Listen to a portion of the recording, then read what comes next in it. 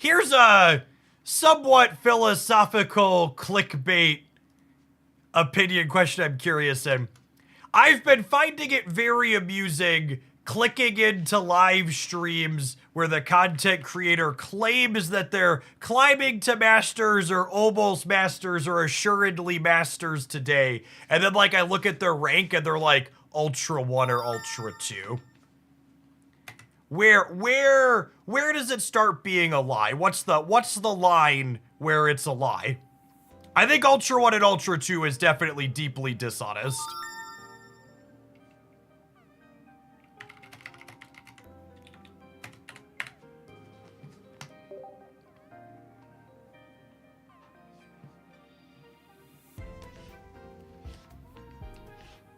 Starmie is not a playable Pokemon Pocket card post Arceus.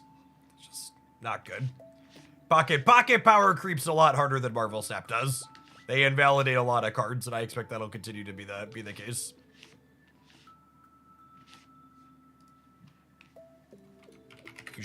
You should definitely expect there to be a lot more churn in Pokemon Pocket than we have in Marvel Snap.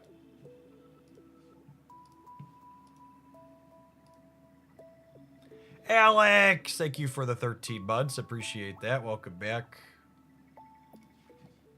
All right, we're done opening Shining Revelry packs, I think. I have like 400 Triumphant Light pack points, so I think I'm going back to Triumphant Light pack points until we hit 1250 there.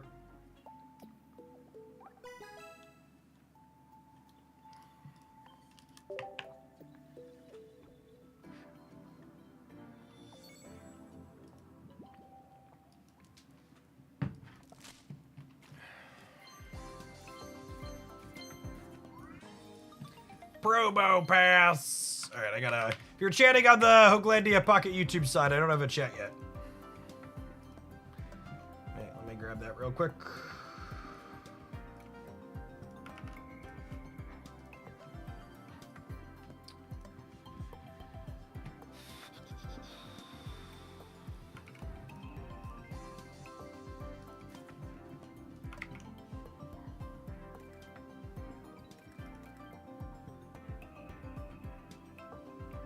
In the first rank season, unless you're 1 or 2 ranks for Masters, is probably dishonest clickbait to say you're climbing to Masters. Once the reasons resets, you can say climbing back to Masters if you made it last season and haven't, be honest. Yeah, I agree with that, Duck.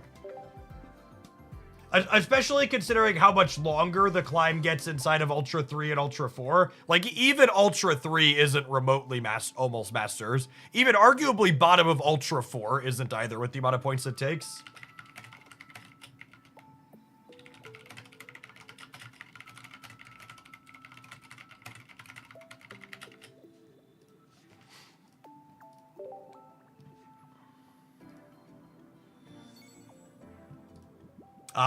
I spent enough money to get 2,500 pack points for a second gold Pokeball.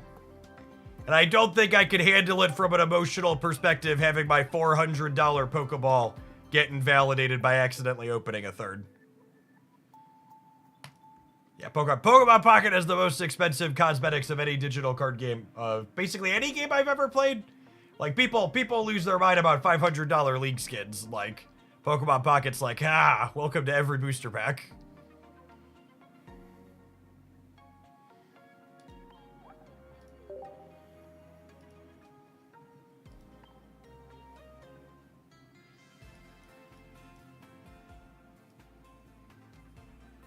I haven't seen a 2-star in my Wonder Picks in almost 2 months. Assuredly, today's the day, right? Narrator, it was in fact not the day.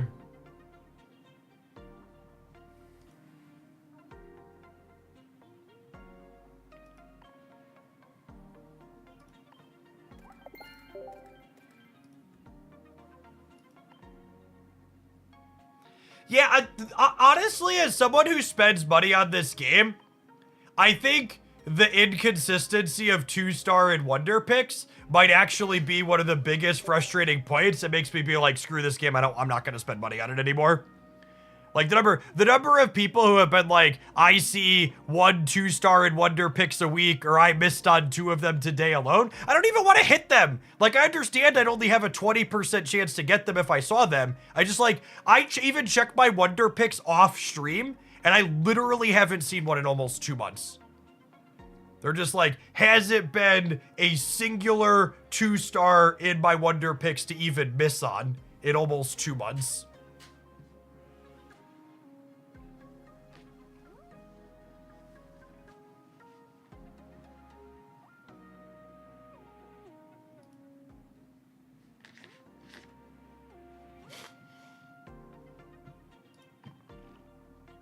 All right.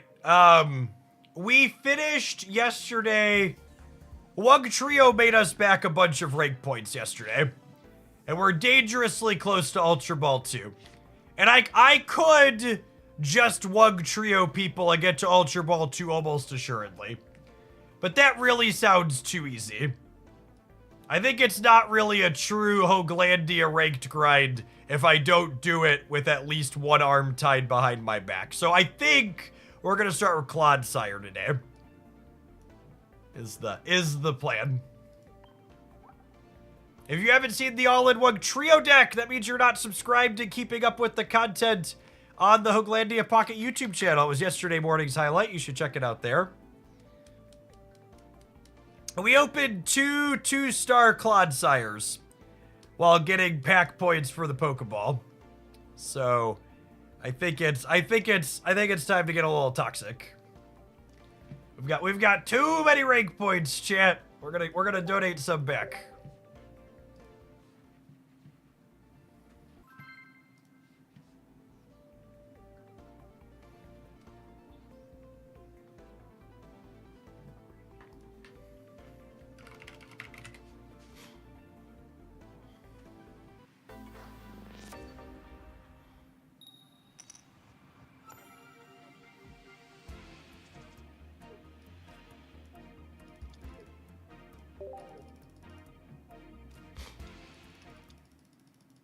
Oh no!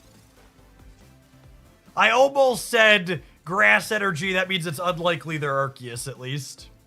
Narrator, they were in fact Arceus. I did make our coin the Arceus coin to try and appease the Pokemon God.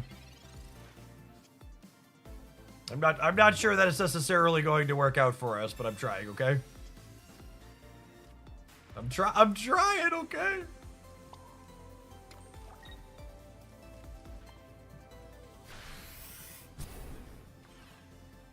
Maybe they just won't have Arceus yet.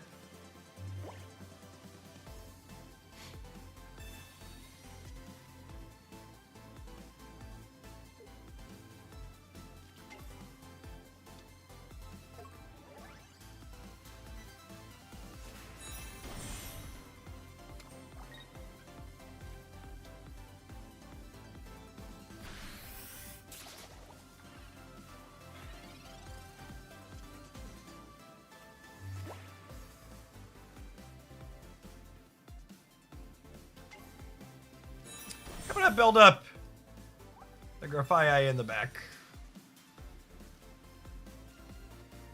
I have another one too, though. I should have researched before I decided what to do. All right.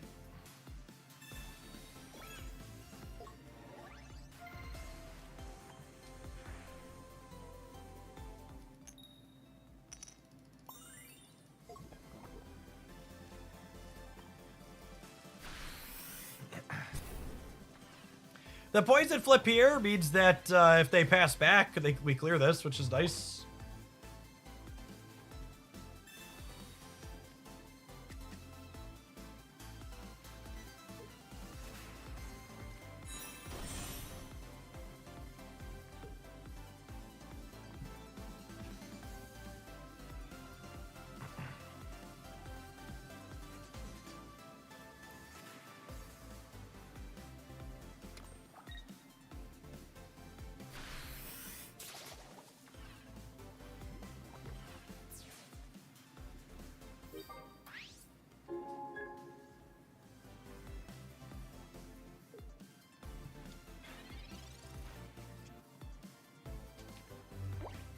Okay.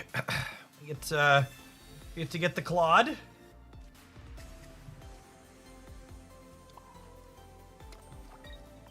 That poison coat going.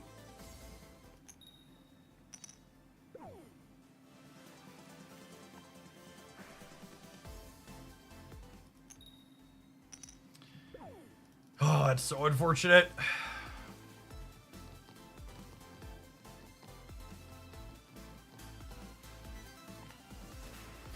A lot of missed damage on this cycle.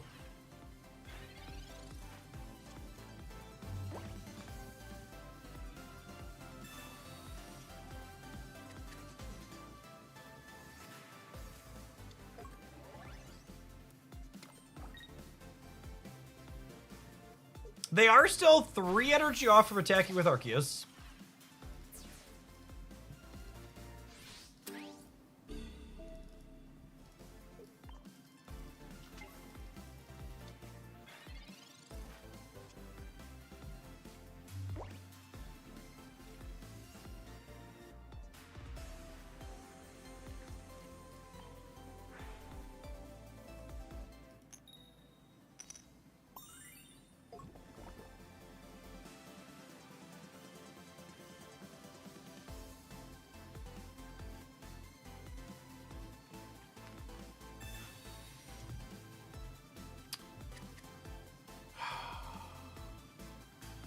I think we build Claude.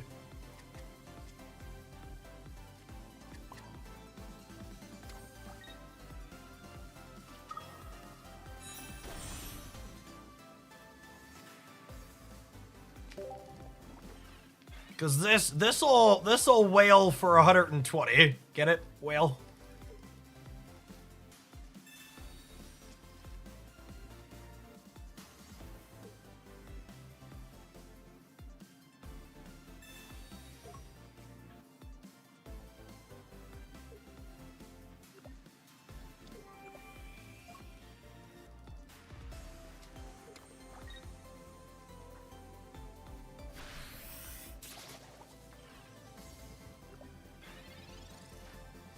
If I hit a heads here, we're actually in a pretty decent spot.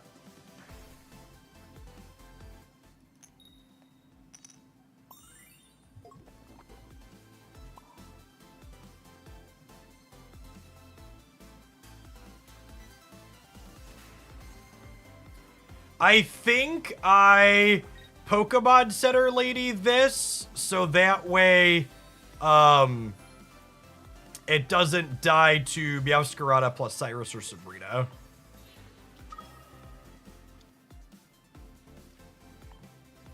And they have no energy on Arceus here.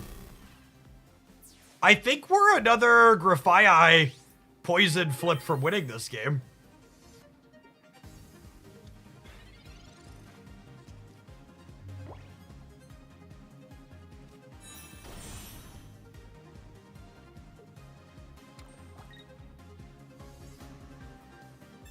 Oh, they have Erica.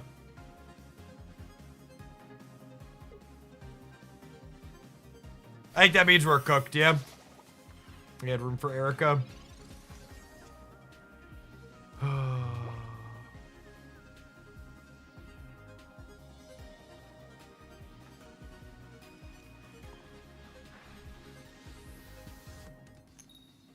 Obviously, we should cut the Cyrus at a rage for a copy of Giovanni.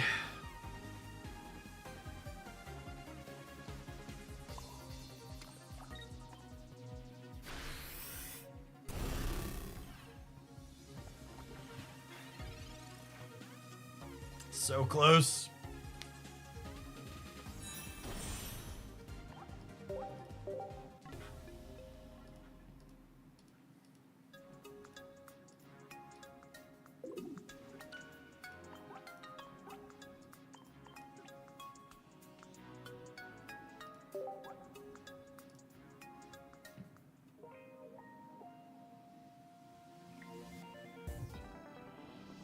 Is it to tie? No, they knock me out, gamers. There's no cleanup step if they knock you out. They don't die to poison. That's not how Pokemon Pocket works. Yeah, unironically, getting to 140 is nice.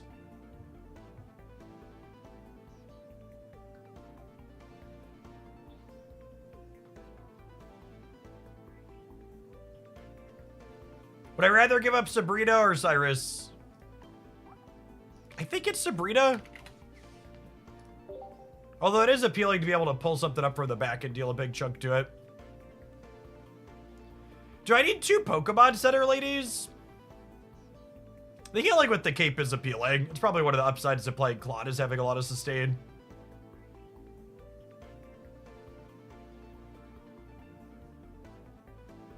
I think you want Geo for killing Meowsca in one go. Nah, I think people wanting to cut the Pokemon Center lady are wrong. I think part of the appeal of Clodsire is his 160 HP, and I want a lot of sustain around that. I think our Darkrai matchup needs the healing. One of the X speeds. I guess it is cut off there. That's a Pokemon communication at the top, though. There aren't 2 X speeds.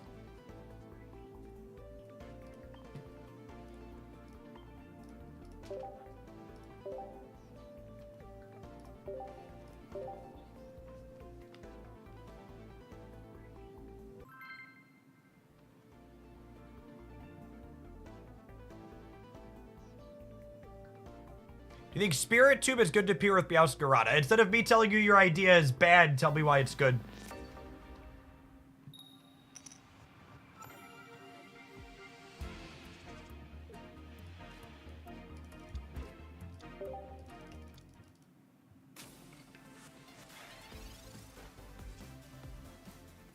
Hey, Isaac, thank you for the membership on the YouTube side. Appreciate it. Do you think rank will cut down on the tournament scene of this game? It already has. If you look at all of the numbers surrounding community tournaments for Pokemon Pocket, they're all markedly lower than... They're all markedly lower than before ranked released. The Ursi Day weekly tournament had less than 1,000 people for the first time since Pocket released. This past weekend.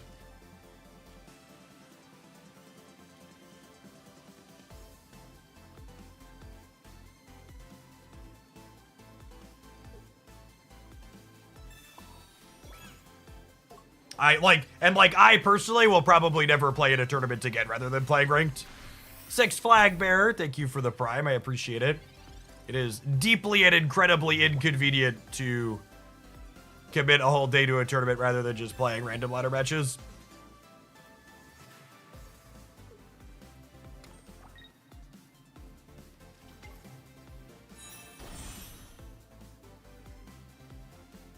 Oh, yeah, I guess I should have played this out so I could evolve it into Clodsire this turn. Oh, yeah, I totally threw. I didn't want it to get hit randomly for 30, but I could have drawn this.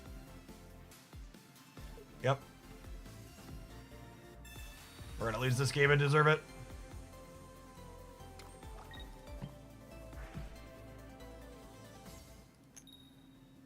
%100 deserve to lose this game.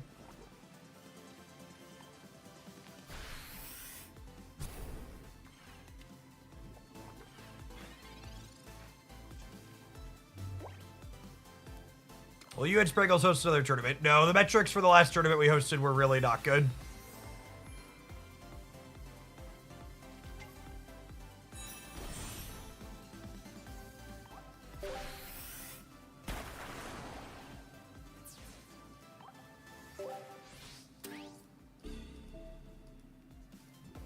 So the metrics for the first tournament were really good from a viewer perspective, but all 3 of the sponsors we had for the first tournament, none of them saw meaningful conversions despite there being good viewer numbers for the tournament. Like, it didn't generate any click-through or product sale. So we had none of the sponsors come back for the second tournament. And then the second tournament, past not having any sponsors, also didn't have good viewer numbers. Like, the viewer numbers for the second tournament were very comparable to me just, like, streaming random Pokemon Pocket games even before ranked. And it's It's a lot of work to put on a tournament. Not only for me and Spraggles, but also like it takes my wife's entire day. We have to pay money for other staff to be able to have matches going. I wouldn't mind doing commentary for like an officialist thing. That could be fun. I enjoy doing commentary. It's just the juice isn't worth the squeeze for like running events myself. Like the second tournament I lost money on compared to just streaming a normal day is like just the blunt truth of it. I did not watch the Nintendo Direct, no.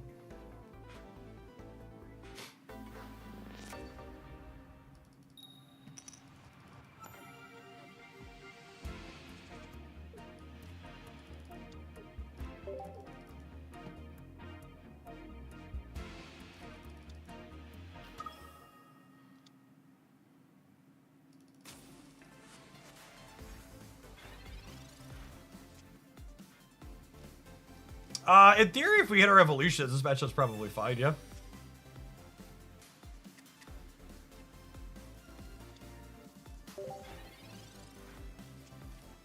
Find Clodsire in our next couple draws, run him down.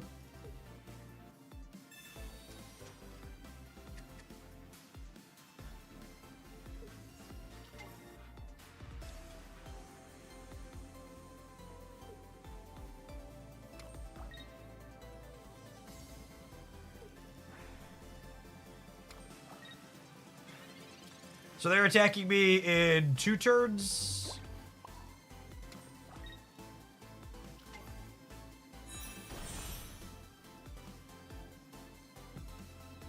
I'm just gonna Giovanni to get my damage in. I don't know what the breakpoint's necessarily gonna be.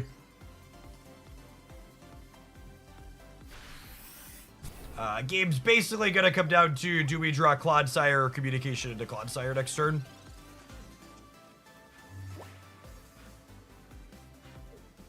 Hey, CS, thanks for the 14 months. I did spend $400 on a second gold Pokeball.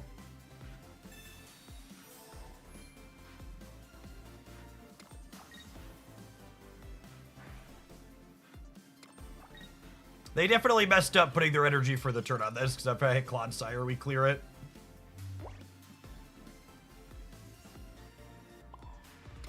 Alright, and then we just vibe, hoping they don't have Sabrina since we missed.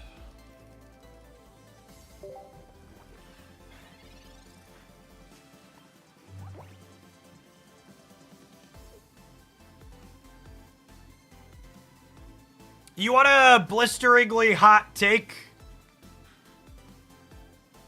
People saying yikes to $80 full games that have no extra microtransactions in them are exactly why there are so many games like Pokemon Pocket where the economy is deeply and terribly consumer unfriendly.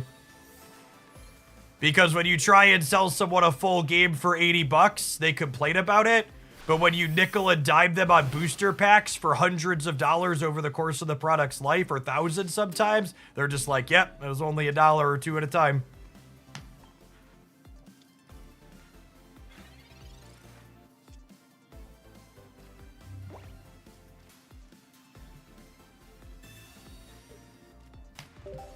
It's a lot like clickbait on YouTube, right? Like everybody complains they don't want to deal with YouTube clickbait, but then they only behave in a way where they reward YouTube, incentivize YouTube clickbait to exist and happen.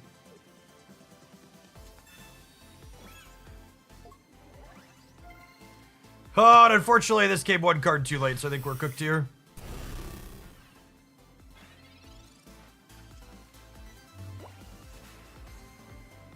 Adjusted for inflation, a SNES game was $166 back in the day. Yep.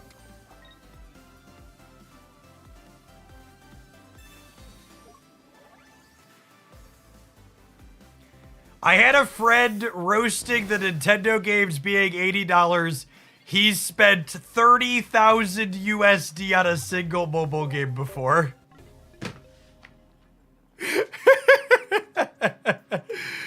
Oh, man. All right, I think I got 7 more. Let's say 14 more points for Clodsire. Let's say I got 14 more points for Clodsire, then we'll delete it and move on.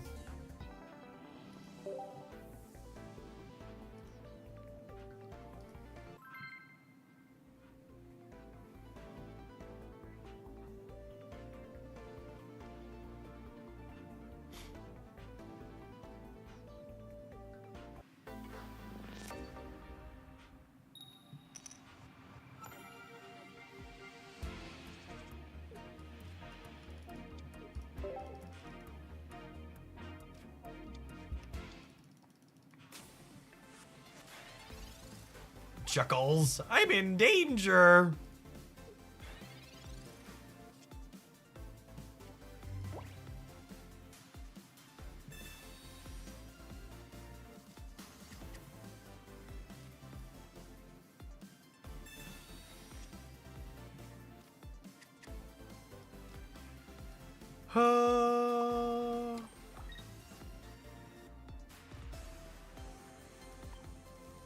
We're just hoping that if they have the what's it called, they miss.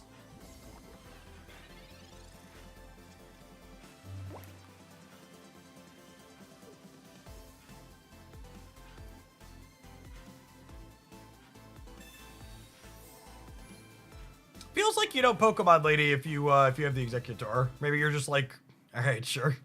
Look at that, 10 free points. Yeah, he goes, I don't think I'm going to take your deck submission. Before you sent it in, I told you I wasn't taking deck submissions today. And you can wait, but I'll refund it later, yeah.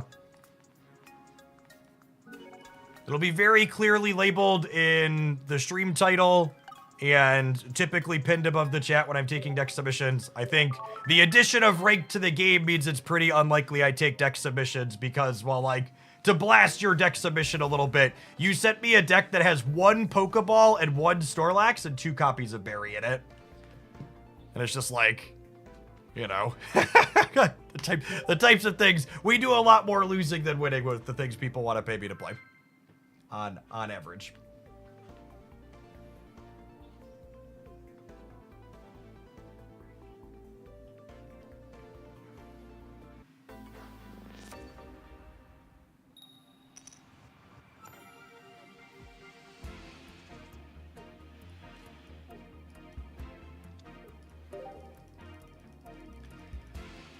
Going first is not really where we want to be in life with this deck. Definitely want to be hitting with Clodsire with the Vito Shotgun too.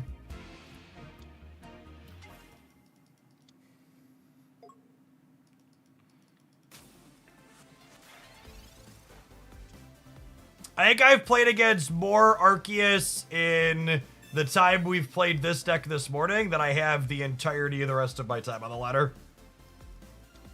Like, unironically hadn't run into much Arceus the last couple of days. One of the reasons why I wanted to try this. Spent half our game so far this morning. Wake up, sheeple.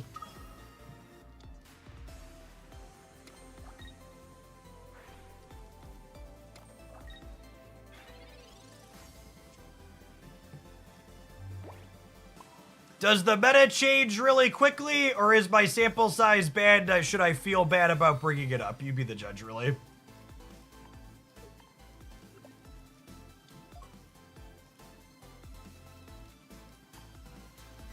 That's true. We're currently losing with Clodsire. Maybe we should play the Alakazam deck. It might surprise us. To set a low bar, it's probably better than this. All right, it goes. Chat talked me into it. They're right. If I'm burning my rank points with my own things, can you send me a properly formatted link if you said that one's not formatted right?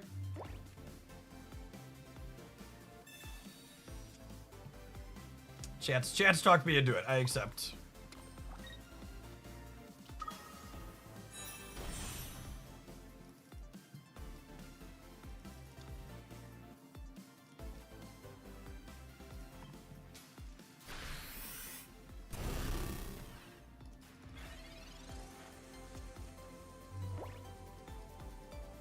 They need to skip another attack to be able to attack with this.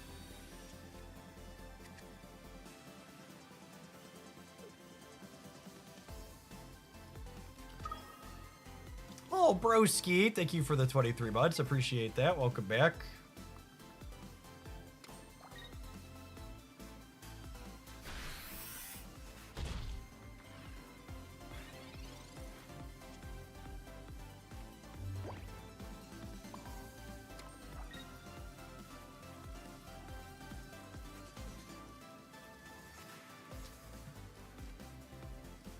I think we just hit them, yeah?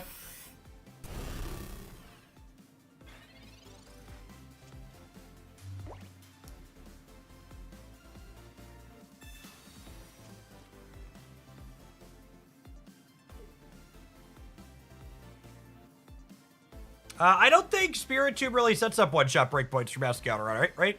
And if you're worried about 130 not being enough, Giovanni and Red are probably better than playing a kind of weak card like Spiritomb. Would be my expectation.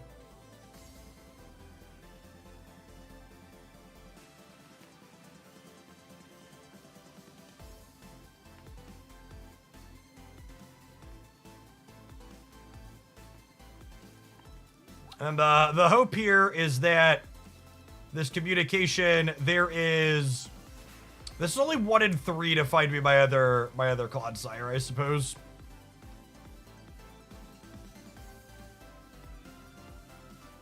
Hopefully we either draw the Clodsire or we draw one of the other evolutions. Oh gosh, they have a cape. Well, now I have to hit my 1 in 3. 1 in 8 followed by 1 in 3, and we're 2 in 8 for our 1 in 3 to turn into a 1 in 2. I could also draw Giovanni, and then Shroodle plus Giovanni gets us a knockout as well. We got a few permutations here that work out for us. That's the winner. Easy game. Okay, and then I'm gonna go ahead and communicate for the Grafify here now. Let's get that guaranteed locked up.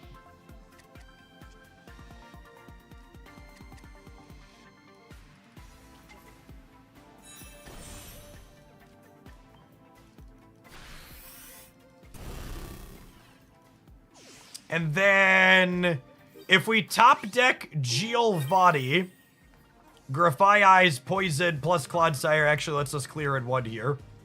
Giratina, that's a mistake, right? They need to put the Darkrai up here, because the Giratina, I guess they could have another cape, but the Giratina goes down in 1 to Poison.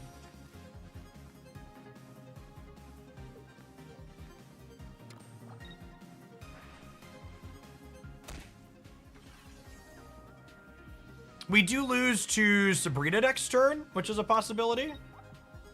If we brick our flip. But they are dead to a coin flip here.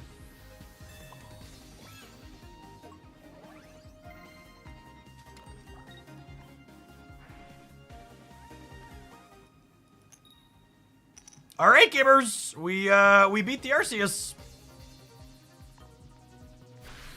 We beat the Arceus with the Clodsire. Nailed it.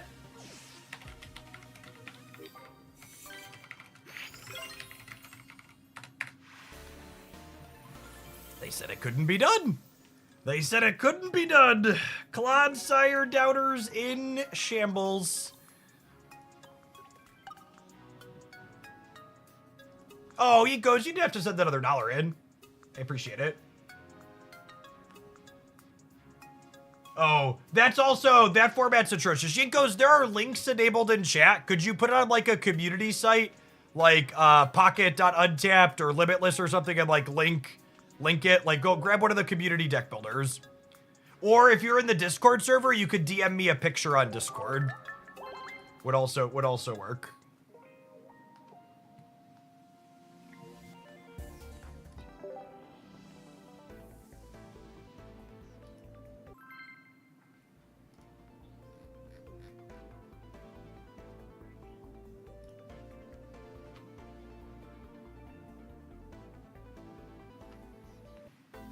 I think the Clodsire doubters are gonna be just fine. Wow. Why would you talk about my beloved child? He's right there, chat. You can't just talk about Clodsire like he's not here. He has feelings. Mostly self-loathing, but that's still a feeling.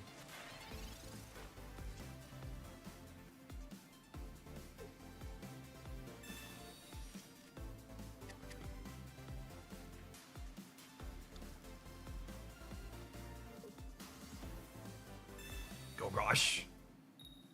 Oh no. Poor Claude. Poor Claude. Wait. They didn't Misty the Manaphy? I guess it's the same if they don't have what's it called.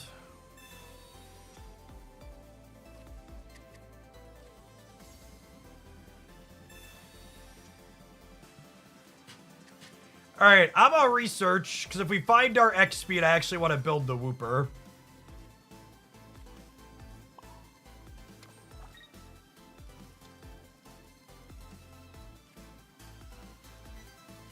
I already have both evolutions. I think I'm playing this other one out here. Almost ended turn, need to know.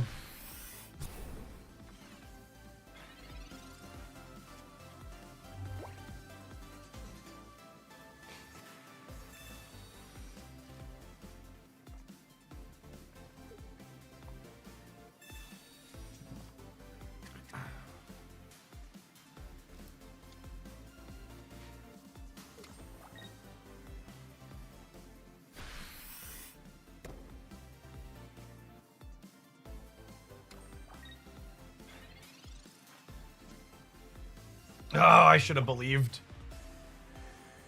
This might be crazy. Call me, maybe. But what if I Grafaiai? So I don't lose my Grafaiai to a heads. The downside is I give them another Oceanic gift if I miss. I think this is right.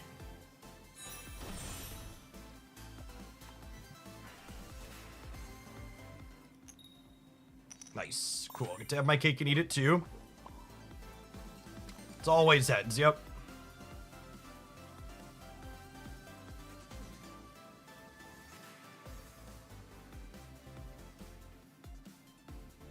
I think I'm gonna keep the Strudel as well, so that way they have to hit heads to clear it. Because not giving up this point would be nice.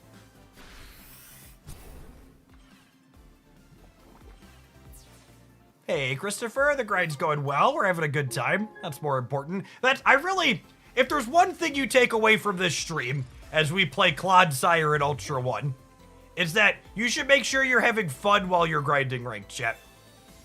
There aren't remotely enough prizes in this game to not enjoy what you're doing. You gotta have fun with it.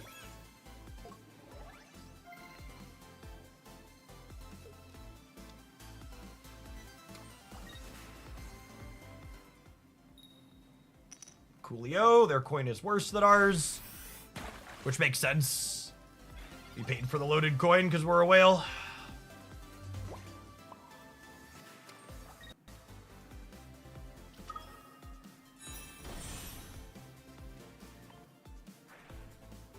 All right, spit on that thing, Grafaiai. Oh, yeah. You're the old hawk, too, if you would.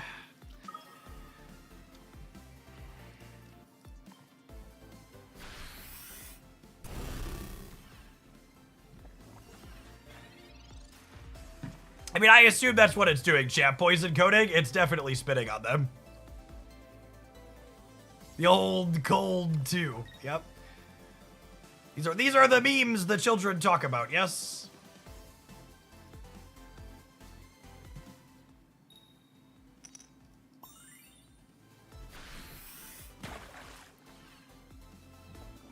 All right, we need a Pokemon Center lady so we don't die to a heads.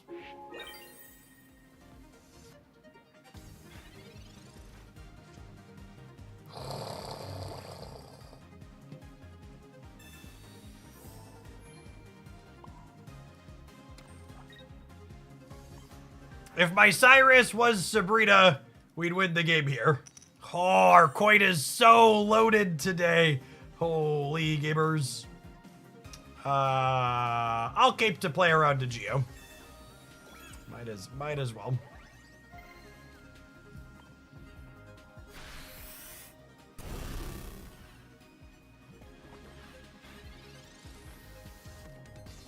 Maybe the Sabrina's better than the Cyrus. Let's just push Arceus out of the active spot when we can't poison it. I can see that.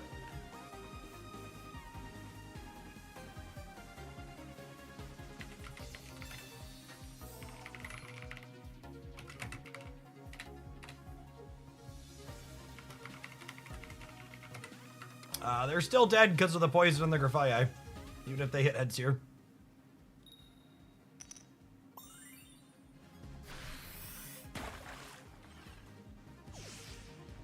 Grafaiai FYI, ready to come in and play cleanup crew for us?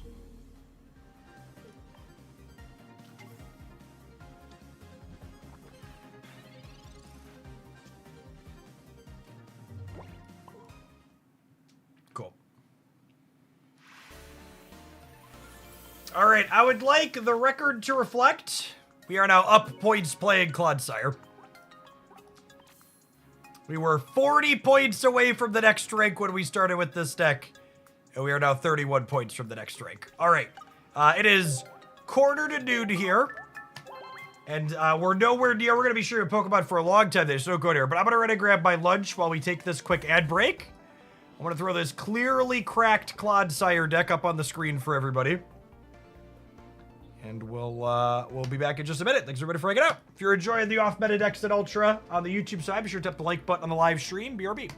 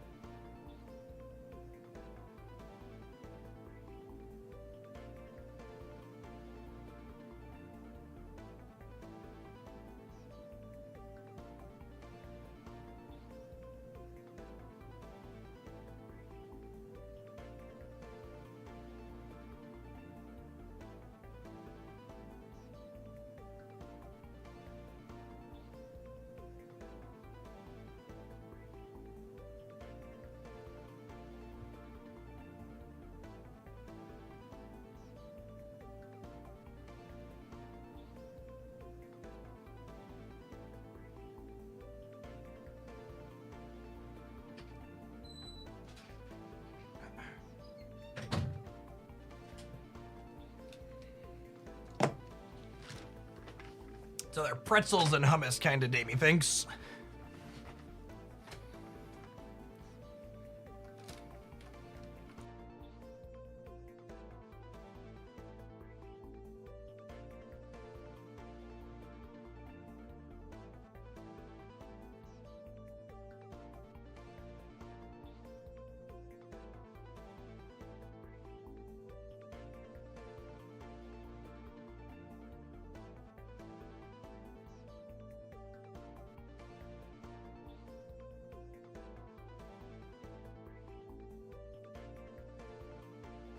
I see Ultra 2 today in the title, and then I came in and saw Clodsire. This is fine. Don't worry, if Clodsire can't get us to Ultra 2, I also loaded up a Tinkaton deck. One of these slot machine levers is going to get us across the field, I believe.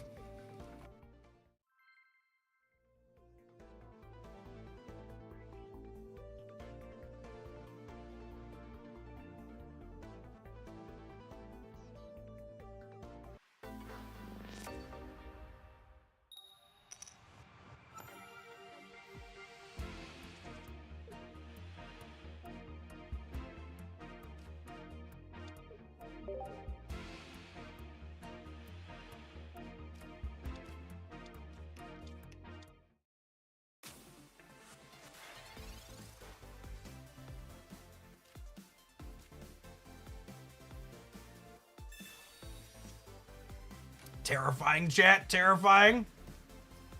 An opposing Tinkaton gamer. We're going to sit on this because we have a Pokemon communication we want to throw it back with.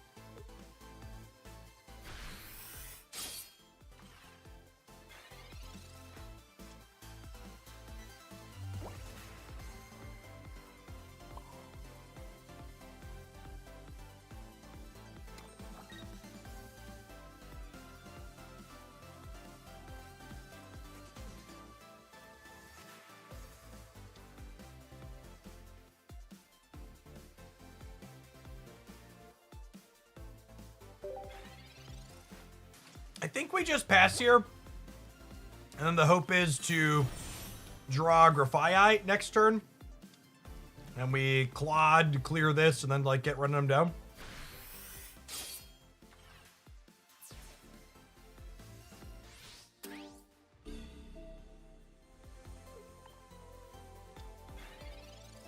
I didn't know why Wooper has 50 HP, so it's not too strong, obviously.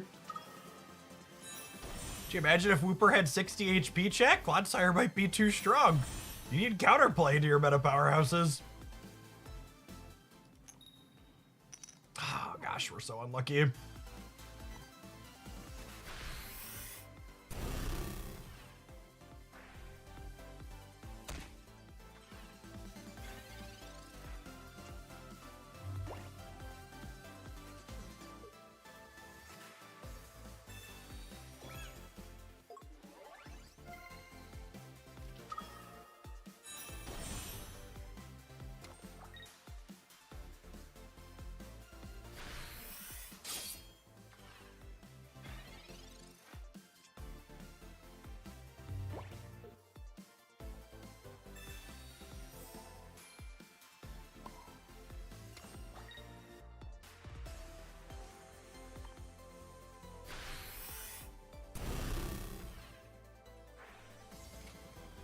I've noticed a lot of decks have moved away from 5 and 6 basics, are now playing mostly 4. There's a reason for that because there are more consistency levels. Not only more consistency lovers, but more sustain. The big downside to having fewer basic Pokemon is you can get knocked out before they take the amount of points, and with capes and Pokemon Center ladies and stuff like that, you're not going to be able to have. You're not going to get punished for having fewer basics as often.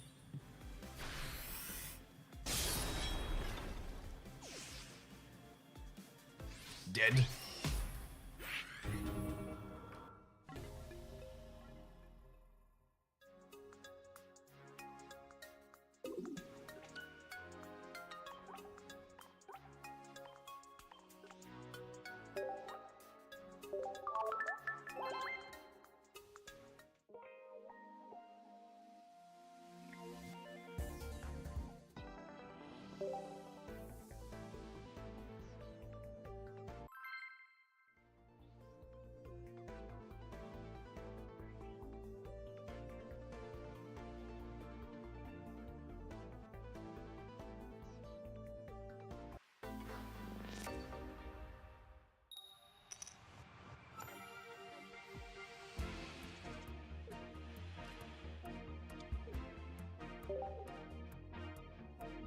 The Wooper Clodsire curve is actually really good if you have first energy advantage.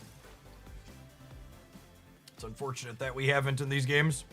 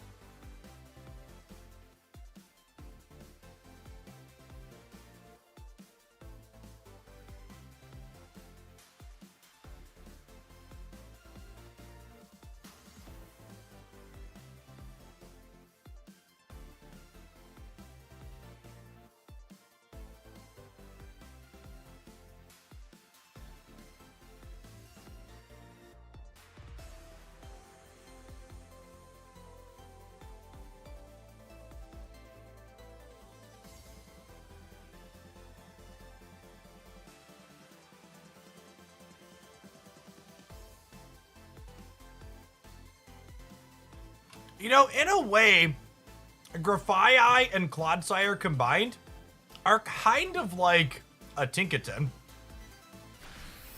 that you could enable in a different way. Because you flip your coin to get your poison to hit for more damage, right? So I could just go ahead and crunch them here now. I'm going to hold on to this because if we draw a Clod or another one, the communication becomes more accurate. I don't need the poison this turn.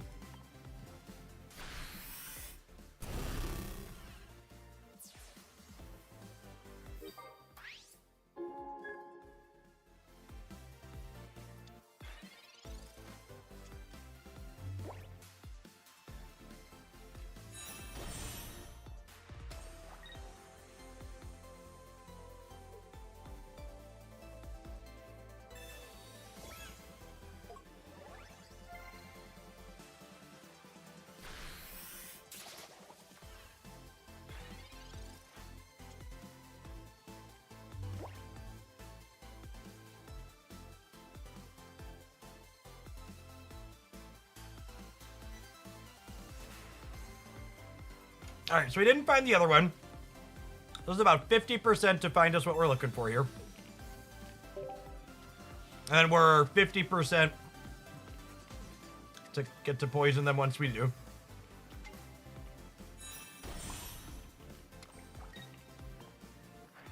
So another coin flip. We were 25% to win the game here. And we hit it. They're dead. Good night, cat.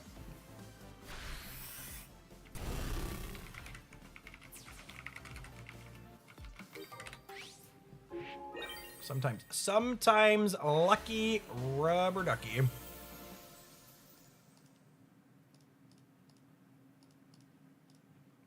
Fear the Clod. Fear the Clod, gamers. For he is terrifying.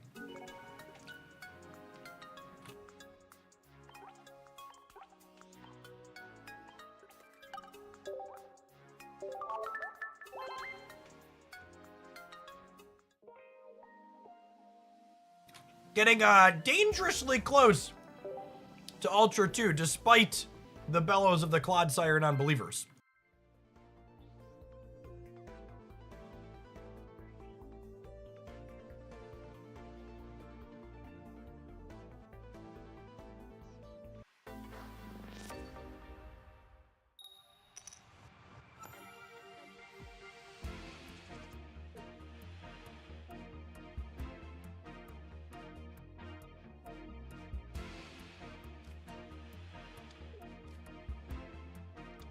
Great, that's a first energy advantage. That's exactly what we're looking for here.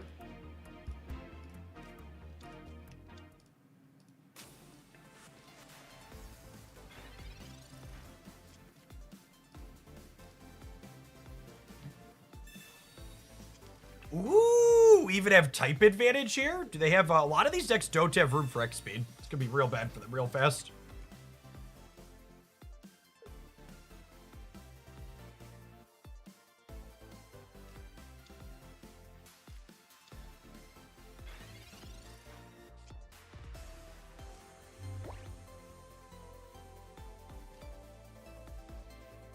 Fishing here. That's not the Clodsire we wanted, but another Pokemon makes our communication draw better if we find that. That's going to be a lot of looks next turn, gamers.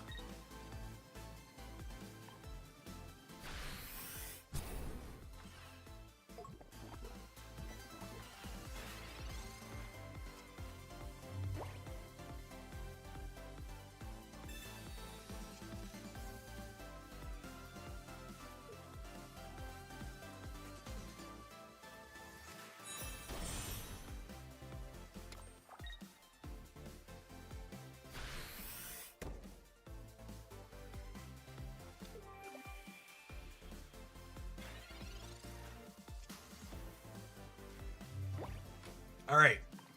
2 Clodsires and a communication and 10 cards.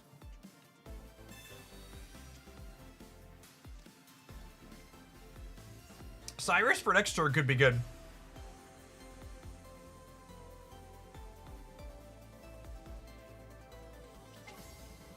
I probably want to get the second Grafai online, yeah?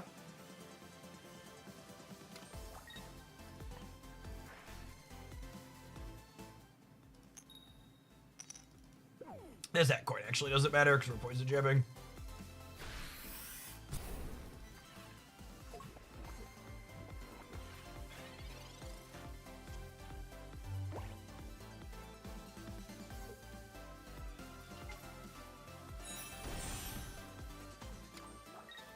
All right, 3.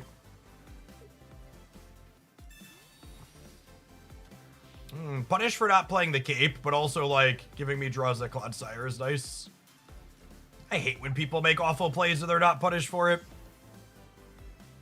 I need to play my cape out more often, but them giving us a redraw when we very clearly don't have Clodsire in hand is just, like, actual psycho behavior.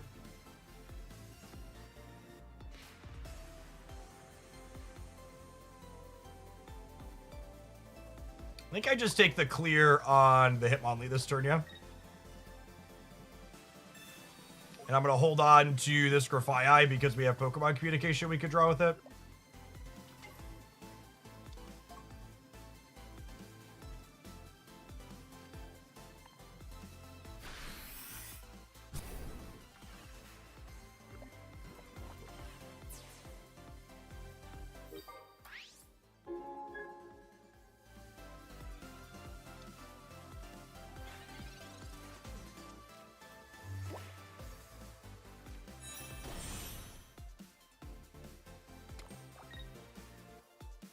Cyrus looking worse than Sabrina again here, unfortunately.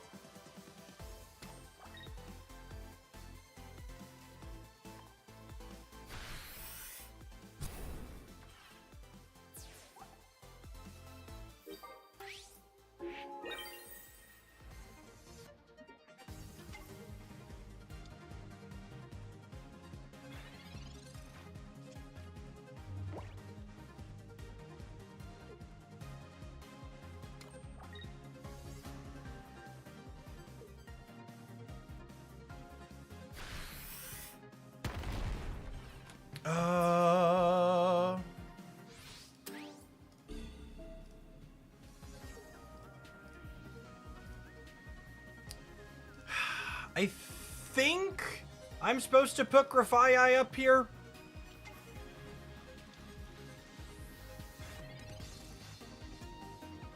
That's close. What's better here? I actually don't know.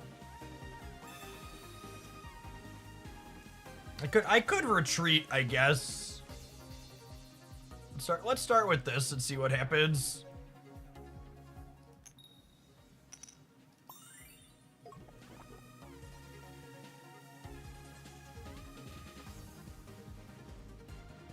I just take the big hit, yeah?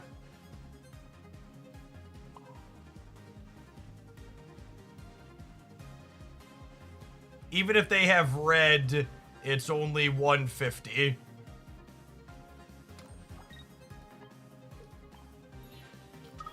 This might be wrong. I don't know. I would love to hear thoughts on right versus wrong here.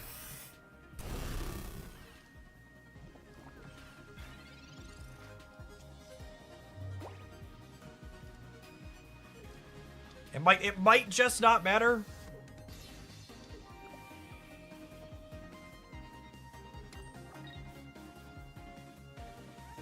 And then our Cyrus ends up being game-winning here regardless.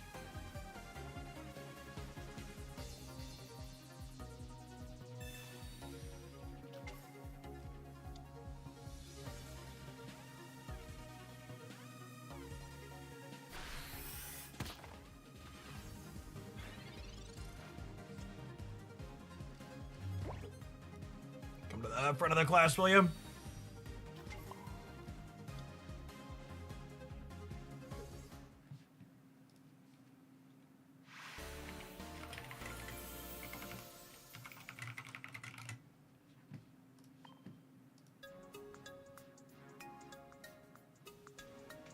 That play mattered since retreating or covering the poison and doesn't let them escape. Yeah, okay, so it's right. It's right to switch because they could retreat.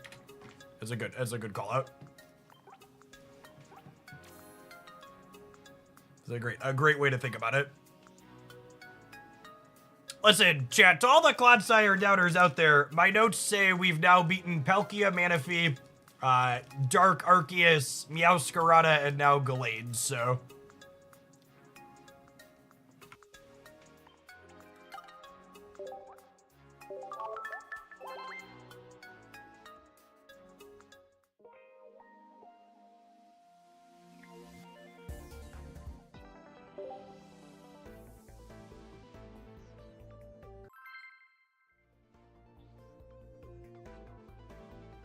Do you have a favorite deck from the new cards? Electrovie or Pikachu is probably my favorite one. You can find a highlight with that on the YouTube side.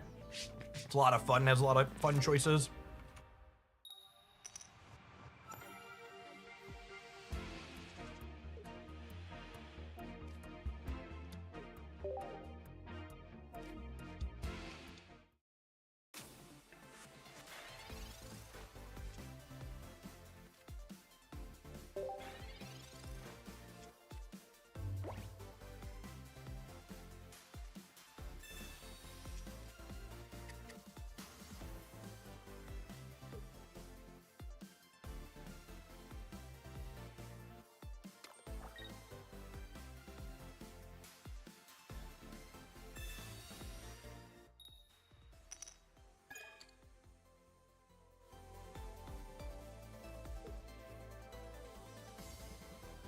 Outplayed them nicely there. Really want to draw Cape. So that way we can survive a Tails next turn if they have a Misty.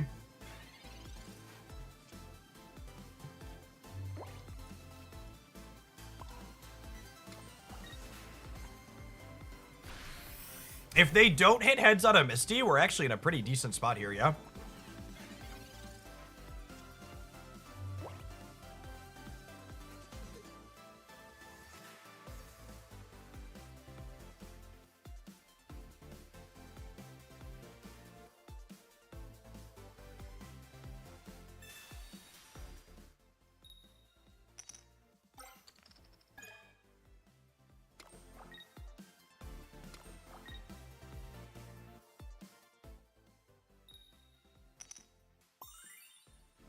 Well, at least drawing the Cape didn't matter. 2 Misties and 8 cards. Average Pokemon Pocket experience. We're down, but we're not out. If we find our other basic on here, we're in a potentially okay spot here still.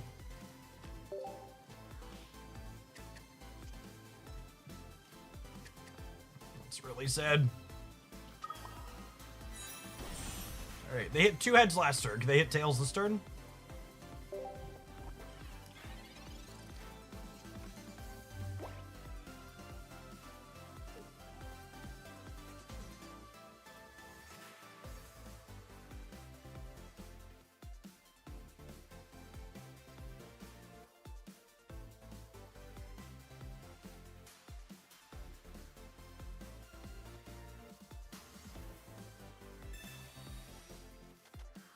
All right, I mean, my hand was pretty bricked.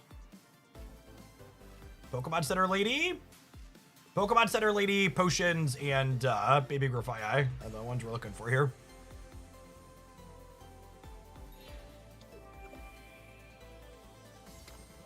All right, I need Baby Grafii here. Them missing out another basic is good for us, though. This markedly gets us up to 100 and... Oh, wait. Do I just Cyrus them? I think I just Cyrus them, yeah? I say this gets us to 180, which means we survive a heads and a tails, which is great. I think it's just this. It's unfortunate that we bricked on Baby Grafii in so many draws, but...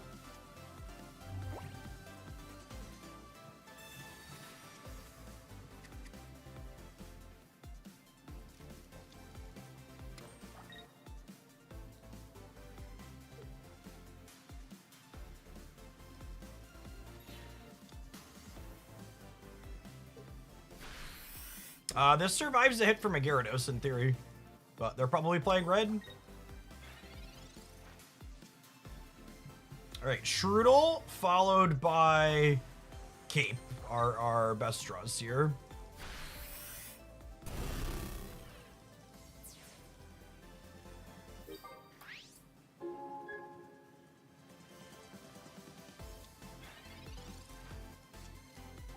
Maybe they just won't have the Gyarados. They were lucky to have the Misties earlier and hit with them. Narrator, they were going to have the Gyarados. Sedge. I'm always impressed that you can play these games for hours and keep a cool head. What's your secret? I've lost 5 figures to missing land drops in game 3s and tournaments that I flew across the country to play in. My opponent having 2 Misties and 8 cards and hitting a couple of heads just like doesn't even scratch the top 10 of like bad variance beats I've experienced inside of a card game. While I sit here in the comfort of my basement making a pretty solid living doing what I do.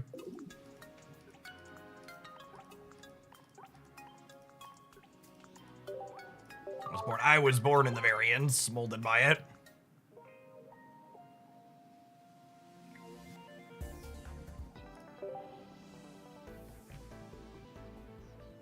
Yeah, all a matter of perspective, for sure.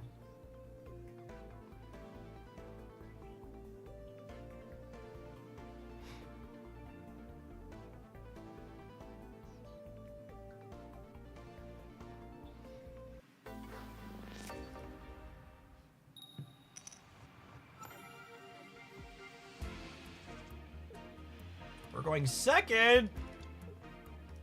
Whoop. Oh, they have metal energy. Oh no. Oh no, Chad, it's Arceus. It's Arceus, but they don't have an ideal start, and we have our most aggressive draw. We have Wooper into Claude with first energy advantage. If we could pick up a knockout point on the Shaman, it would be a really big deal.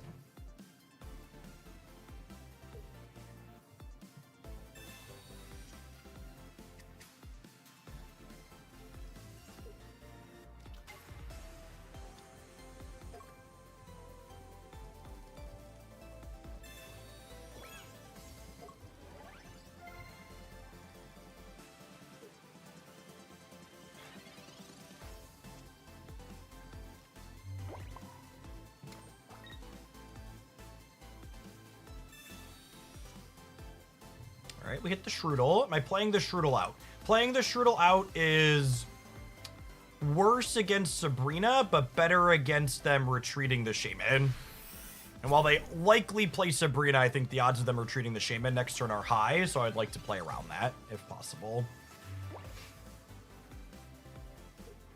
I heard you mention the number of tournament participants is going down with the introduction of rank. Do you think that will impact your meta report videos? Nah, I think I only need like a handful of tournaments to pull data from.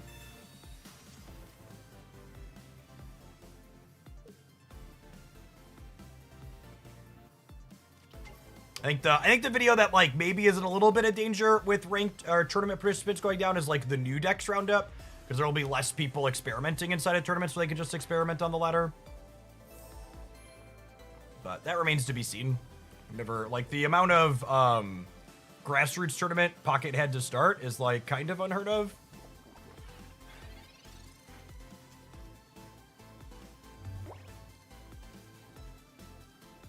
All right, well, giving us this knockout point on here, like I said earlier, is a really big deal, especially with our copy of Cyrus in the deck. So the goal here is we Veno Shock and we clear this, and then next turn we hit heads and we hit the Dialga, and then we top deck a Cyrus to be able to fish it up for our last 2 points. Would be the ideal scenario here, I think.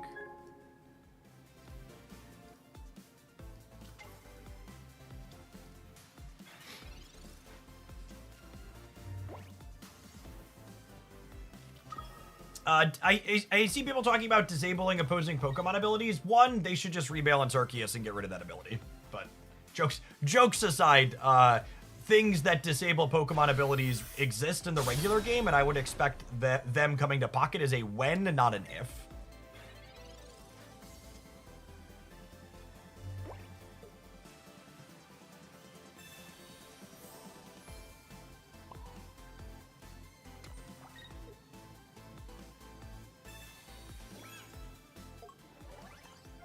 if we can manage the top decking Cyrus here, we win the game. So that would be nice. Copy of red actually would have won the game here. Yeah, Giovanni was 10 short.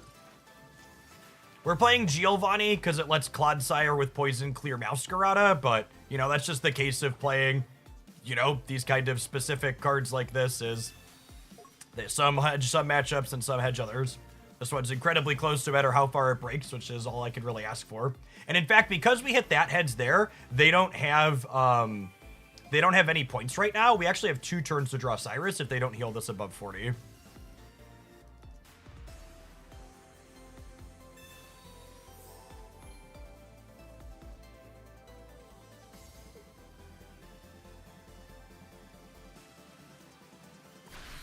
All right, so 1 in 11 and then 1 in 10.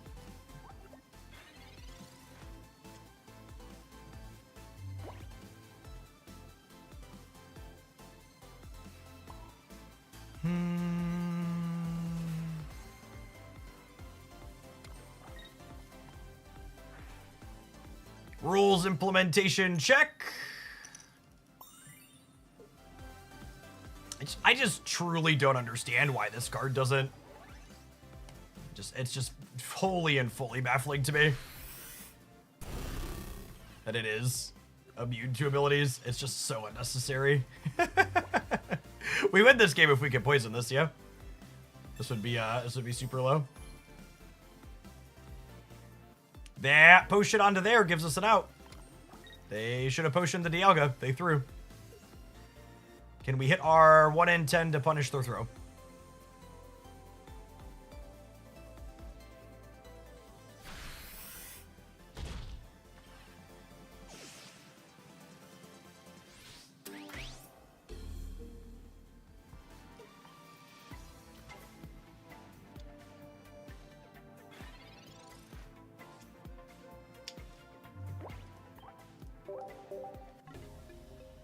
That's close.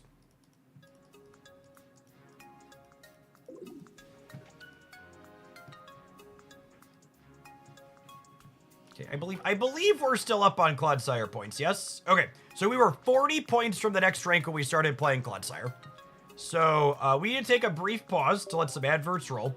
But I think when I get back, we're going to let Clodsire play to 1 more loss, and then we're going to try some Tinkaton, I think is the plan.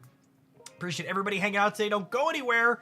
There's almost 1,000 people watching on YouTube, and less than 300 have pressed the like button. If you're enjoying daily Pokemon Pocket live streams, consider pressing the like button. It helps promote them and makes it possible for me to continue doing them every day. BRB, I'm gonna run to the bathroom. Oh.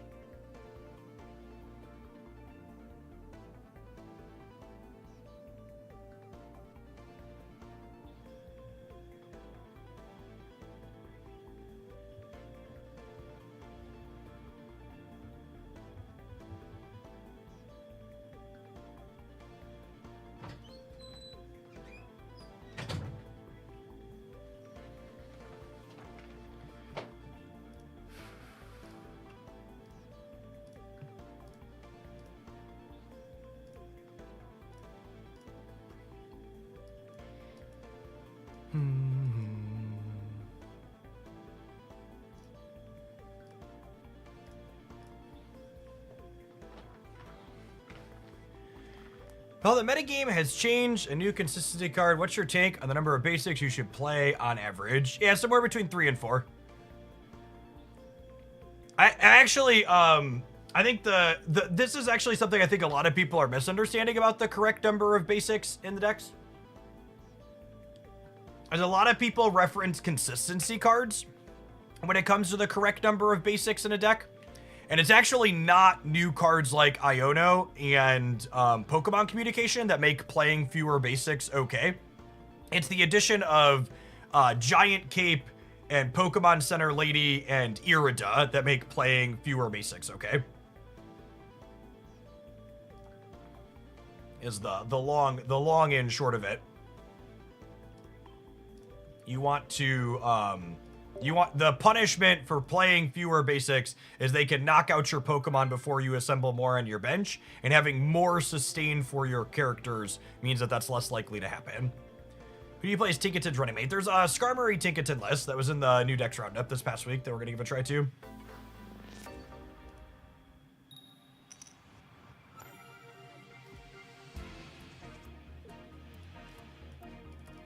Not an ideal opener. We're also on the play though, so it is what it is. We have X speed to shuffle this out, which is nice.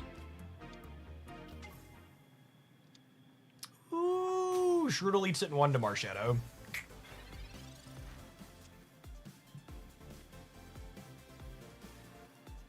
I'm gonna research first because I want Wooper more than anything.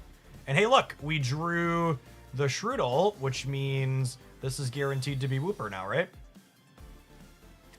It's just good deck building, gamers.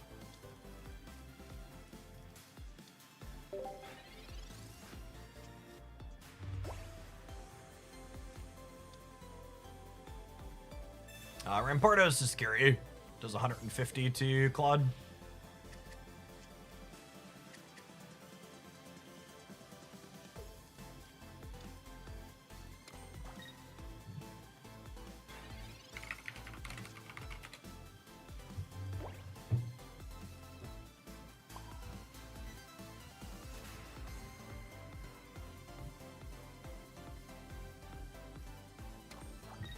I think I'm gonna evolve the active one here.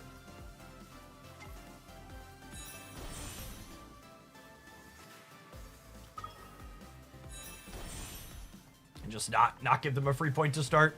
This means they can Cyrus it back up as the downside.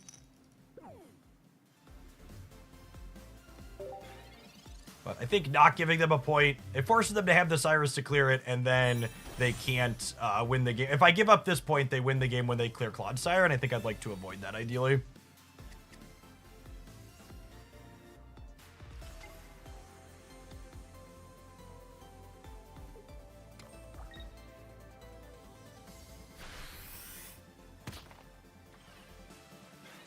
If we hit heads here this turn, we're in a pretty decent spot.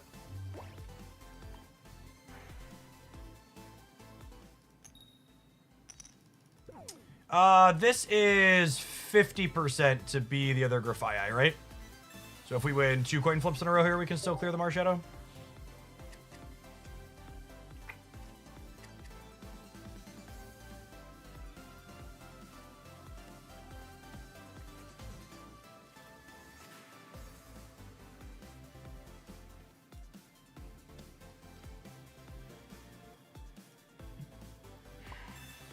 I think it's this.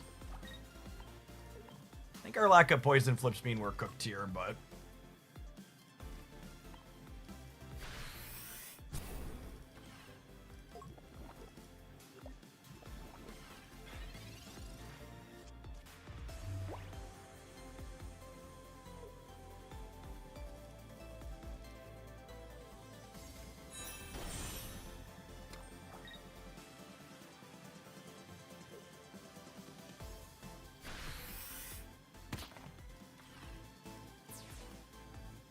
The problem is Clodsire doesn't...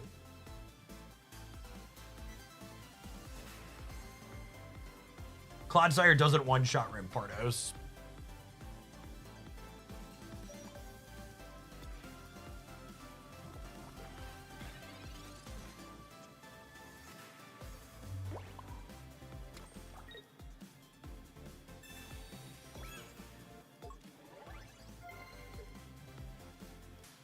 Think we're cooked at this point. We needed to either have first energy advantage or hit one of the 3 coins we missed on. And honestly, another way to think about it is we talk about coin flips all the time. This is like an implicit coin flip in a way, right? Hitting your stage 2 on curve. You're actually worse than a coin flip on average to do that.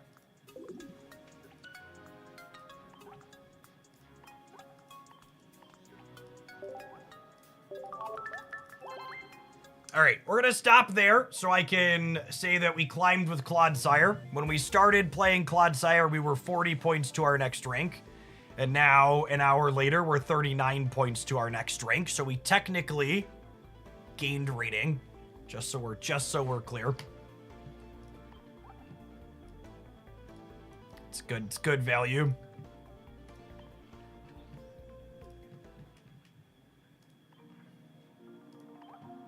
Climb. It's all about the climb.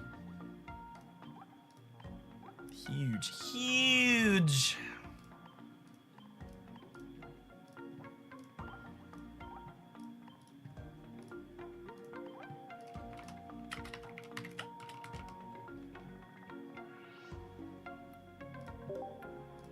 That deck list made a deep run in one of the community tournaments.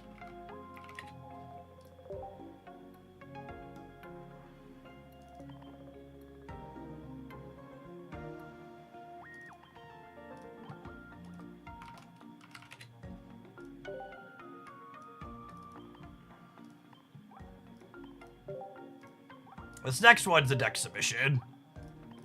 Wasn't gonna formally take deck submissions today. It seems all right. I've been meaning to try some Alakazam. And Snorlax is some good jank glue.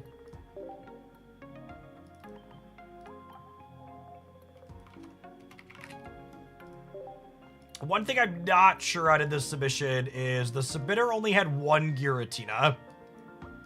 I'm not sure if I'm on board for only 1 Giratina. Or more specifically, they had 1 Giratina and 2 copies of Dawn. Okay, could you sell me on playing 2 copies of Dawn with only 1 card that enables it? So I would buy 1 Giratina, but I don't understand why you would play 2 Dawn if you only have 1 way to enable it.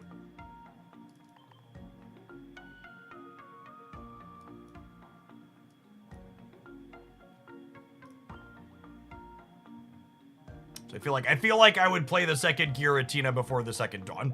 Because Dawn Giratina Snorlax is sweet. It like gives you another way to hit with the Snorlax early. And actually, I really like the idea of actually just to show. I have a non-berry version of this deck built.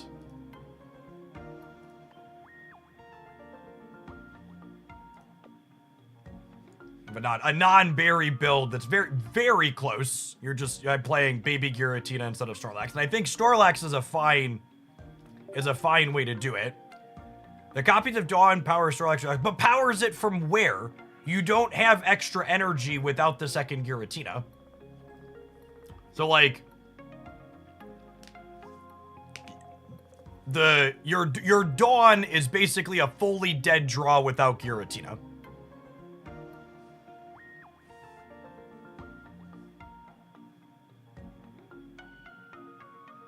Right?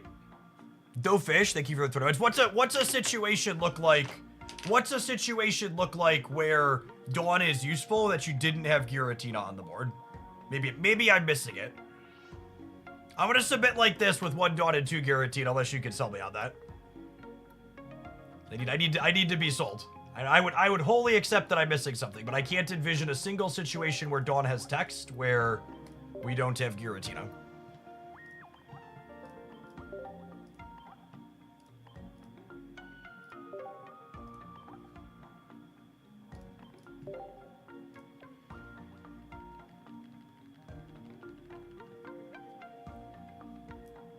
Yeah, Forza, I have a build with Baby Giratina instead of Snorlax that I want to try at some point.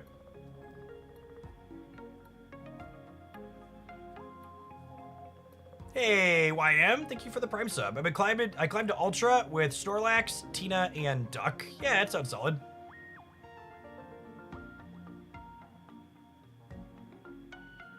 Is Second Dawn better than Iono? Nah, I'm pretty sure Iono is really good.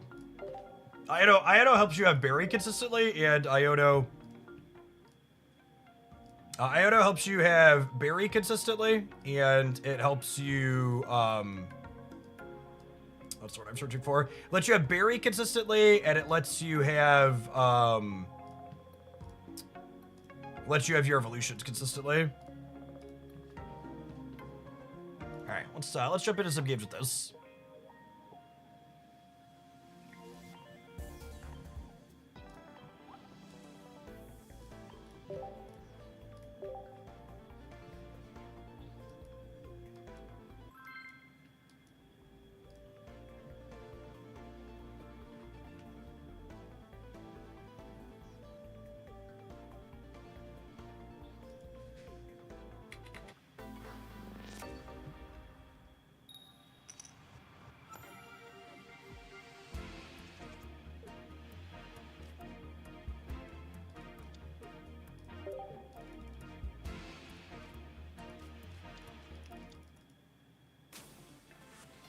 Drudagon Lightning Energy. Okay, I'm listening.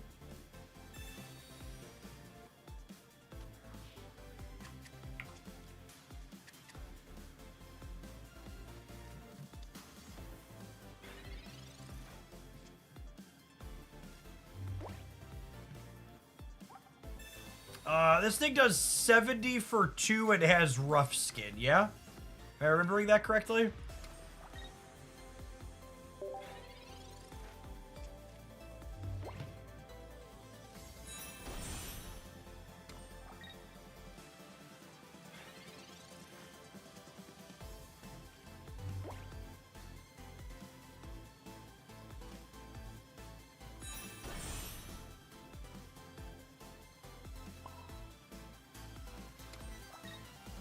I think I'm vibing for now. Maybe I want to build both Alakazam. The first energy out here might have been wrong.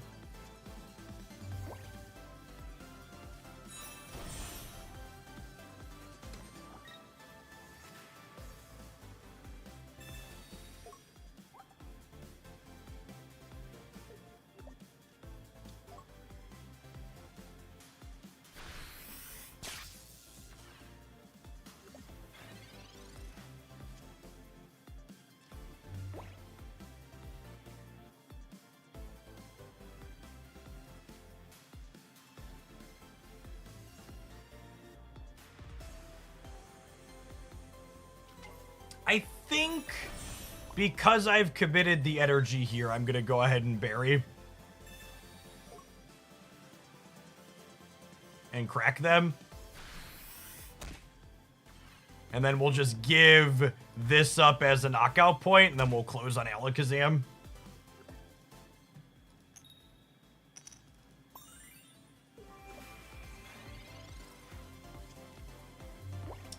Talk about getting a hard counter in your first pairing with an off-meta deck. One of the few cards that exists. I've literally never played against this card. It's one of the few cards that exists that Alakazam can't one-shot. It's a real bad beat. Sure. This has a free retreat cost? I want to be honest, Chad, I didn't realize that card had a free retreat cost. Is it less bad than I thought? Maybe it's less bad than I thought.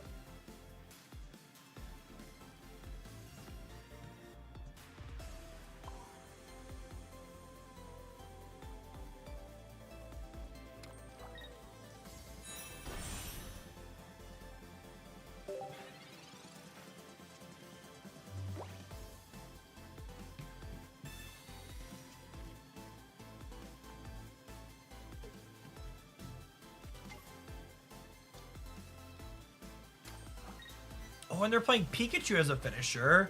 That's fun. Free retreat cost, neurons activate. Yeah, basically.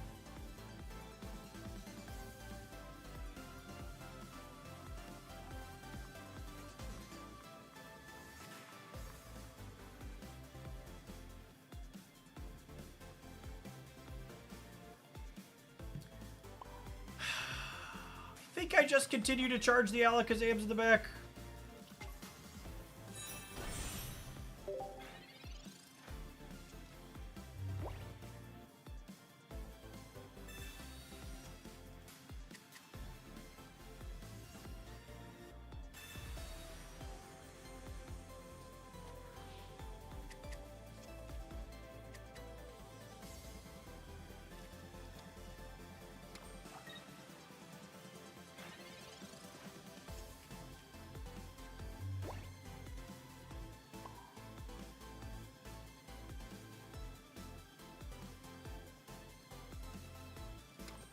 Alright, and then I guess... Well, this gets us Giratina, which is nice. It means I can start charging something else up. Doing something with my turn. You imagine how much further ahead we'd be if we would have, I just had another thing going in the back this whole time.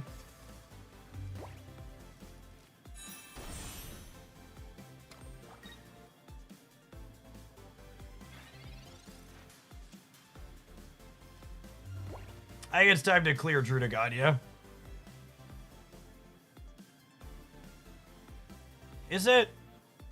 I can't decide.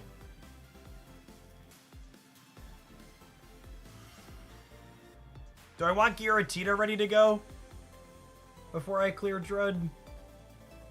The problem is they have this thing set up now, too. It's gonna take me 2 attacks to get through. The fact that I can't one-shot that thing is a really big deal.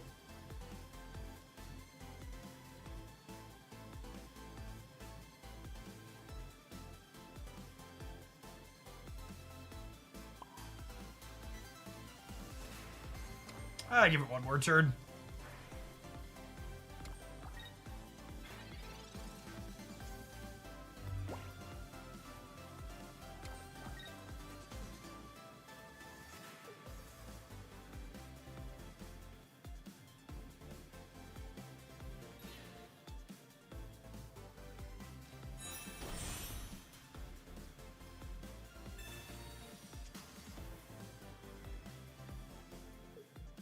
Who our copy of Dawn might bait them with this Pikachu. I get to go Alakazam, take the point, and then if they blast us with the the Alakazam, the Giratina plus Dawn cleans them out.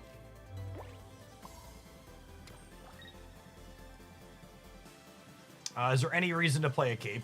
Is there any reason not to play a cape? I always get in trouble not playing my cape.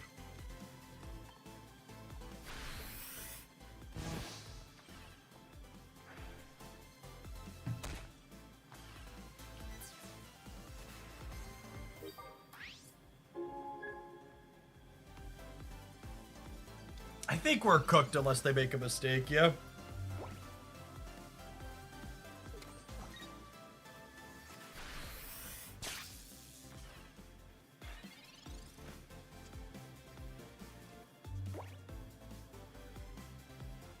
I don't see a line. Does anybody see a line? Super unfortunate hard counter there.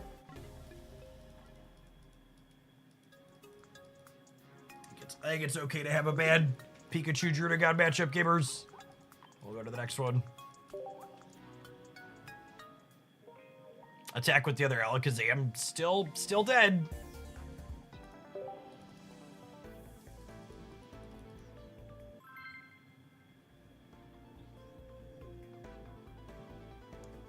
Are we? We only had 1 point.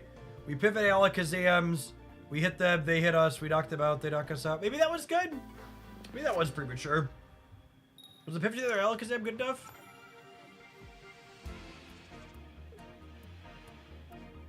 Maybe. Maybe you're right.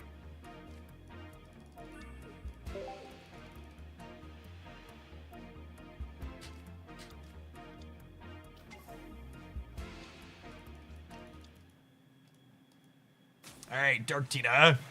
Meta deck time.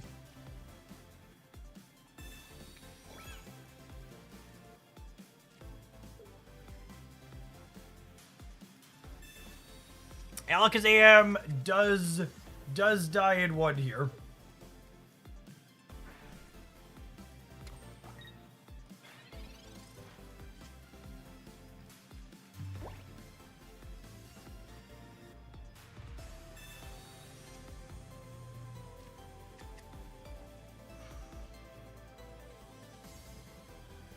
We're supposed to teleport into the Snorlax, right? So it's a brick house. Yeah, we're really bad at having Giratina on one. Well, I guess we wouldn't have used it this turn.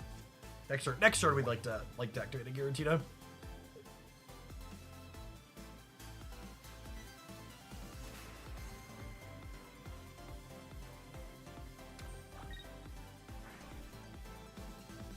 I think Pawmot has any real place in the meta. I don't know what that card is, so I'm gonna say no.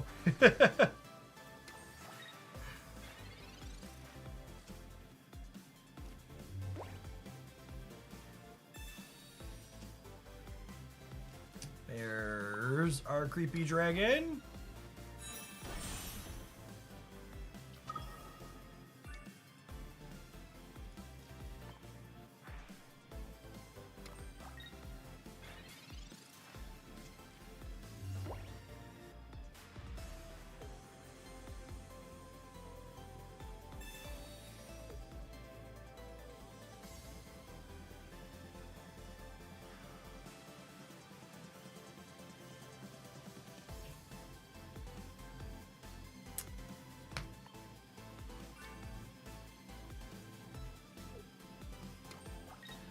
Oh, taking the chip shot here is so tragic.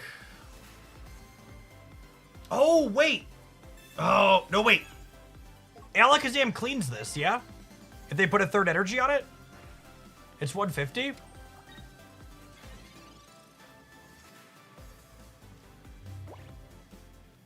Are we dead, though, to... We died to the Darkrai, though, yeah? No matter how I slice it, the Darkrai's doing 120 to us. We've taken 20, we're going to take 20 more. I think I still take this knockout, but I'm not 100% we have a line to victory from here. I think there's a chance we just eat it to Darkrai still.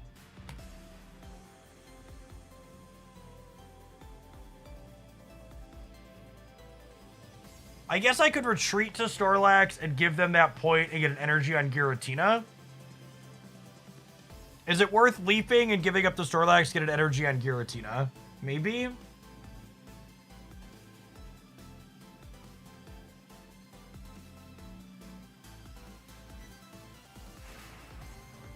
I don't think it works out that we win by staying in and taking the knockout here.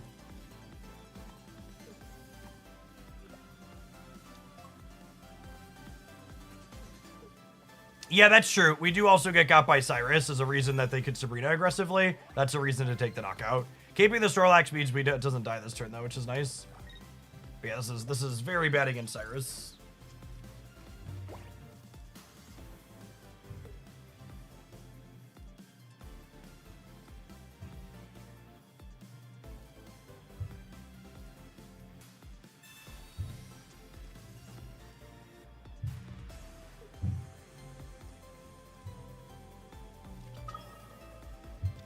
Haven't been Cyrused.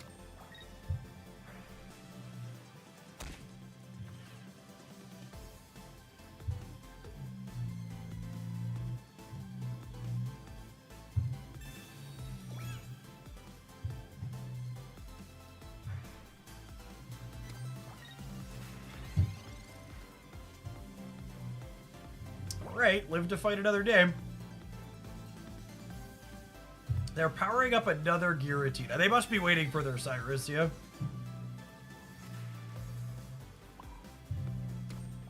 Which I think means we work towards Baryon here. Gotta force their hand.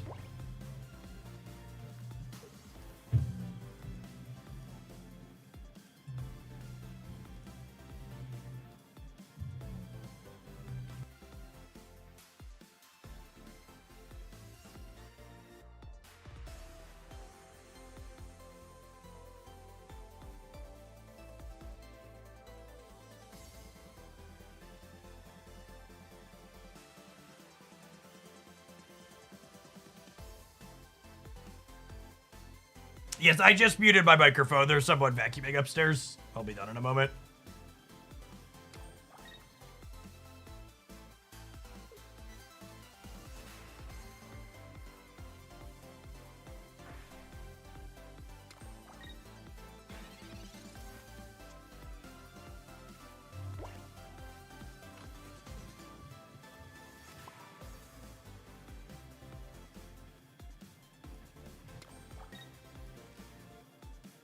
Do you think the pocket metagame currently has the most number of decently playable decks it's ever had? I don't think we could have a very good objective answer to that question.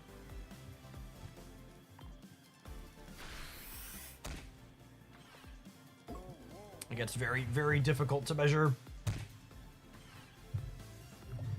And I guess one of the things with fewer people playing tournaments and more playing ladder matches is there's not going to be any tracker for this game, right? So you're not going to be able to like have good clean data like we have with Untapped and Marvel Snap or other games.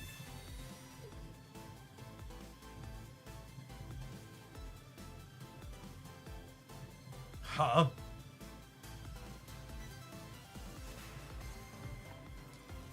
I think I'm giving it this.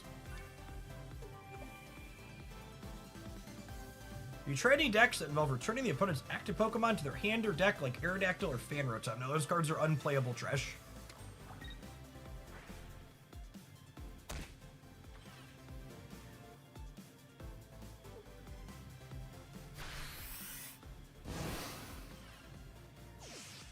What's Jeff's current sub goal? Full-time pocket? Nope. Little thing I like to call feeding the children.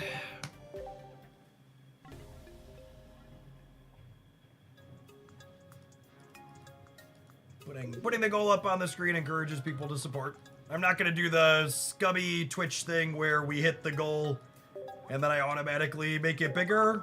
But I'm going to leave it up there because it fluctuates as people fall off. It's a rolling last 30 days.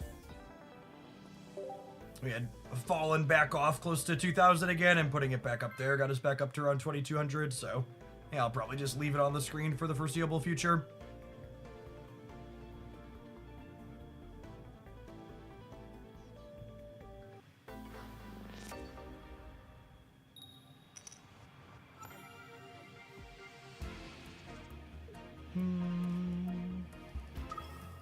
Oh, we have Giratina while going first. It's lovely.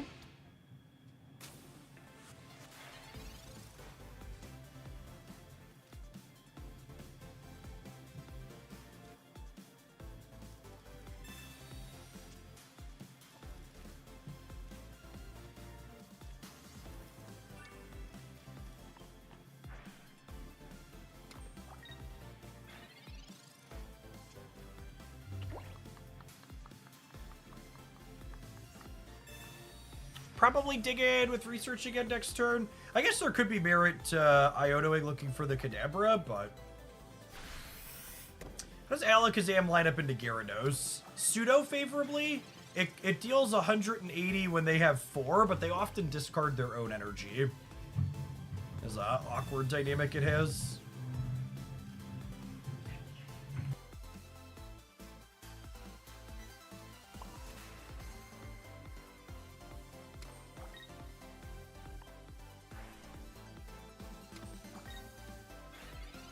Probably Ionoing next turn.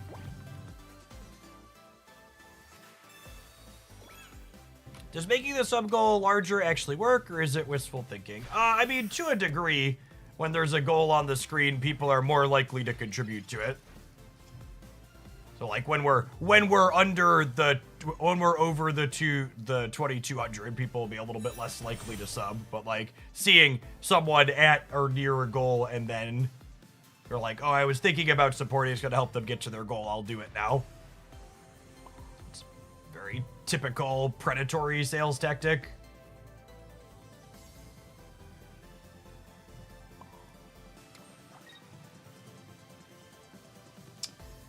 I think I put my cape on here so that way I don't die to Gyarados plus red next turn.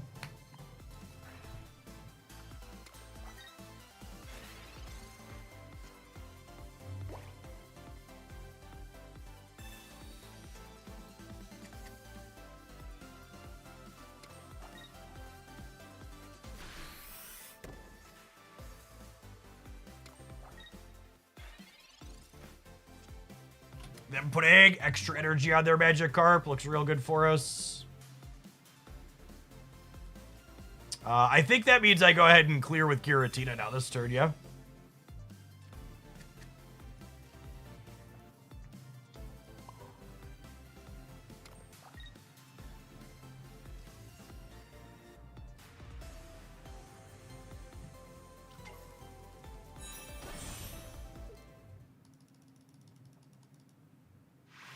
Which Pokemon do you think is the best partner with EX Beedrill? I enjoyed Leafeon, but I haven't played that much Beedrill, if I'm being honest. There is a double Meowscarada single Beedrill line deck that's been running around. That's put up a few tournament results that a number of people have been grinding with in the content spaces. That seems okay. We'll probably play that at some point. But it plays 2 of each of the Meowscarada line and then 1 of each of the Beedrill line. There's also a 14 trainer all-in Beedrill deck that's been doing some numbers.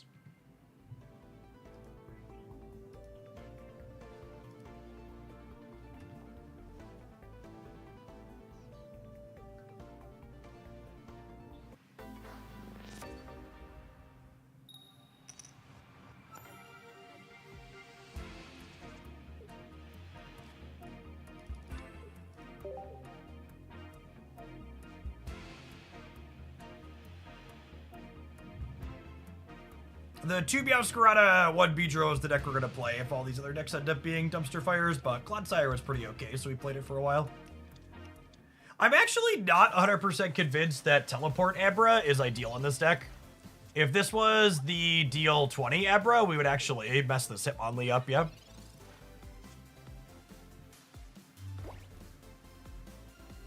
Giratina, Giratina!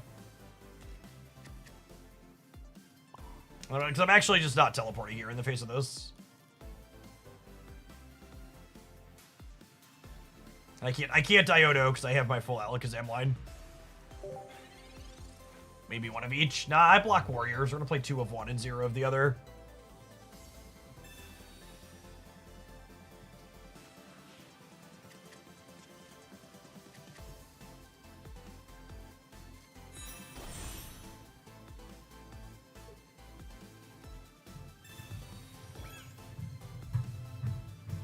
I don't think we have much odds against a Gallade.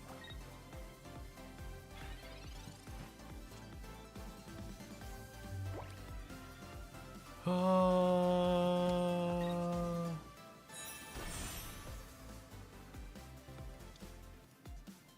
think we're just on the hope they don't have a game plan. They put their energy on the Curlia though, which would imply that they have it.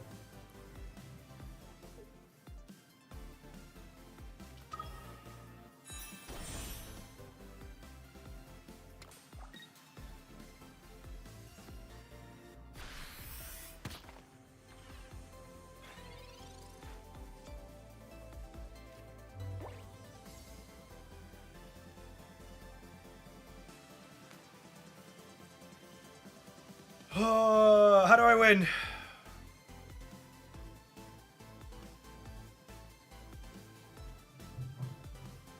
Snorlax has felt real clunky. Playing this build has made me want to play the double Giratina build with 2 Dawns. Soak with Lax. I mean, they're just gonna sit there and kick me with Hitmonlee.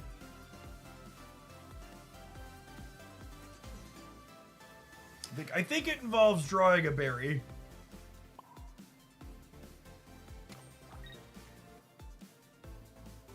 Oh, I guess I can't attack with berry. If I leaf, I can't use berry next turn.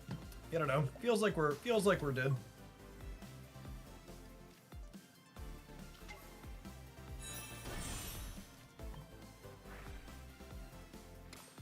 If we top deck one of our 2 berries next turn, we might have a shot. Or 1 in 5 on that. It might have been right to give up the energy to retreat so I could Iono into a berry, though.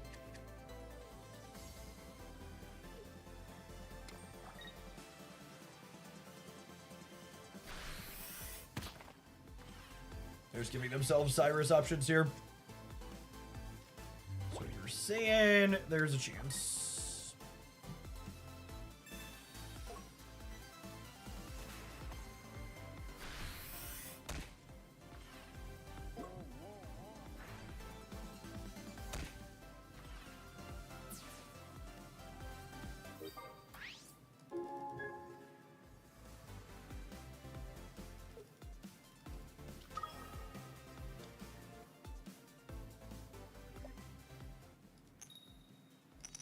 I'm awake! I'm awake! There's definitely Cyrus in their deck. The question is, do they have them in their hand? They gave themselves a range of options here.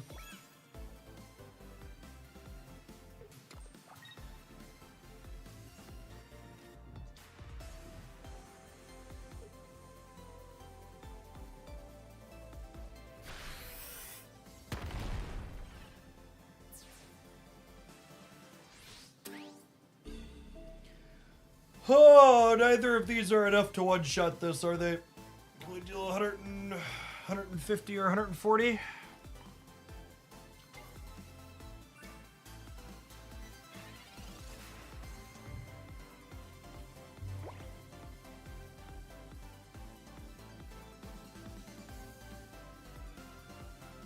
You know, it's funny. I'd actually have it out here if we were playing the other Abra. If we were playing the other Abra, drawing it and dealing 20 would let us finish the Gallade after we hit it for 140 here. We could get Abra into Kadabra. Yeah. If this finds Abra, we can hit the Kadabra next turn. But just Abra would have been enough if we were playing the other one. I think I'm gonna swap to the other one after the scene. Almost made that swap before we started playing. I wanted to see how teleport felt. It's been kind of meh.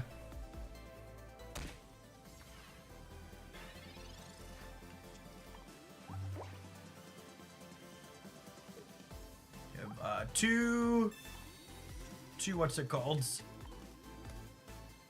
2 research and a Kadabra. Evan, thanks for the membership on the YouTube side. Appreciate the direct support.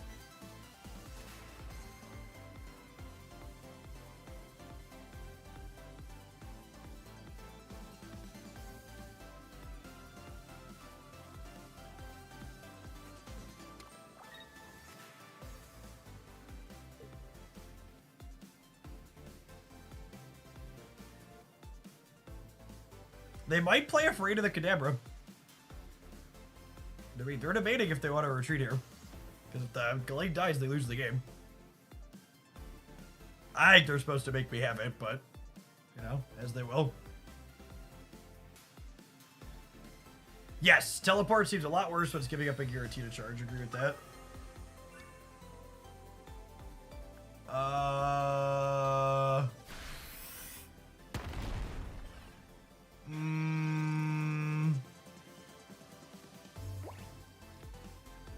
Let's see if I would have hit it. They were dead anyways, but throwing to be dead on board is quite the decision. I was like, that was a long take to come out of with that as a decision.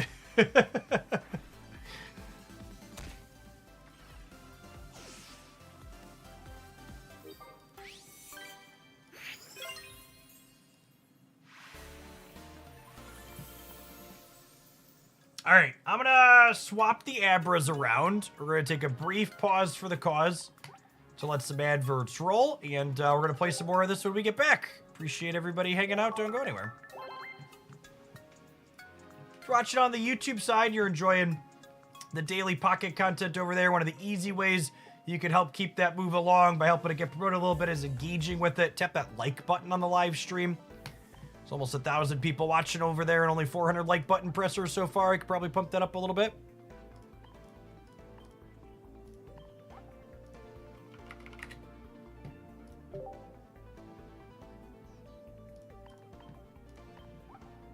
So that's a better flare anyways. Easy swap.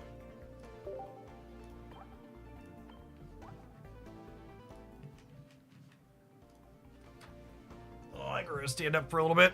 I'm sitting for a while.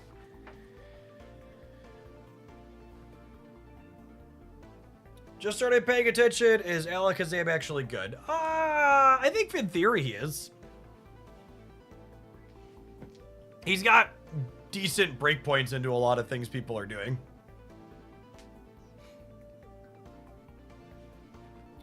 This particular build was a viewer submission. I want to also try at some point, I think this build is potentially merits checking out. This one really gets to leverage Dawn well with both Giratinas.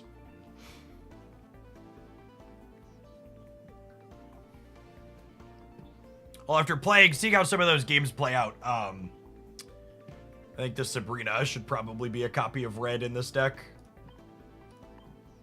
The other builds needed help with some breakpoints, but you just, like, can't realistically play cards like Red alongside Barry. It's just too clunky.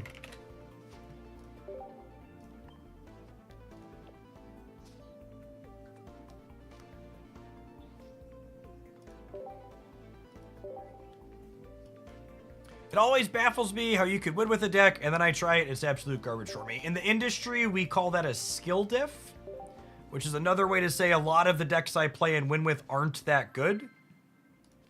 But I play them slightly above average, so they're all right for me.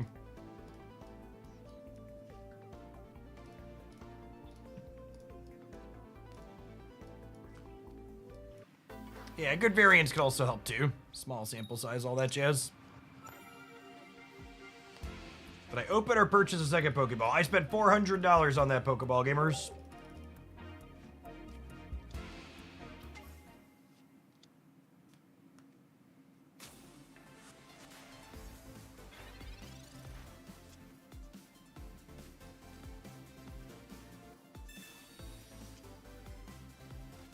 This is potentially one of the fun openers here. If we can find our copy of Dawn, with the Giratina here, lets us attack with Alakazam on curve, which is super sweet.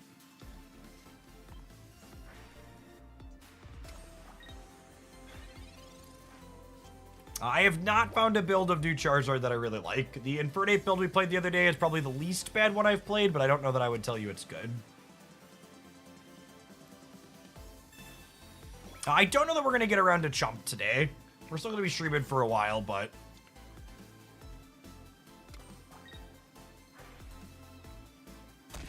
and other things on the to-do list. Garchomp and Blastoise are both things from last format I wanna get around to, though, for sure. Digging for Dawn.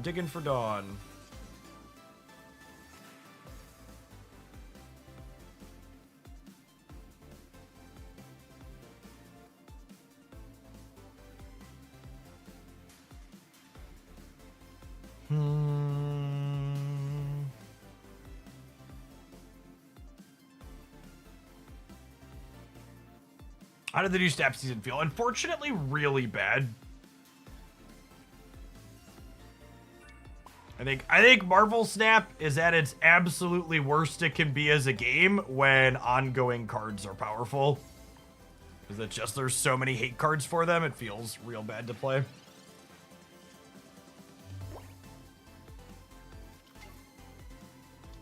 What kind of Chomp? Chomp Arrow? Chomp Arrow is probably worth trying again. And 2-color Baby Chomp. I like Berry Chomp last season.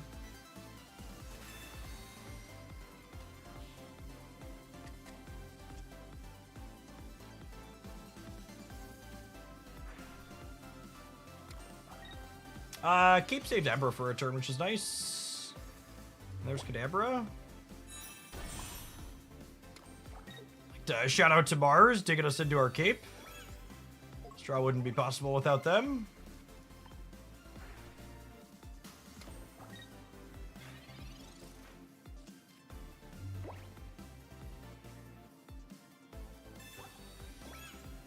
I'm gonna draw our copy of Leaf next turn. So I assume they're not attacking with Darkrai, because they need one more Psychic Energy on Giratina for it to attack.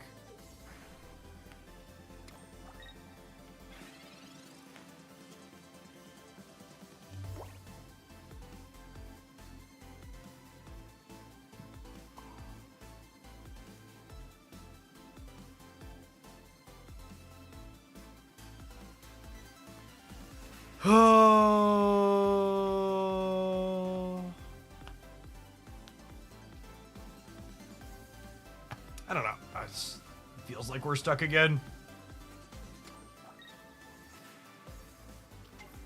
Yeah. The Snorlax part of this deck feels real clunky. I think we're gonna move off of this build and play the build I have with double Giratina in it after this.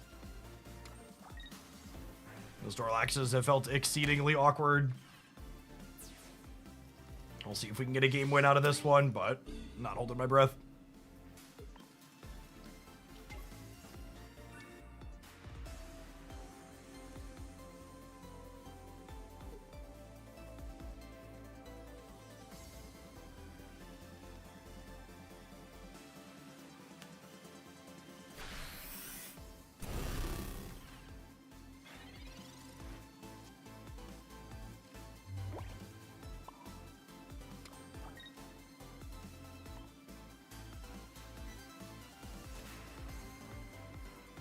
I need to restart my app. It is chugging.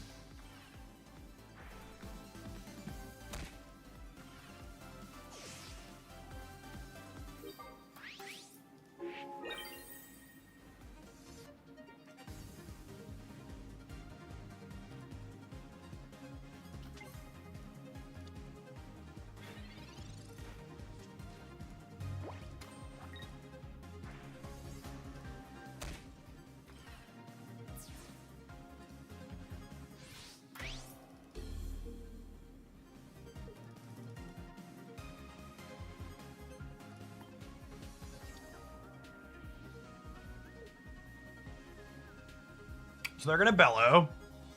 Then we're gonna bury him.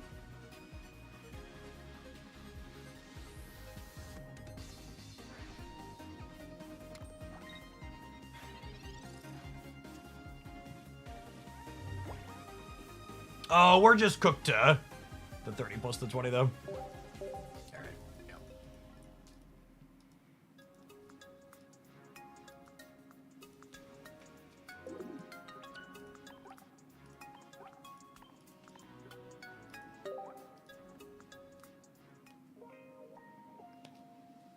Do I feel like spewing more with Alakazam? I guess we're right about where we started.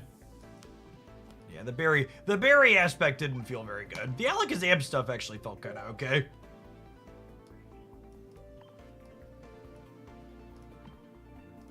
Want to change anything here? I don't know, it felt fine. I like 2 Dawn. 2 Dawn get better with the all 4 Giratina. Red would have been really useful in a lot of those games. Let's try this for a few.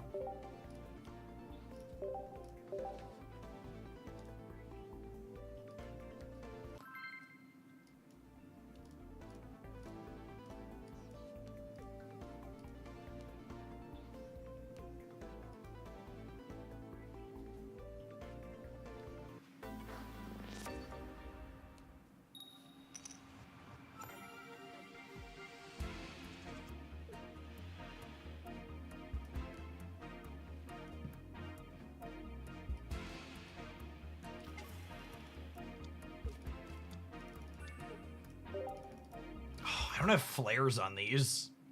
I'll have to trade for some of those.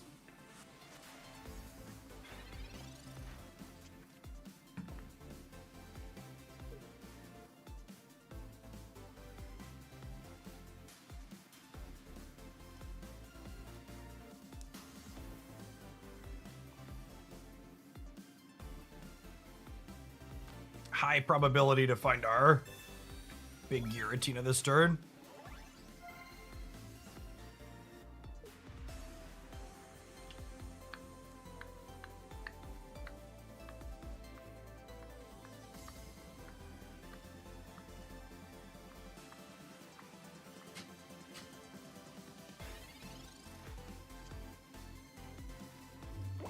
We build Kazam to start.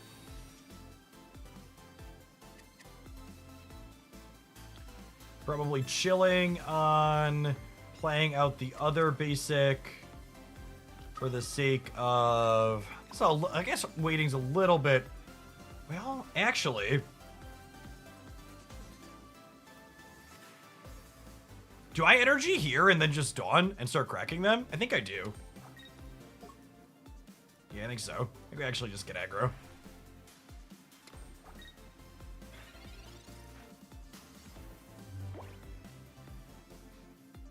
Let them hit them for 70 twice.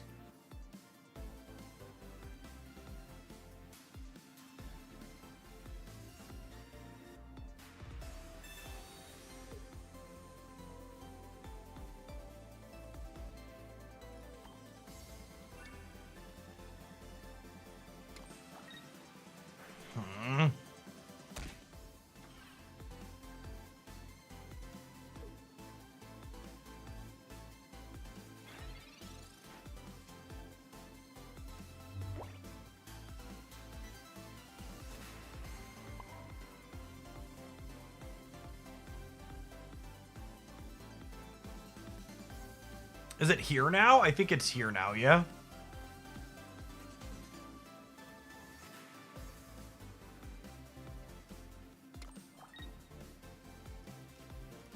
And then next turn we hit them for 130.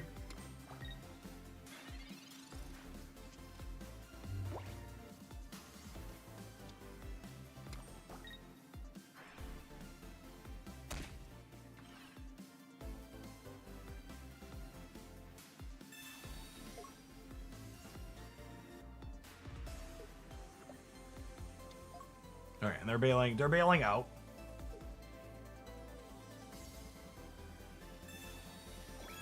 It's a lot of damages.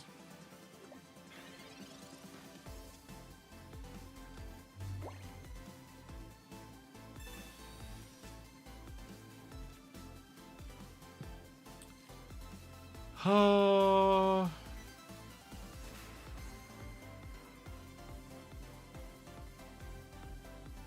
don't think I want to give them this point for free.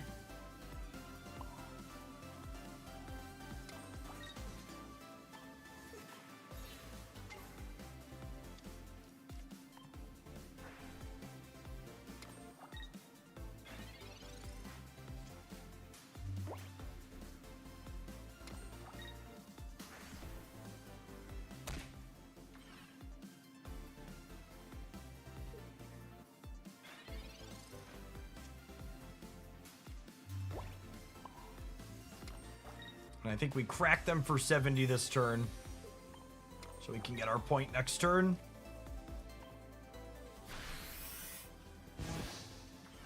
Debating on if I want to Iono here or not. Digging for our cape so we don't die to the rough skin of the helmet next turn would probably be nice. If I find Kadabra, we probably don't Iono. If I brick on Kadabra, I probably want to work towards the Alakazam.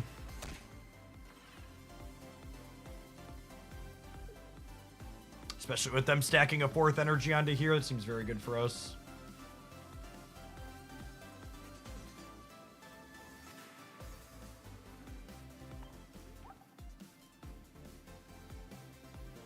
And they're at a point where, if we, like, Iona them into a Giratina, it's, like, not a big deal.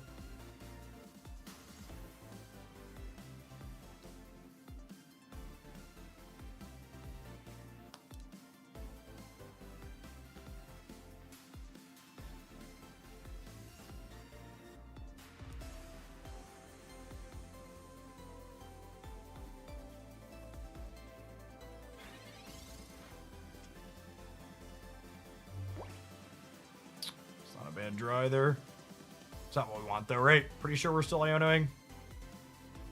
Cape, Kadabra, Alakazam are our perfect 3 here.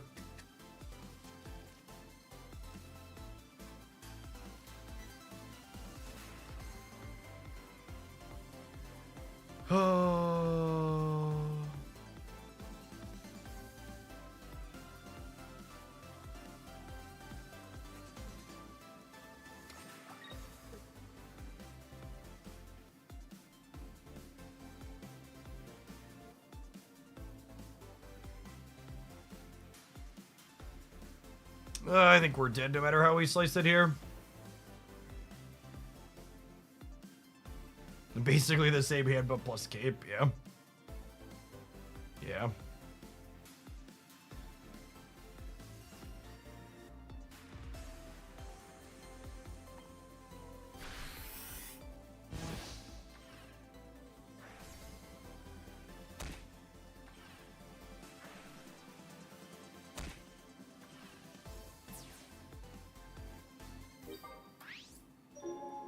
I guess I could have / should have put cape on the Abra. So that way it lives. I think we're dead here. I should have put the cape out. I looked right, so I had a chance that cape doesn't do anything, and you're wrong. It means the Giratina wouldn't have to take a hit this turn, which is a difference maker. We do unfortunately just get like typical stage 2 out of this game.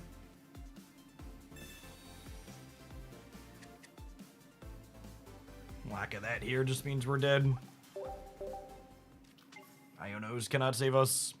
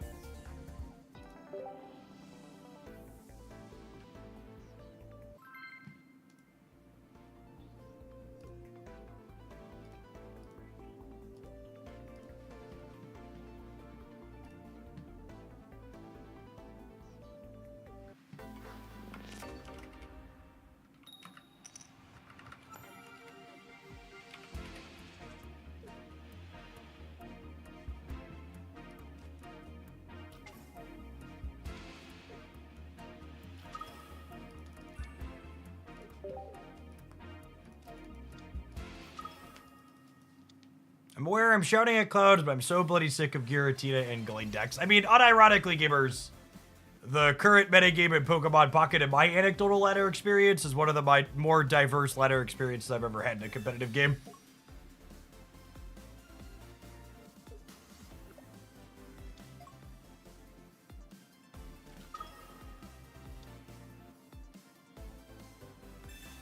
I don't think there's a meta that's gonna exist that's gonna make most people happy. There's always gonna be a best deck. And the best decks in this game right now really aren't remotely oppressive compared to what the alternatives are.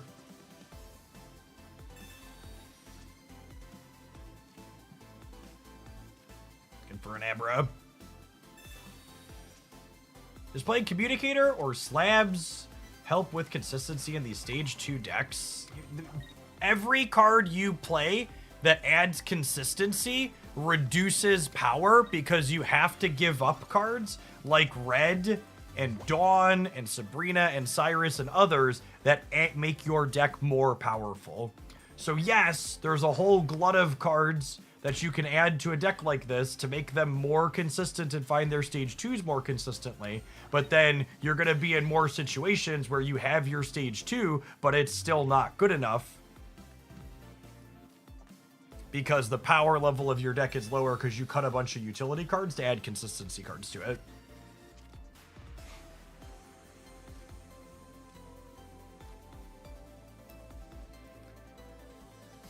Oh. I think I'm over playing stage 2 Pokemon, chat. We'll slog this game out, but at least not as, I give up on this, so we'll go play Garchomp. At least that one's all in on it. It's having a stage 2 in addition to other things just feels real atrocious. I don't even know where I want to build from here. I guess I have time to build the Kadabra here still, theoretically.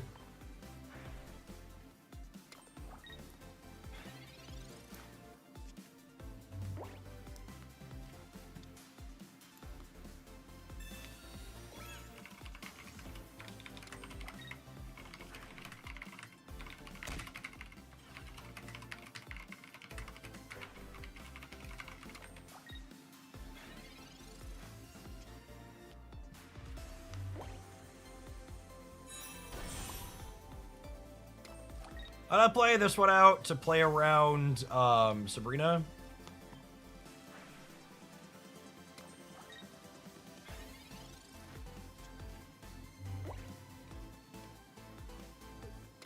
Yeah, playing a Garchomp to sit here and like poke a Giratina building up behind a Drudagon sounds really appealing. I like that idea a lot.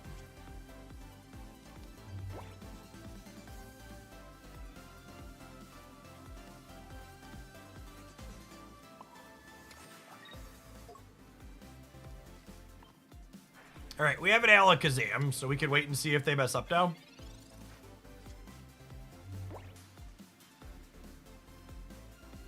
If they shove forward with either of their things, the Alakazam cleans them out with red. This is a new Alakazam situation. I don't think new Alakazam is very good here at all. New Alakazam would kill the Drudagon while taking a bunch of chip shot damage and die incidentally from the chip shot damage. I'm pretty confident new Alakazam is very mediocre. Its payoff is super minimal.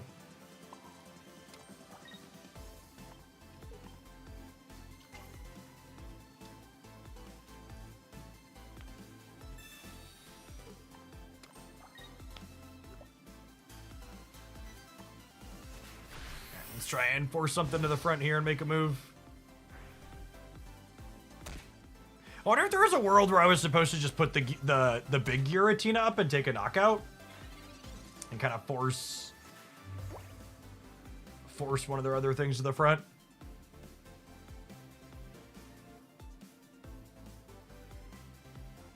What are some stage 1 Pokemon to build a deck around? Clodsire and Bibarel.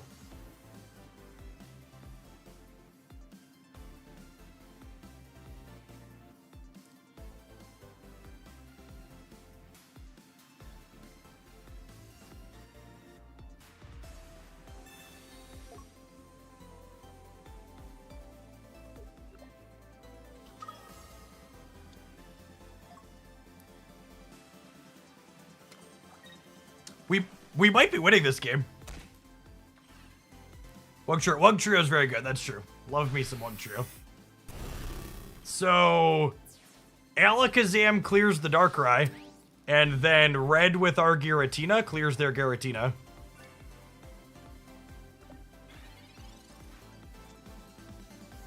I lied, chat. We're taking the ride on the Alakazam train, aren't we? I made myself a believer. 110 match points, all in.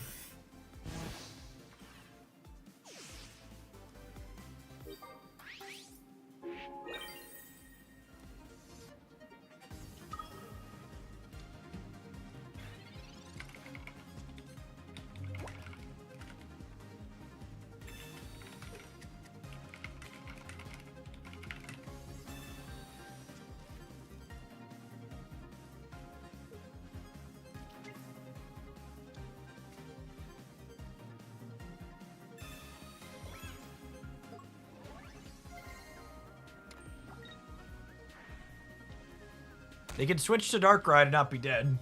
But that'd be a pretty insane play to make. So, the Giratina does 20 to itself, and then red plus our Giratina gets us the winning match points here.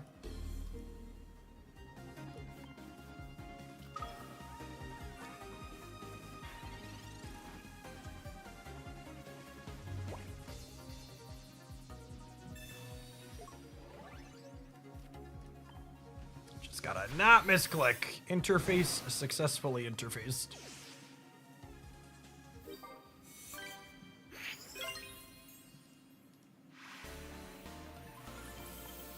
It would be unfair to not let Alakazam lose the points it's worked hard to gain, so I guess we'll let it go again.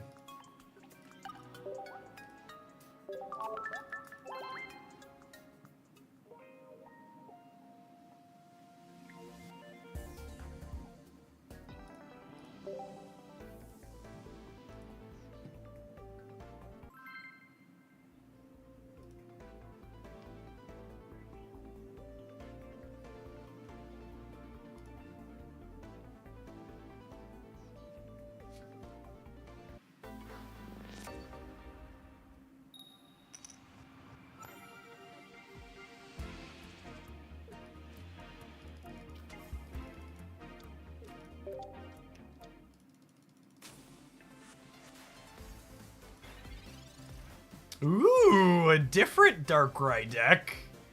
Daring today, aren't we, opponent? Oh my goodness. Alakazam Stone Cold unplayable against Weavile, isn't it? Monka.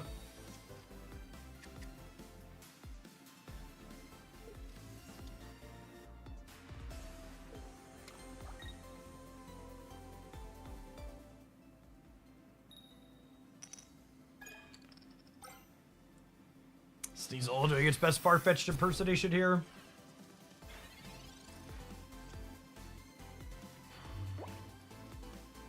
I want a Giratina and a Kadabra and an Alakazam.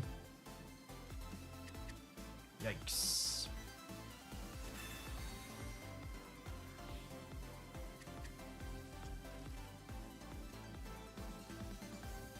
Oh my goodness, I thought, wait, these were the perfect three if this had simply been Giratina.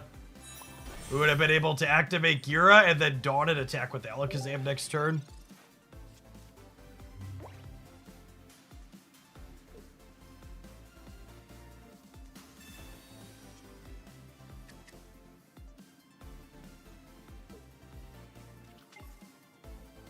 Hey, do you have your stage one?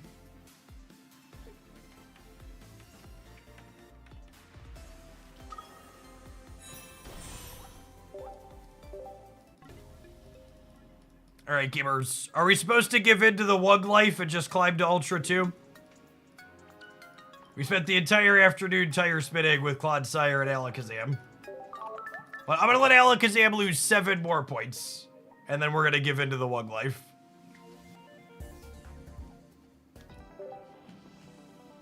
Wugs doesn't know how to do anything other than climb, so...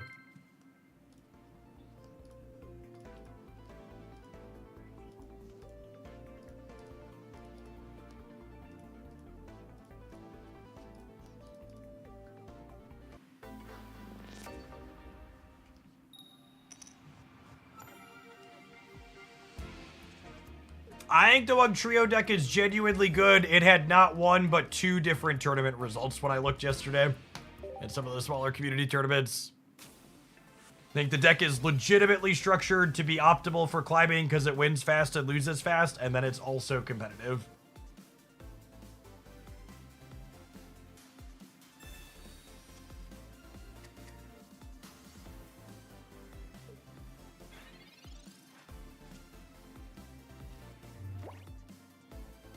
Big Gira, Big Gira, Big Tina. None of those are the big Tina I wanted for Christmas, chap.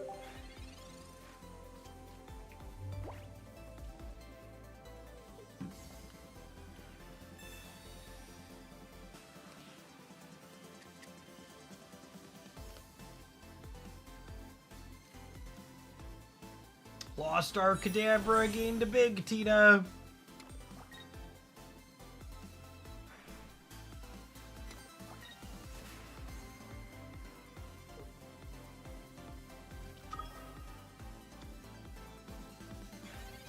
Went on a 10-game win streak with Wugtrio over lunch.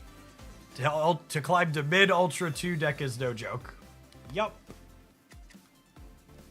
The Wugtrio deck is exactly the type of deck that people who think they're good at games don't like to play because it has inherent variance that's in your face. So they'll ignore the power level of the deck to not deal with the in-your-face variance. Which is fine. It's fine to not enjoy decks that play like that, but it's objectively powerful. It's doing something that's very strong.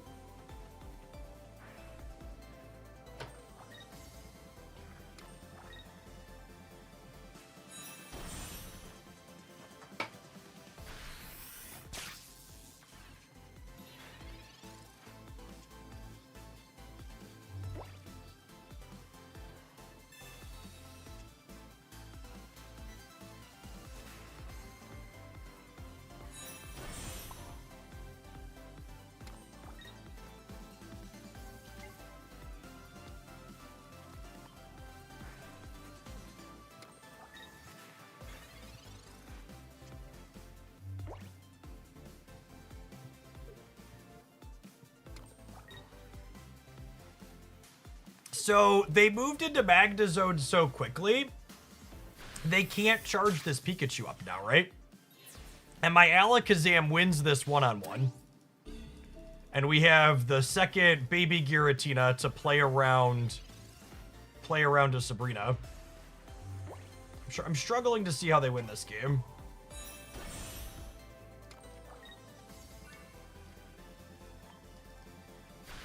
Without a huge mistake from us.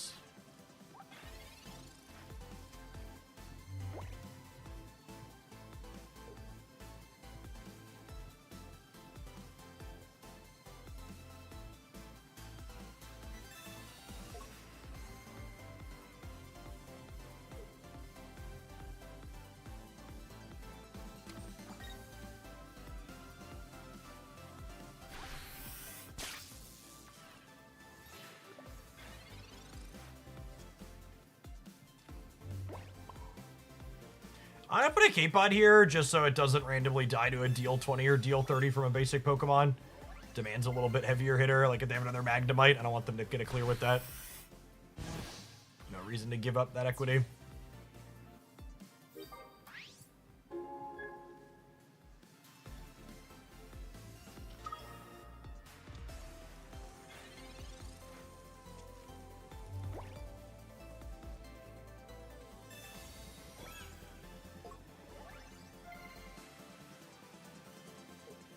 They're not dead on board. They're dead to red, though.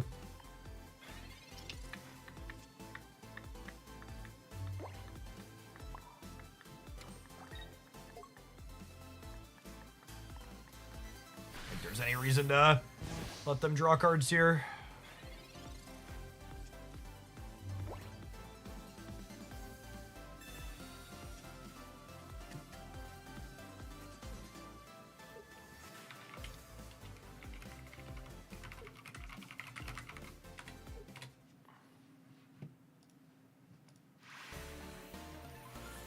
Alakazam feels powerful when it gets going.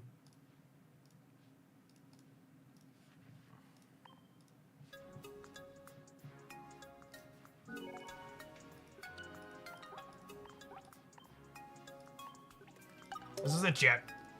Alakazam to Ultra 2. Can you feel it? Is there a reason Wugtrio works well and not other stage 1 EXs? I mean, we've seen there's a few different all-in Pokemon that are working well right now. Hurricane. There's the all-in Beedrill deck. There's the 18 trainer Articuno and Palkia that have put up results in the past. Usually water and grass are the ones that work better with the all-in ones because Irida and Erica allow you to heal your singular Pokemon. Is a big part of what allows them to operate.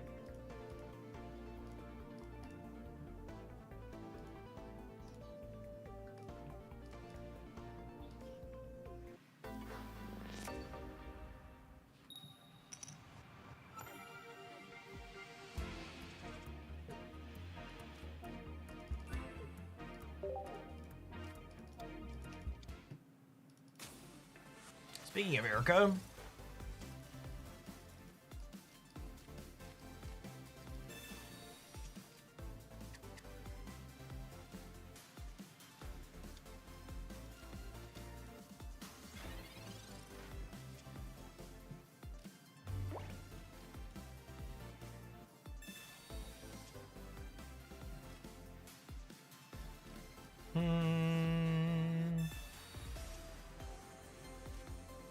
do I effectively give up first energy advantage to get my Abra out of the way? I think so.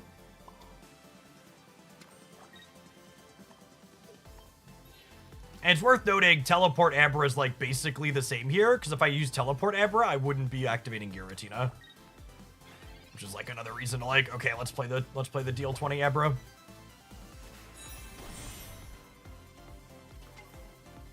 I actually agree. We were talking in the Discord server last night that Aerodactyl seems like it's potentially well positioned.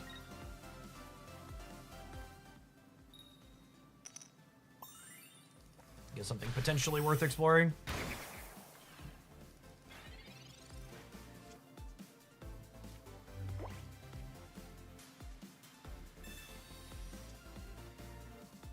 We were hoping for 2 tails in a row there. Alas.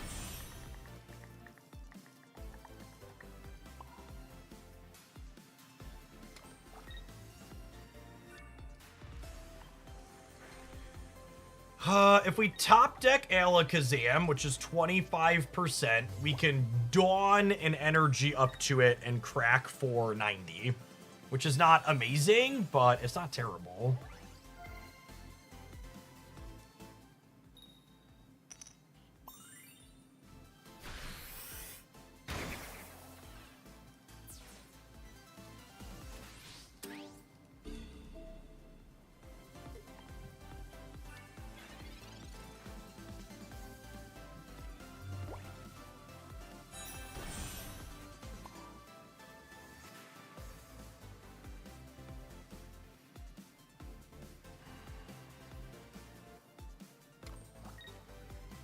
I'm just hoping they broke on their coin and that we draw Alakazam next turn.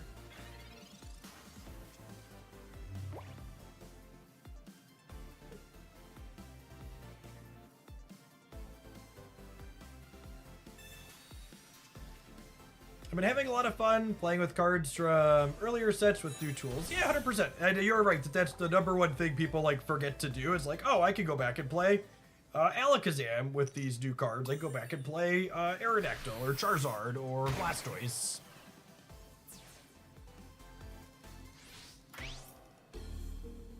Should we keep Abra in hand for Iono? No, I wanted it to take a hit so I could build this other one. Plus, I don't have Iono. We're probably cooked either way because this took too long to come together. If they hadn't hit a third heads in a row there, we might have been okay. Like if they didn't have 2 points, if they only had 1 here, we would have gotten to retreat to this. I think we might have had a shot.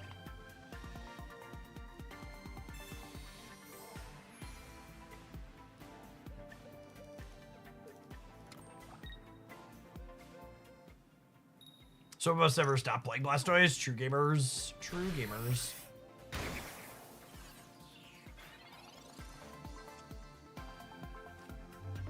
I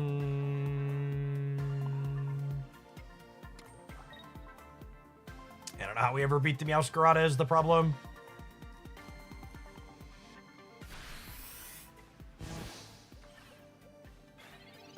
just too many tools to get through the egg.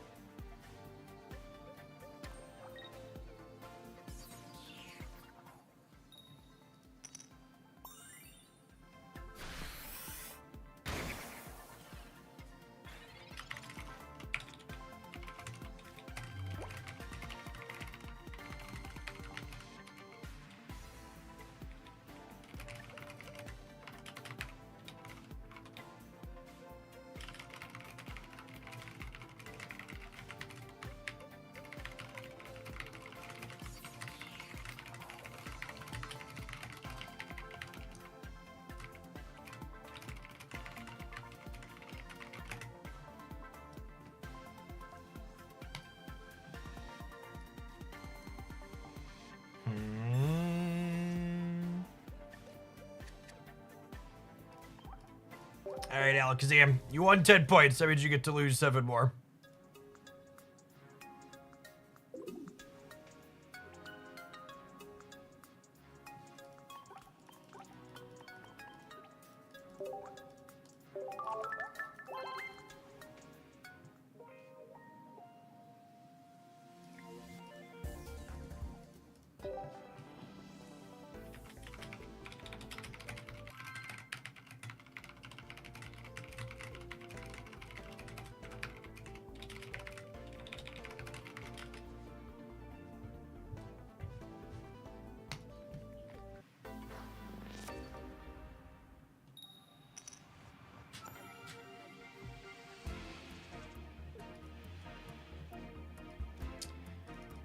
Giratina lead's definitely not ideal.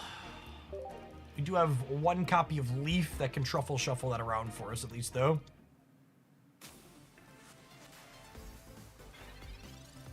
Whenever people comment on me typing even a single sentence, or they're like, Jeff's typing up a storm, I have to wonder how many of my viewers sit at home and, like, hunt and peck for every character they type on their keyboard. Do a lot of Zoomers not know how to type properly? Everybody's like, you're typing so viciously. And it's just like, I'm just like typing at the only speed I type at, which is just like, you know, appropriate.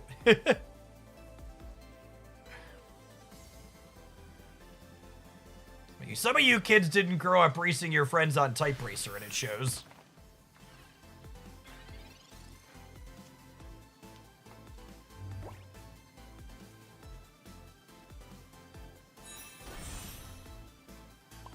Some of you kids didn't have a broken voice server inside of Counter-Strike where you had to type really quickly, so you didn't die in between.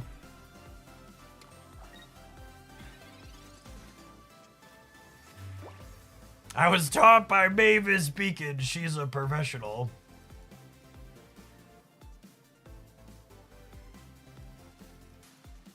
In your experience, do players seem more salty in ranked as opposed to casual? No, actually, there really haven't been many disconnects inside of ranked. I think people just want to get to their next game very consistently.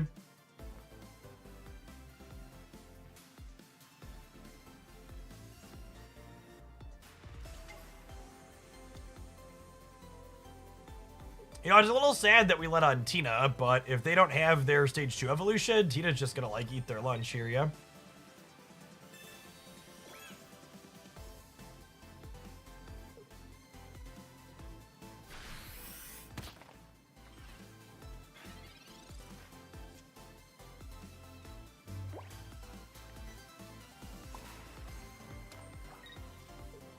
I'm gonna put a cape on this, so that way we don't die to Marshadow plus Red Deck's turn. We'll be at 130.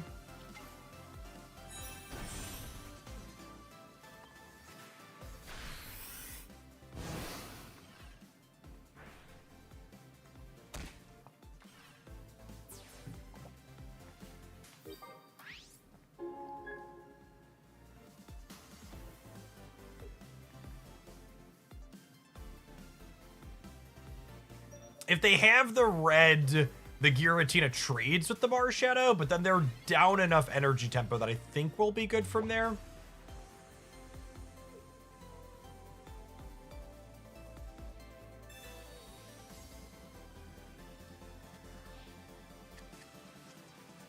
I think rank existing has had a marked impact on what it feels like decks I can play and still enjoy myself while I play, yeah.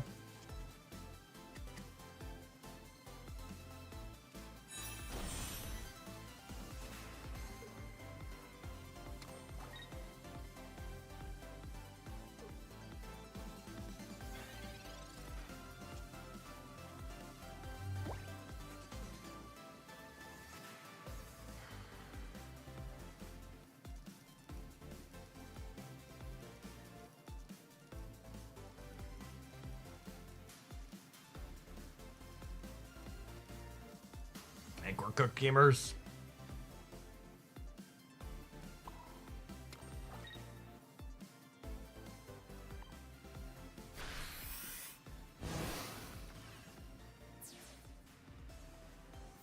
I think we're gonna...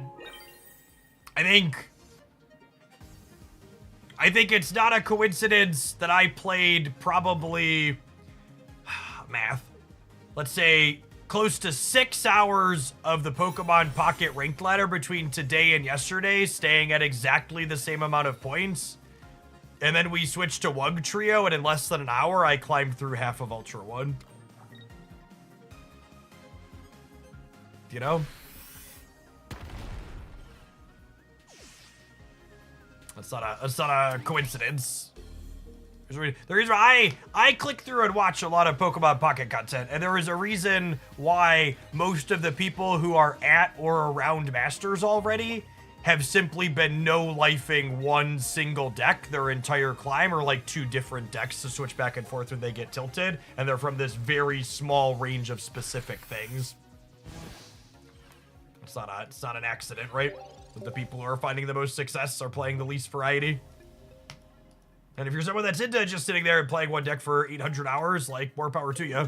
But like this Alakazam deck, right? Like, it played some interesting games, but like, I'm gonna delete it now, and there won't be a highlight with it because it sat there and it treaded water for a bunch.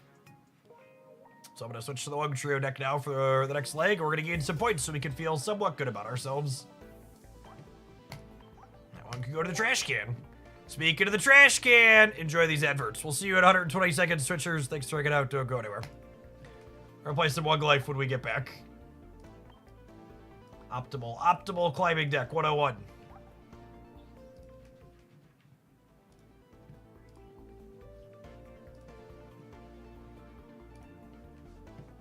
Oh, we should let gamers make fun of us. How bad's our record now? We were 58% when we got into Ultra.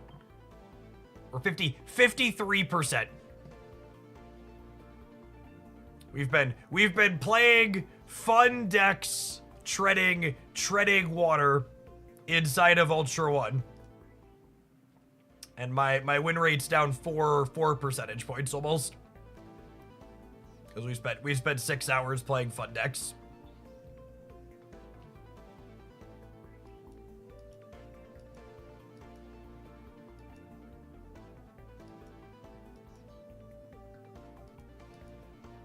Look at some of these gamers, chat. 1700 points.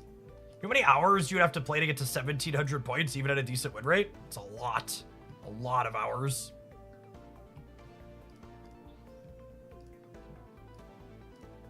Cue the Wugtrio jokes. Yep, dude.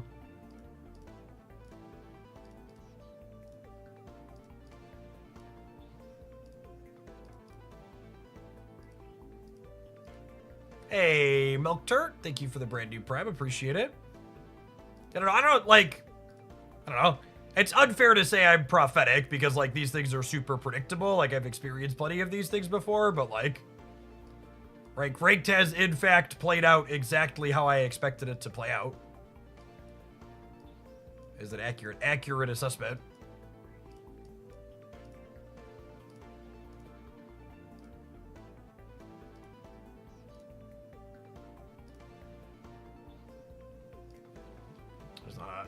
Not a lick of surprise that my most successful climbing deck is 16 Trainer Wugtrio.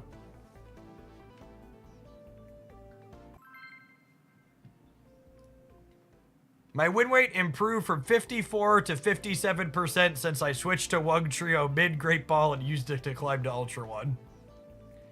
Yup. Do you want to try Wugtrio with Starmie? No, I think Starmie's a card that's pretty firmly power crept.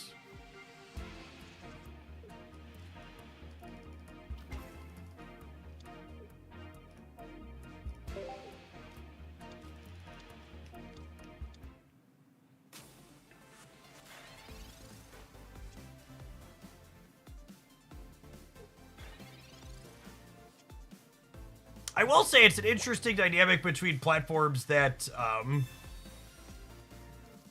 the YouTube stream for Pocket always seems to fall off in viewer count a lot quicker than Twitch does. Our Twitch numbers are still relatively similar to what we were on launch day last week, but on the YouTube side we're down a good bit. 30% or so. Did you notice any significant decrease in win rate when you moved to Ultra? Is just the decks you played? No, it's just the decks we played. We won a bunch with this deck yesterday, too.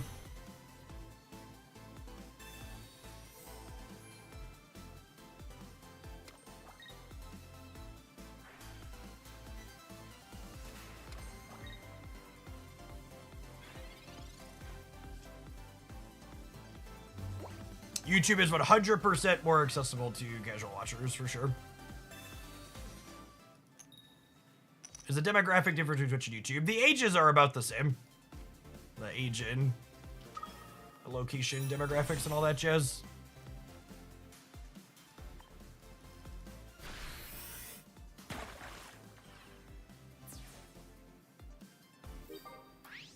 Sure. I have bell notifications on, and it still doesn't notify me when you're live. Typically, that's annoying and wild. You still plan to play Tinkerton today? Probably not. I think I'm gonna spend some time climbing. We're gonna see how far we can climb with this. Maybe if we get a bunch of points quickly, we'll see. But with the release hype trailing off a little bit, I don't know how much we're gonna stream past 3 or 4 o'clock. I'm gonna save working long days for when numbers are good.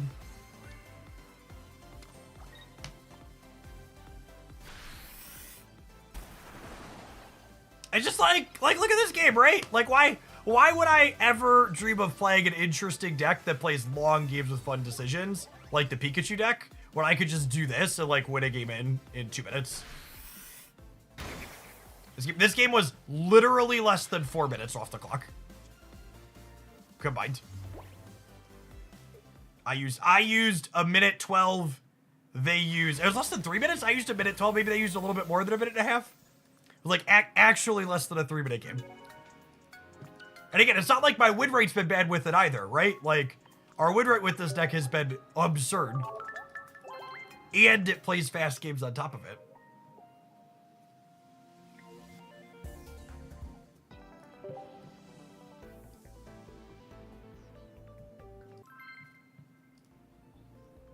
If you do want to make sure you always get notifications when I go live, you can hop in the Discord server, and we have a couple of groups in there that I tag when I go live, or when I switch games midstream, if you want to watch on Twitch.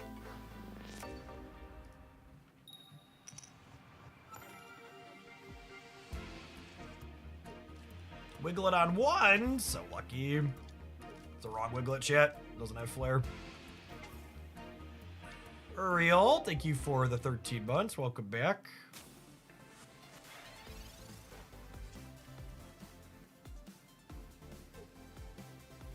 Hey, Hero. Thanks for re-upping that Prime for the 2nd month. Welcome back.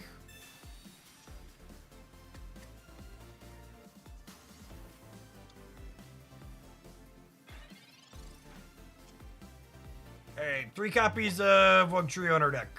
Misty in a Dream. Misty in a Dream.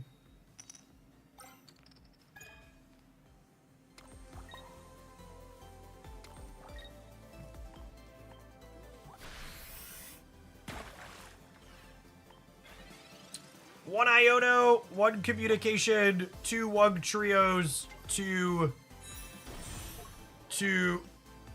Professor's Research, so 6 out of 8. We probably win the game on the spot if we hit it. I just don't understand why you would play anything else.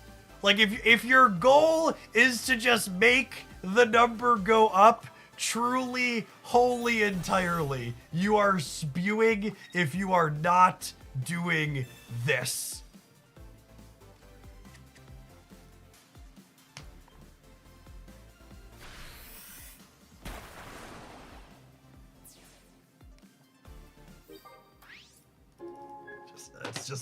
It's hard for me to fully put into words how much easier this is than everything else.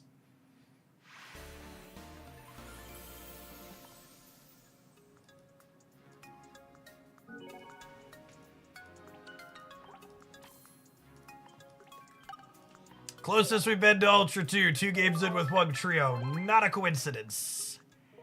Not a coincidence.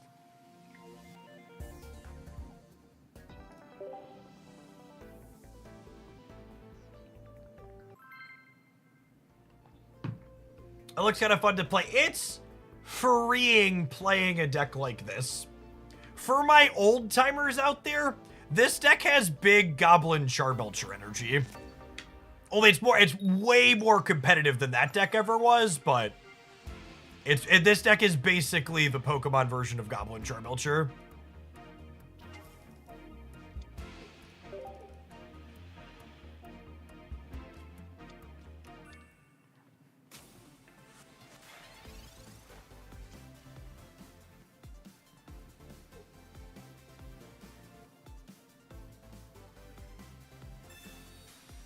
I'm not sure I've lost a game with this deck where I get at least one Heads on Misty. Yeah, unironically, you win most games on the spot if you flip a single Heads on Misty.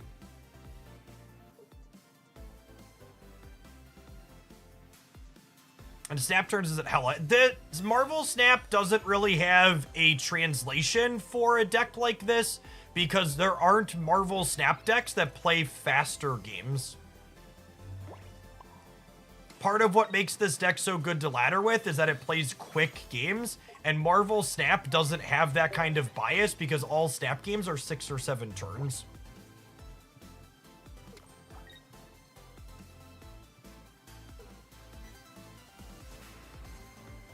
I swapped out the second Team Rocket for one Sabrina because I didn't have a second Full Art Rocket. It might be optimal to play one of each. I genuinely don't know.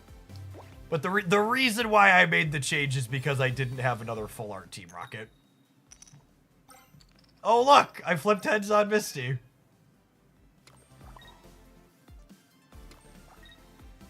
Whee!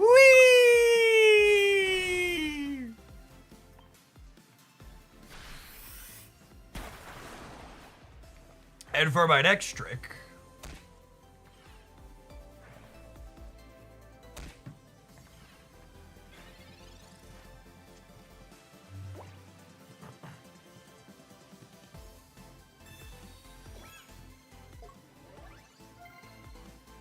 unironically, playing a Nurse Joy in this slot could be reasonable. I think I agree with that.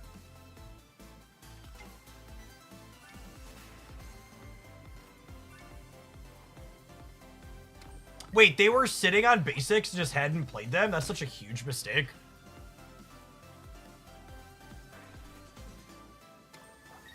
They're so lucky we didn't kill anything last turn.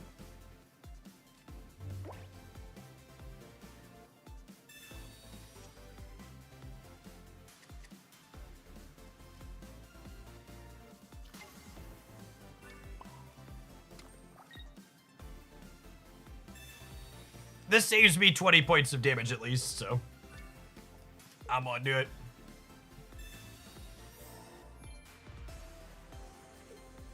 I'm just gonna not get caught with my pants down. I'm just gonna play all my heals out. Let Wugtrio take the wheel.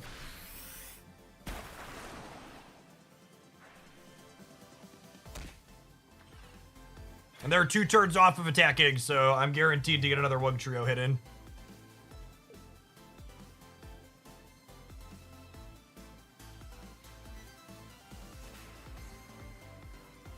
Our best draw, obviously, is Wugtrio 2, the Electric Boogaloo. Our second best draw is, Our Our second best draw is Irida.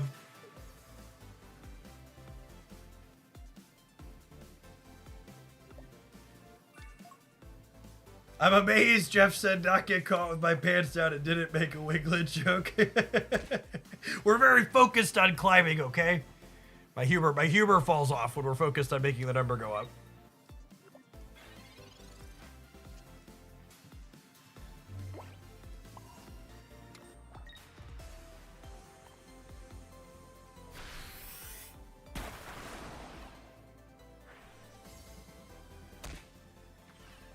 All right. All right. Might be dead, gamers.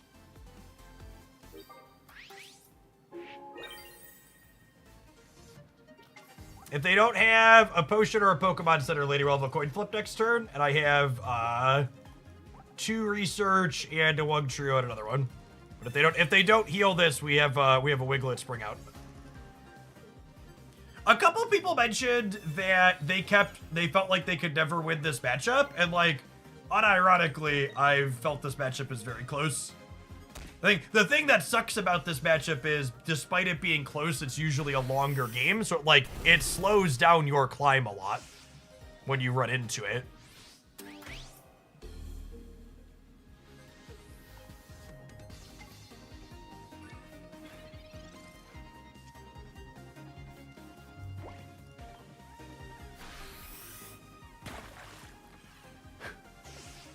But like, you know, if you're 50% into the best deck of the format and then you're good against other things. Oh man, you know what it is? I commented that the YouTube viewer count had fallen off a little bit. We're up viewers since we started playing this. The problem, the reason why we've lost YouTube viewers and not Twitch viewers is YouTube viewers are sickos. They don't want to watch sweet decks like Clodsire and Alakazam. They want to watch me whip my Wiglet out and beat people up.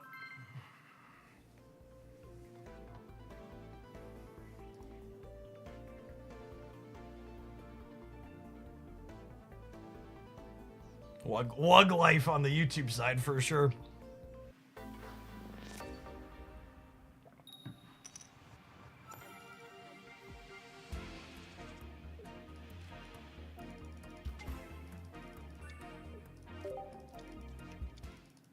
Shadot! Oh, baby.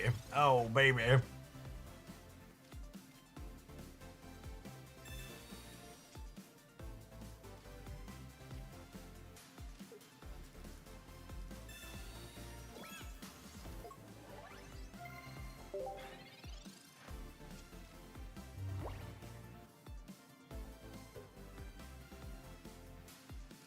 Twitch is mostly masochists that want to watch you lose rank points with weird stuff. It's true, you know.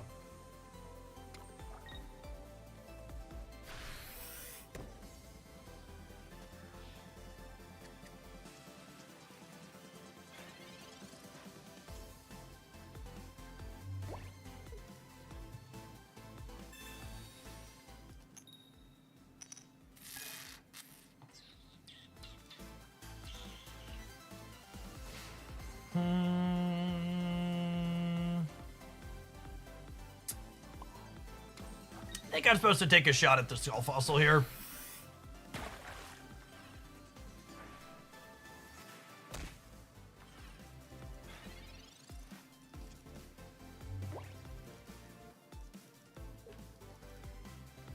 Missing first energy advantage and our Misty Coin probably means this is going to be our first L.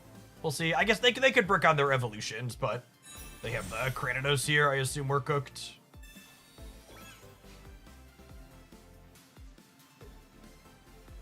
Lead them to be exceptionally unlucky to...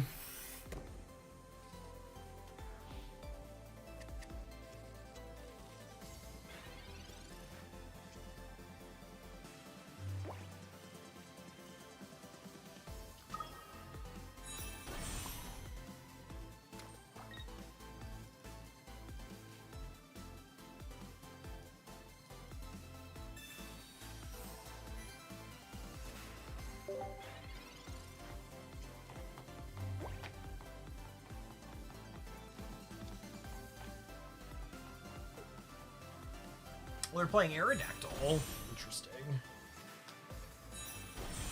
And Grandpa's means we're cooked.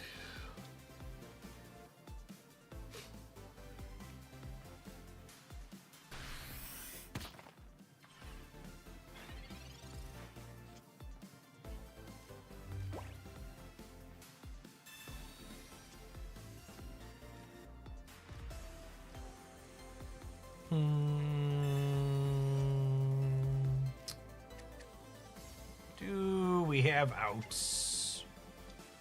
Don't think so. Yes, we could. All right. I think that makes us outless.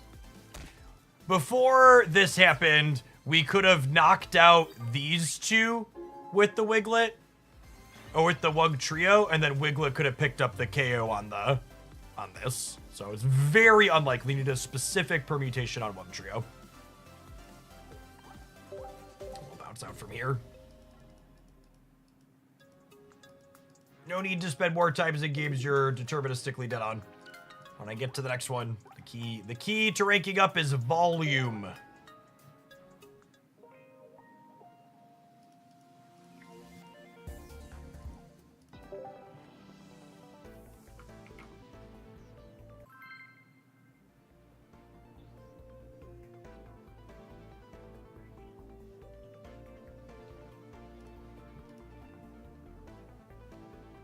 $50 more on Rampardos could have done it. Maybe. Yeah, I guess that's true. We could have done Rampardos, and then we would have. We needed the Chatot to live either way.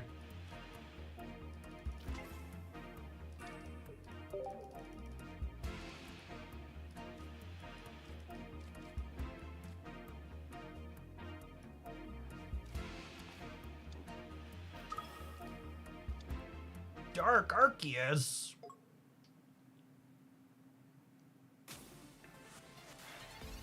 That could be a fun one to revisit. Crobat Arceus.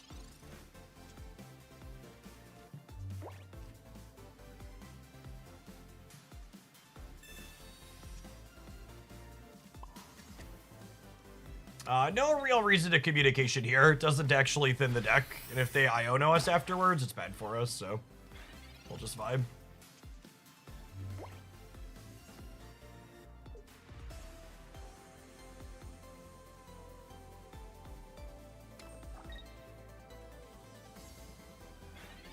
Putting the energy on the one I hit is an interesting choice.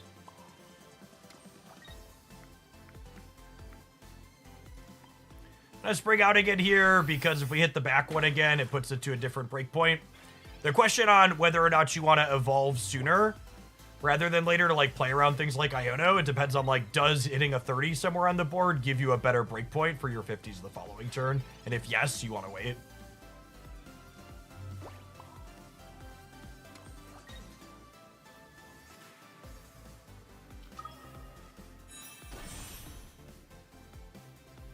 The fact that the Wugtrio has the hearts border before it pops out and brutalizes my opponent is just too perfect. Okay, well. We're revved up and ready to go just in case something happens to our lead Wug here, but needless to say, I think we're in an okay spot.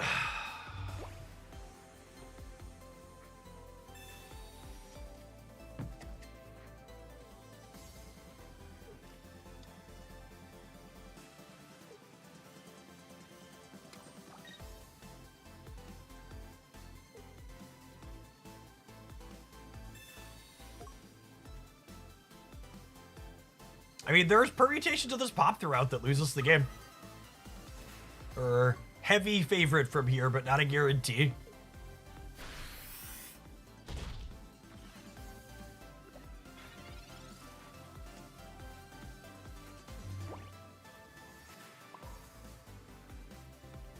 Does healing 90 accomplish anything? It probably does, right? Well, I think I'd rather my hand just be huge to draw towards the other one if I brick. Because this is dealing at least. What about if I full kill one of these? I guess healing normally heals 290. Yeah, healing to 90. It doesn't do anything. Doesn't get me either way. Cool. I don't even know what I was thinking about it. I just gotta believe. I just gotta believe in the Wug chat. You just gotta believe. Don't overthink it. Just push the button.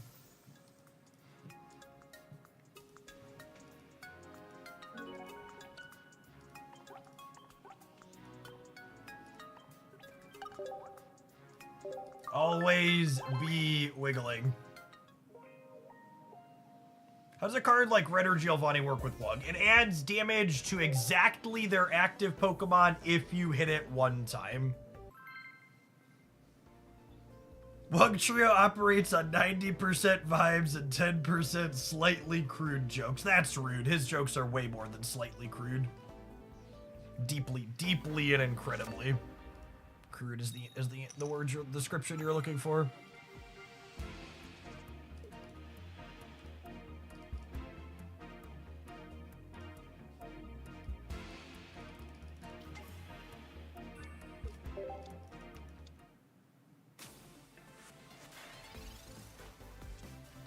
Scarberry's kind of scary.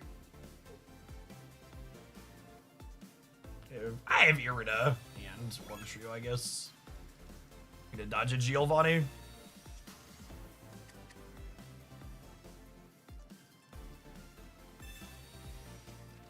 The 2 Pokeballs are very important because they thin your deck, helping you get to Wugtrio better. And Pokeball basically lets you Pokeball with communication to find your stage 2. So you absolutely, under no circumstances, should cut a Pokeball from this deck. It's a very, very big mistake to do so. The Cape plus double Irida plus first energy advantage should mean we're good here.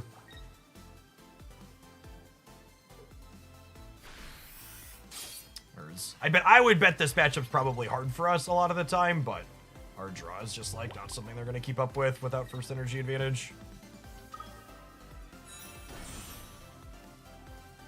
There were a bunch of people in the comments in the highlight I posted of this deck that were very confidently telling people they should cut the second Pokeball. I'm just like, please, please don't do it. Or do and lose more. I don't know. It's up to you.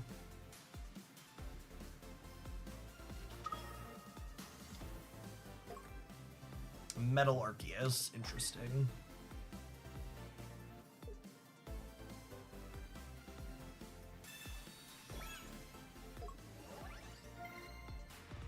Alright, they're 2 turns off of attacking with Arceus, so a couple of Wug hits, we should be good to go.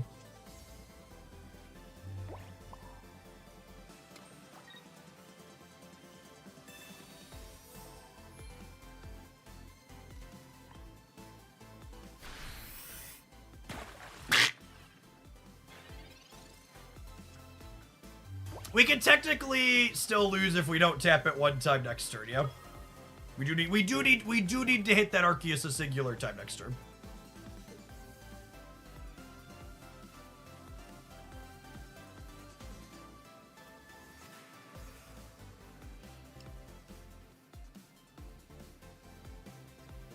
How is Sabrina been? I don't have a full art Nurse Joy, so I can't test it. Nurse Joy's probably good though.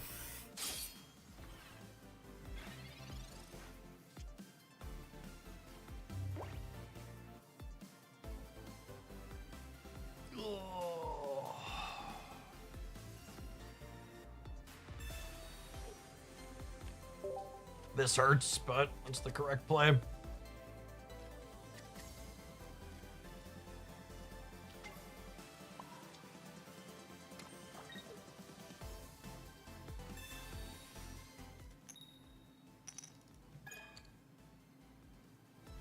All right, Wuggy boy, do your thing.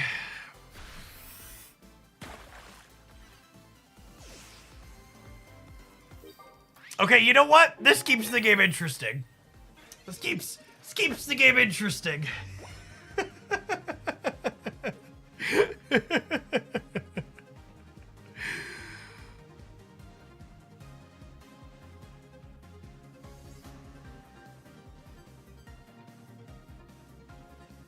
Gotta make you sweat a bit.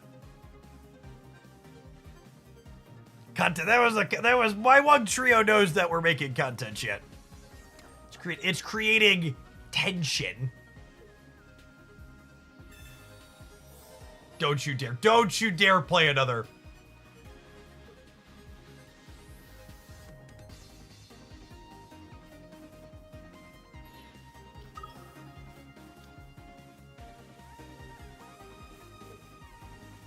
Hit me! Hit me! Oh no! Oh no! Alright, and here we go!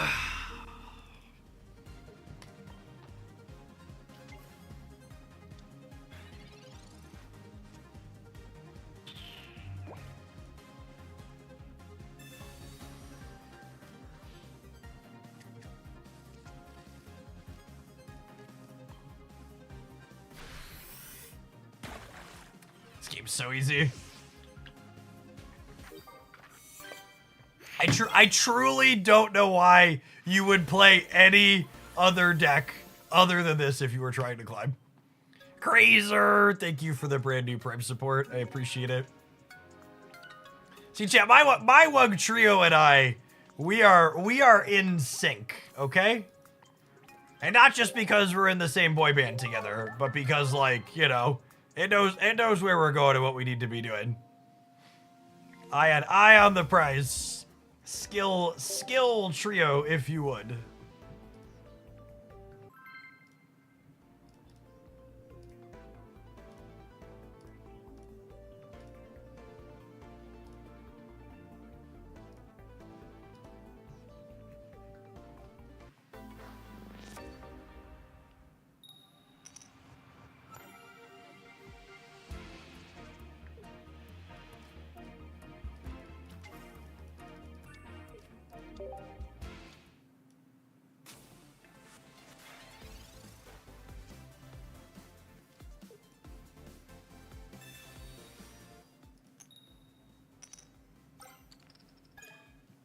Only one head's kind of unlucky. If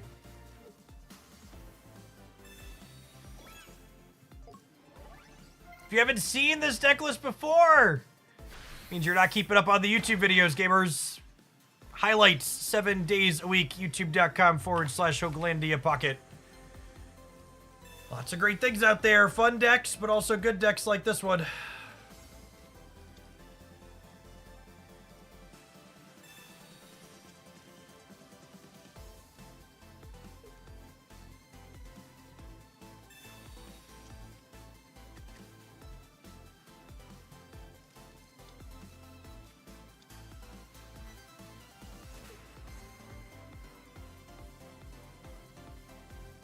This is one of those spots where we definitely want to spring out again next turn, because hitting any of these things in the back means we get to a new breakpoint on 50.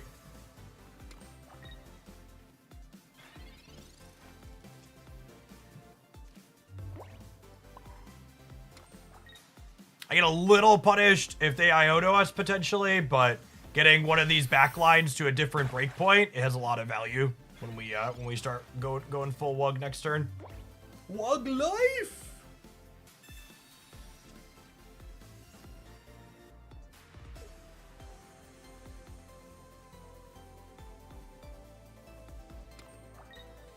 Oh my goodness. Oh my goodness, they just put a second energy on Marshadow.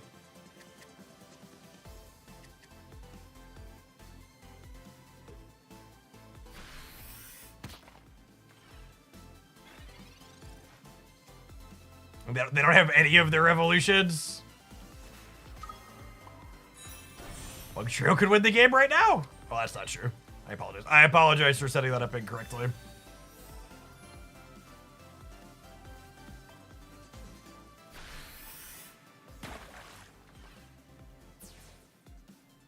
Oh no! Oh no! Oh no! Oh no! Wugtrio, no! No, Wugtrio! We activated revenge! Oh no, everybody clench! Everybody clench!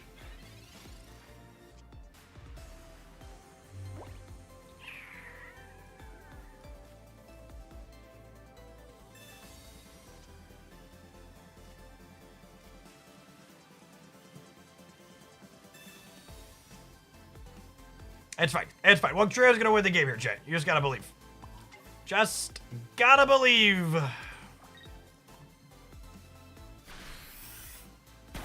See? Some of you at home were concerned. Some of you at home were concerned that Wugtrio wasn't going to win the game in 2 attacks. It's just creating good television.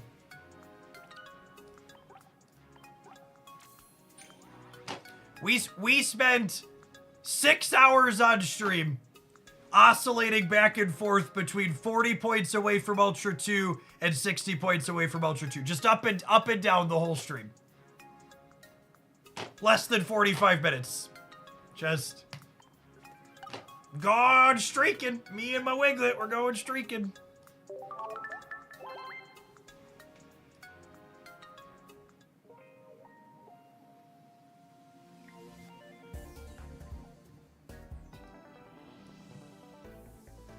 Here's the deck list. Here's an advert. Don't go anywhere. We're gonna climb up into Ultra 2 a little bit with this Bad Mama Gemma. Thanks for hanging out. Don't go anywhere.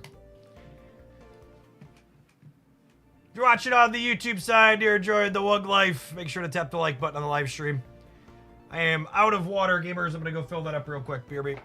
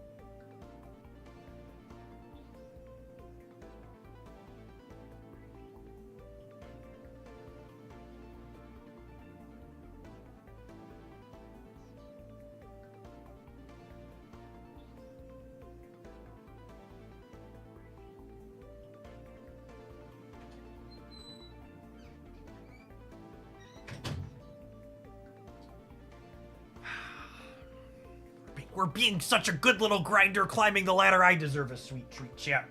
We're gonna mix up some blue raspberry. It's blue, just like my shiny Wugtrio. How perfectly fitting. We're a themed stream. Made the mistake of getting Giratina for free instead of Wugtrio. Punted, really. Understandable mistake anyone could have made.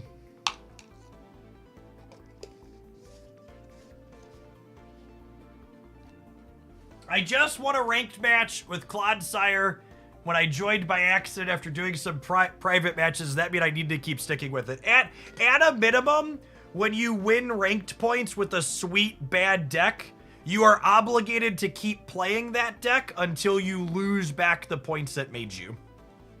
So if you win 1, you gotta play another. And then if you win 2, it gets 2 losses. And you either end up with a sweet story or you end up right back where you started. And in either case, it's all okay. Miss Sphinx, thank you for the 32 months. Welcome back. We actually had a positive ladder experience with Clodsire Day. Played Clodsire Grafify. I think it'll be the highlight on the YouTube channel tomorrow morning. I'm not going to tell you it was good, because it's not good. It's Clodsire. But it was serviceable and not embarrassing. Gary Kent, thank you for the membership on the YouTube side. Really appreciate that direct support. It's a big part of why I'm able to do what I do as my job.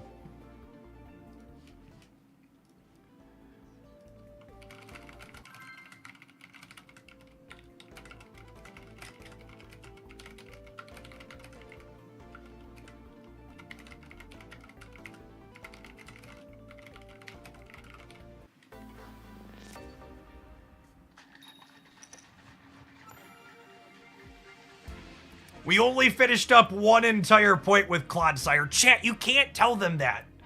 I say we gained ranked points with Clodsire, and it's technically correct and not a lie. If you tell them we only gained 1 rank point with Clodsire, they're gonna be less impressed and think less of our boy.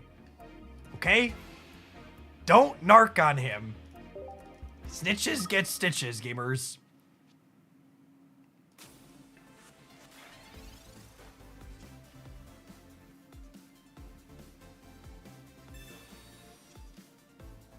I'm surprised I haven't seen more people using this deck on the ladder. I agree, Gary. It's real reasonable.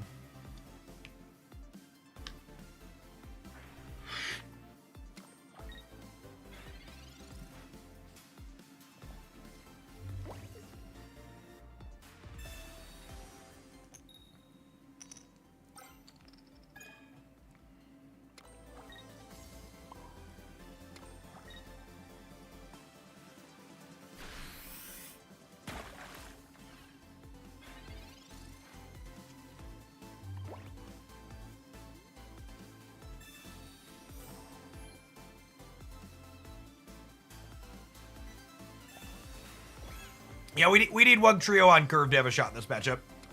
This one's hard otherwise.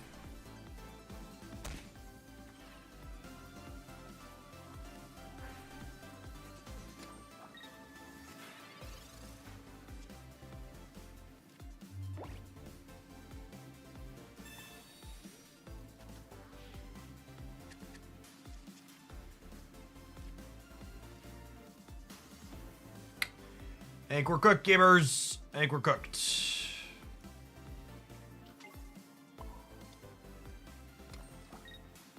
They can't attack us next turn, though. There are permutations of this Team Rocket Crunch that get us out of this still.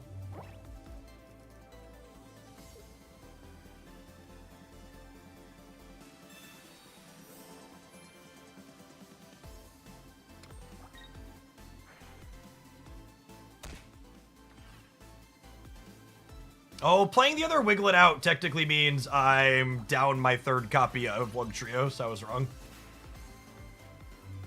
Made a mistake, hopefully not punished.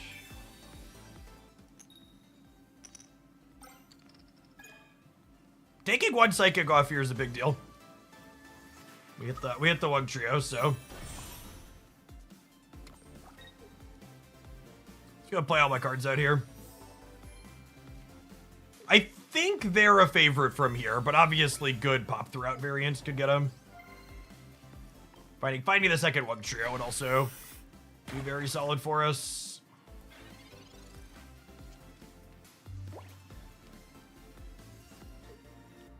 I changed the second Team Rocket for Sabrina. Is there a purpose? I don't have a full art. I don't have another full art Team Rocket.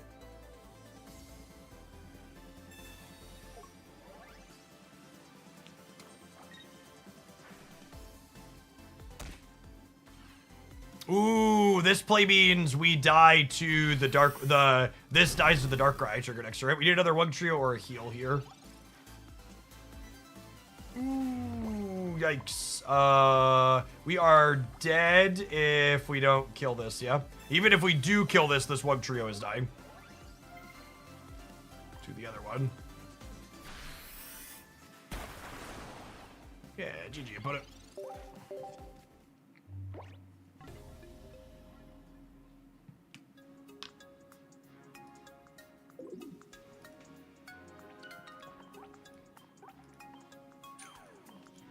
Back down to Ultra 1.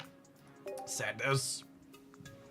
This is one of the only ranked games I've ever played where you can move up to the next rank and then lose the next game and immediately derank again.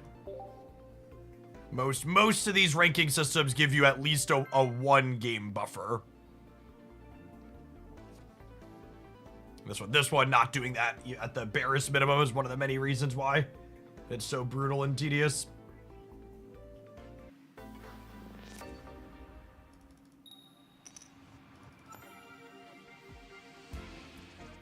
Like, a lot of games give you a lot more than a 1-game buffer, but the minimum is like you get a 1-game rank down protection.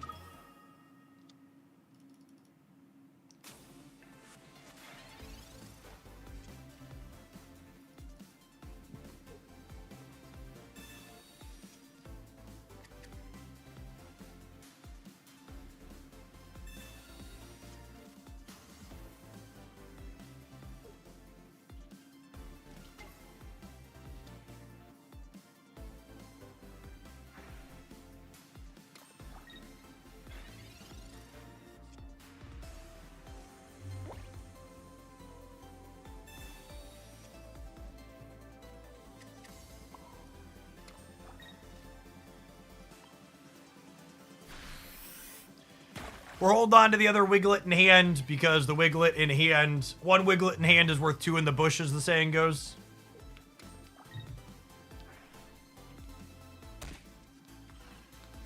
We find our communication. Throw it back. Now, something concerning here, and I'm gonna play around it the way this is set up. Is a number of these decks are playing Dawn to get attacking with Darkrai earlier. So I'm playing second Wiglet out, so that way if they Dawn onto the Darkrai, we don't lose on the spot. It makes our Pokemon communication a worse top deck, but there's only one of those in our deck, so.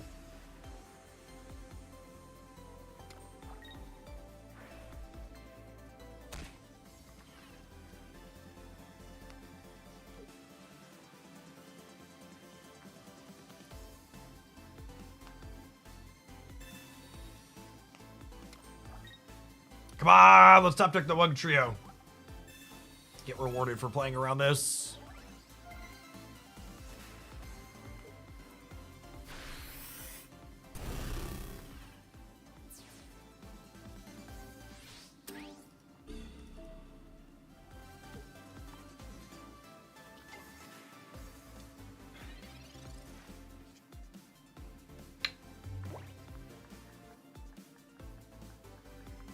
Not quitting out, yeah. Rip.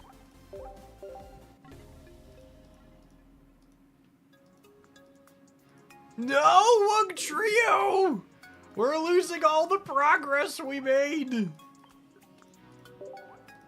But it's just like we wanted, chat. We're losing it quickly.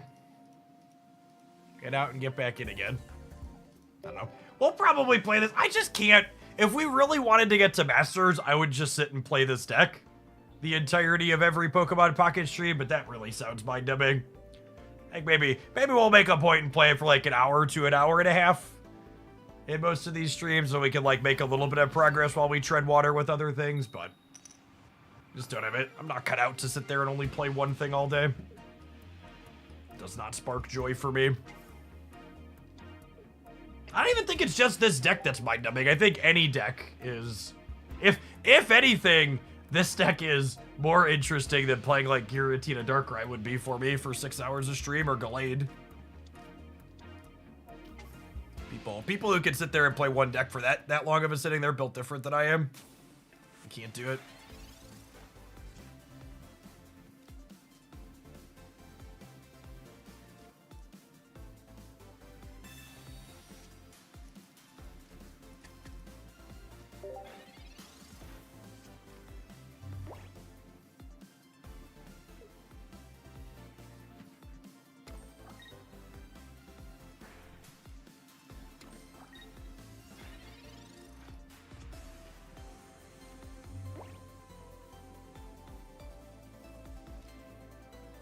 Oh, they split their energies. That's smart.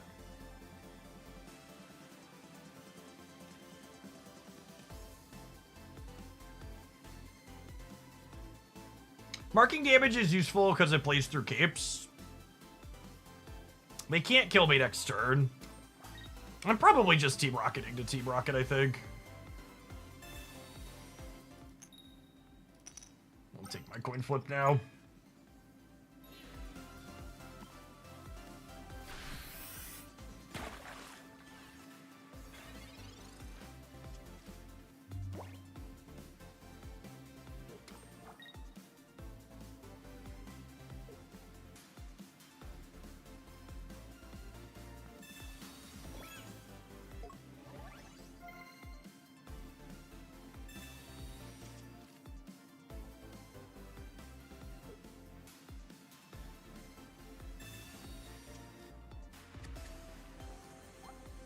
I assume this deck usually plays 2 copies of Leaf.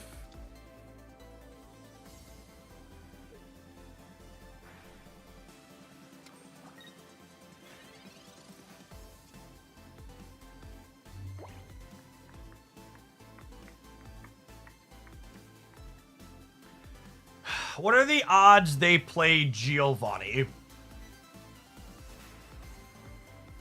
Anyone else think low? I think low is the answer. We technically lose if I just spring out and they have Giovanni.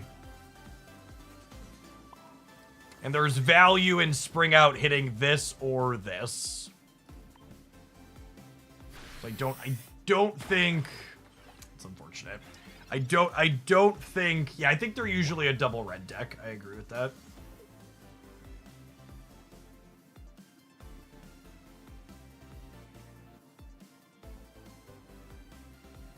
I think there are more shiny Mewtwo's or immersive Mewtwo's out there. I have no idea. It's a weird question. Probably immersive. People opened a ton of those packs. And the shinies are. You shouldn't overestimate how many people spend money on games like this. Most people that play games like this don't spend any money on them. The Mewtwo being premium only is a big deal.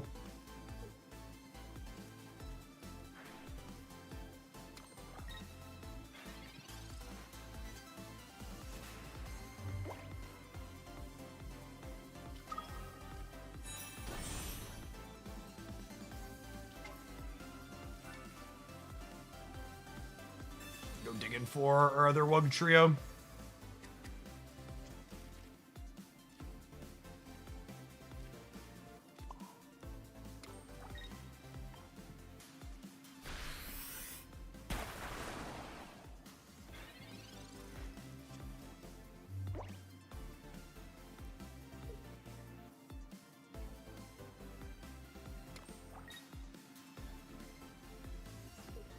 Our lack of a cape there on the Iona redraw was really unfortunate.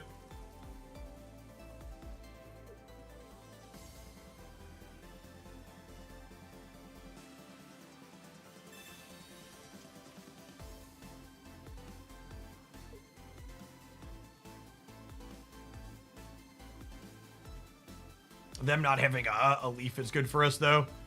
Means they're going down to just 2 energy this turn to side drive us.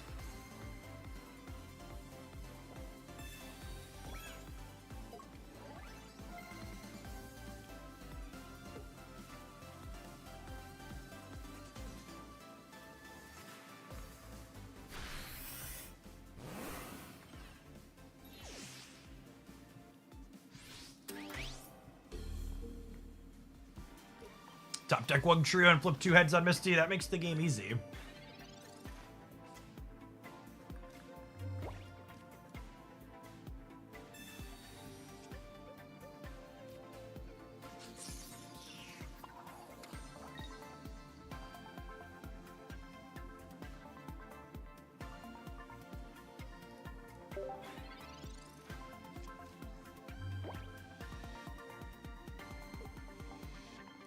Seven cards.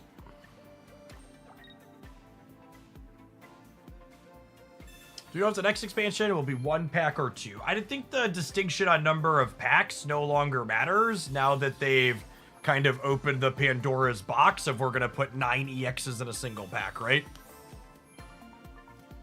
And that's, I've been putting off making an economy video about Pokemon Pocket. The economy in Pokemon Pocket has been getting steadily worse as the game's progressed.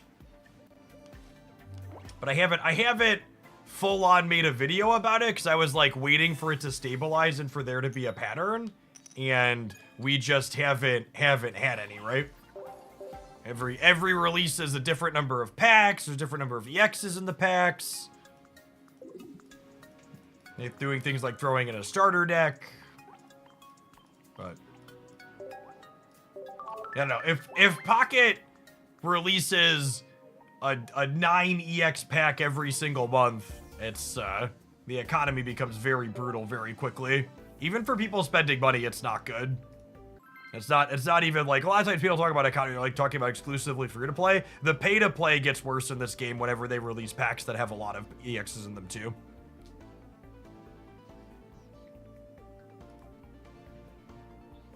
Like it's just bad for everyone involved. They also heavily diluted the number of 2-stars in this latest pack, making it worse for whales. 100%. They are definitely just doing A/B testing, trying to figure out what makes them the most god-awful amount of money. They don't know what's going to be most profitable for them.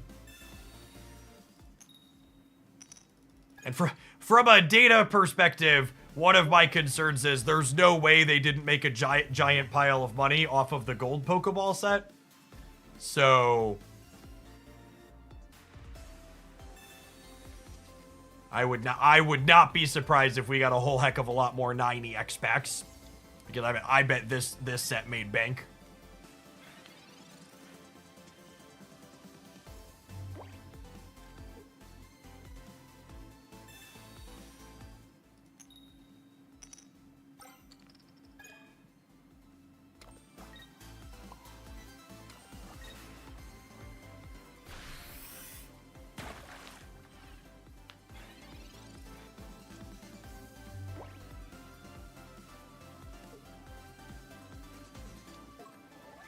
This set has the worst odds out of any set they've released so far of pulling the cosmetic cards you actually want.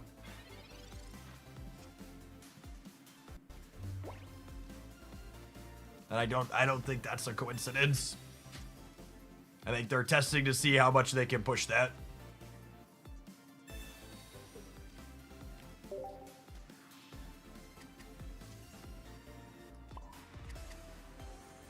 Unless they put like a full art research in the next one, I think I'll probably hit a large pause on how much I spend. I was gonna pause this set, and then they put the Pokeball in it. They knew what they were doing. But unless they put a chase card like that in there. They keep it as diluted as this one was, it won't be something I pursue again. The golden harpoon, yep.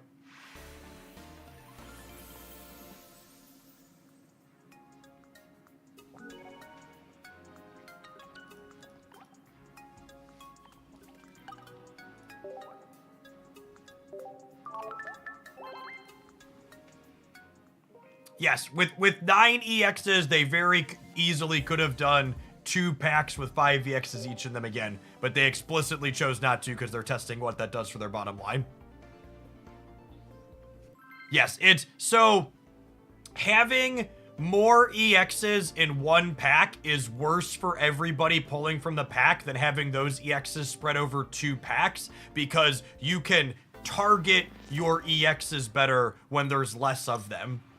And there's wider ranges of variances. The odds you open 100 packs and don't get the particular EX you want to play with is much higher when there's 9 in one pack versus 5 in one.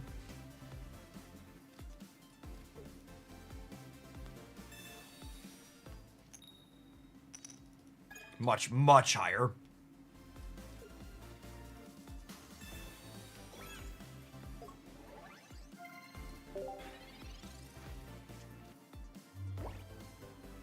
There's more outliers you have people roll into.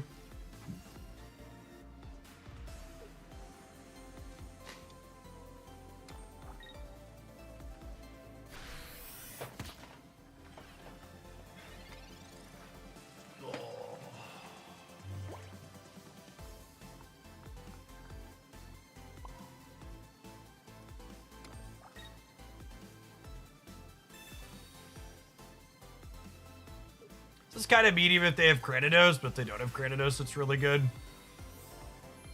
So I'm on to it.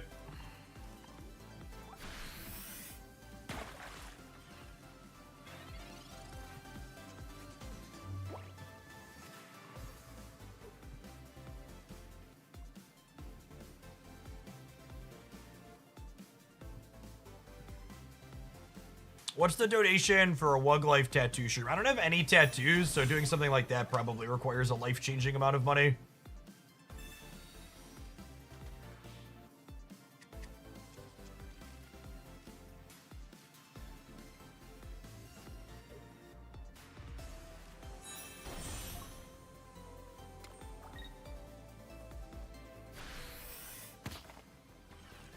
Oh, we're gonna be cooked by a Rampardos, gamers. Or we? Or are we?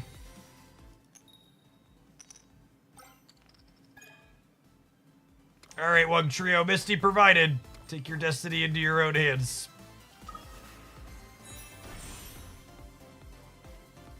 I love that the answer wasn't just a straight no. I mean, I'm gonna be honest with you. Anybody who tells you they're not a number is lying to you. It just means they haven't thought about the number. So I'm just gonna tell you I haven't thought about the number. Everybody has a price. Some people's prices are higher than others because they have more self-respect or less of a need for the money, but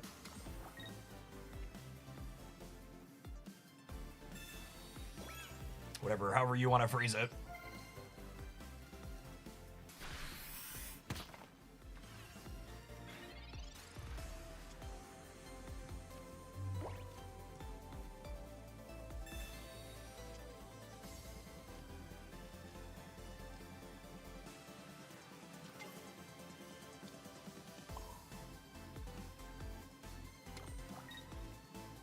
Does potioning here change anything? Potion means we live a pseudo-Wudo hit.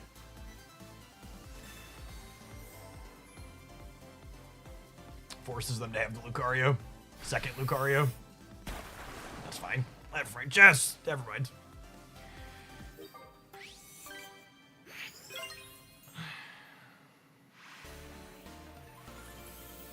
Yeah, that's true too. It also lives a headbutt. Do I miss teaching? Yeah, I like teaching. Anybody who goes into teaching likes teaching. We don't pay teachers any reasonable amount of money in the United States. You only go into that profession because it's something you enjoy doing. And I still teach in a way here on twitch.tv. Just a little bit less traditional.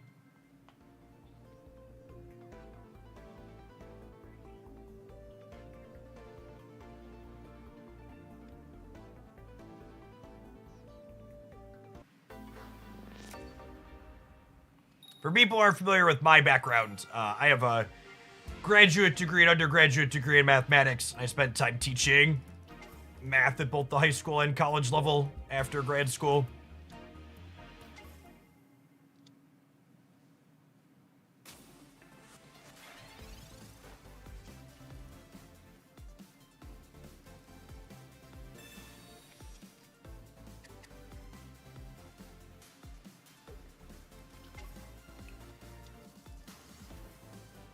This has definitely been the most popular deck by a lot. I'm curious to see what his tournament performances look like this weekend.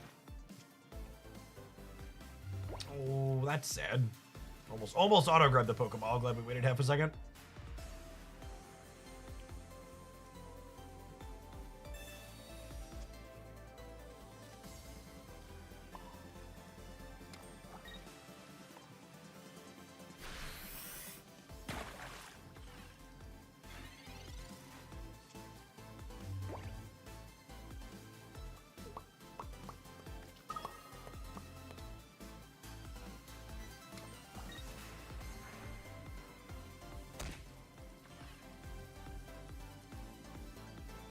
Is there a donation threshold I can hit for you to try Balatro? Sure, assuredly.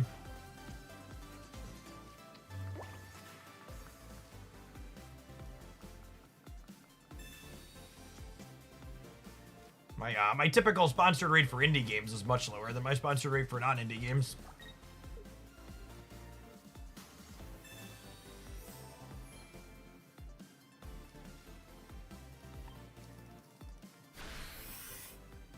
We would love to draw a copy of, Communication, our other Wugtrio next turn. Communication would let us throw this back, and then... Oh, yep. What's your ratio of crown rares to total cards pulled? Are you supposed to evolve to play around Dawn? Oh, yeah, maybe? I don't know. Hitting this again has value. I actually don't know my ratio of total rares to crown rares. Maybe an interesting number to look up.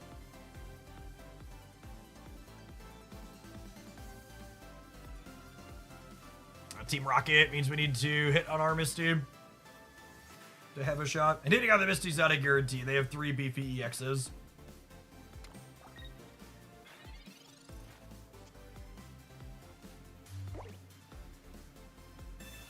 This is a matchup that usually requires, 1, you don't lose energy randomly, but 2, it usually requires that you get 2 Wugtrios alive to do a thing. I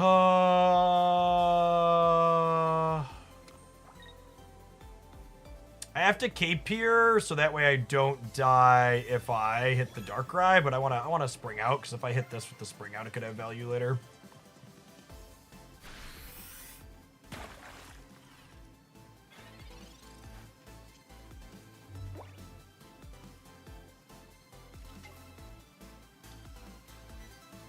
That probably seals the deal.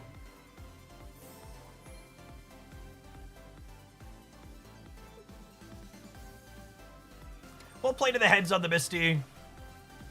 If we hit heads on Misty next turn. Oh, wait, was I supposed to potion? I think I was supposed to potion, not cape, because I want the I should have gotten the cape to get this to 160, I think. Small mistake. None of it matters if Misty doesn't hit, since their Team Rocket hit. Yeah, we drew the cape anyway, it's rewarded. Come on, Misty. Atta girl.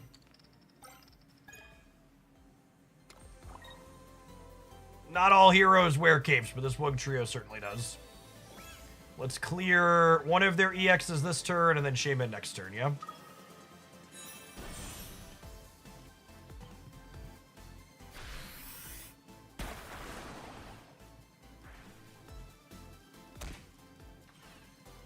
And then that's deterministic with the Shaman at this point, right? A full spread means I can't clear 2 things with 3 hits next turn.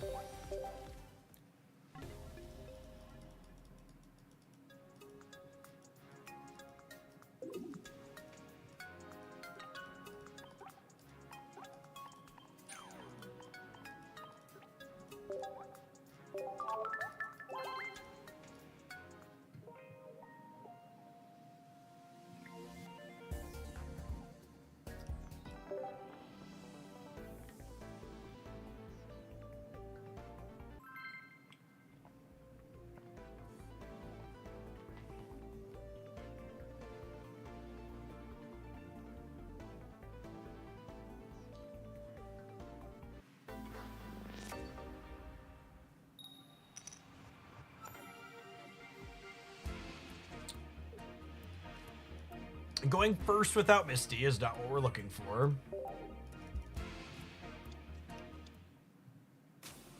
It's especially troubling.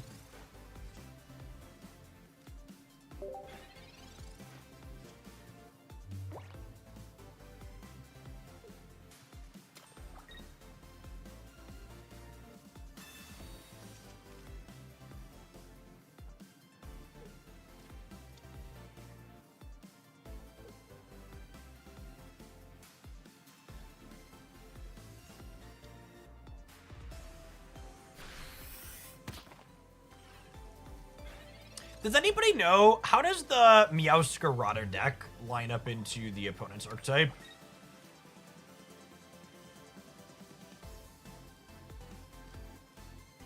Is it bad for the Meowscarada deck or good for it? My gut says bad, yeah?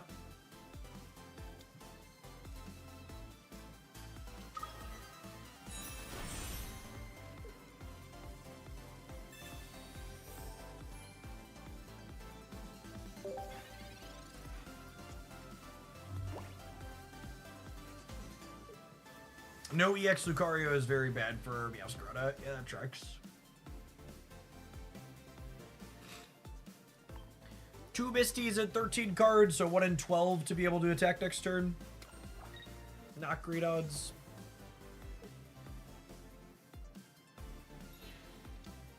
Beedrill helps. Yeah, I bet Beedrill is pretty good to them. Maybe we should play some of the 14 Trader Beedrill deck. We'll load that up as the next one here.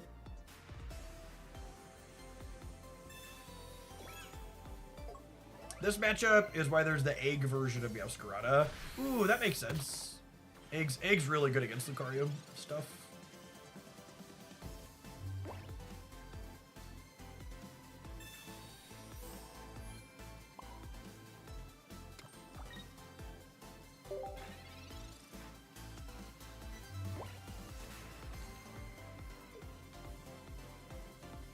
Need our Wugtrio to hold a personal vendetta against this Marshadow and no one else.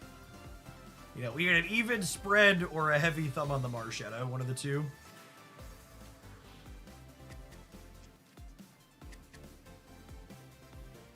Yeah, the Escrow Beetle deck's definitely competitive.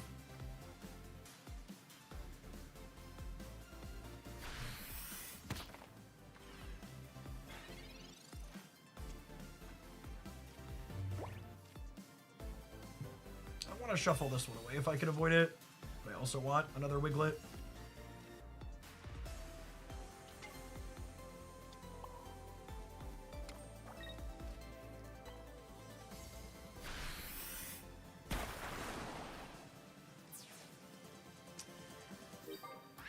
Oh, it was not the backlight Pokemon we wanted to bully there.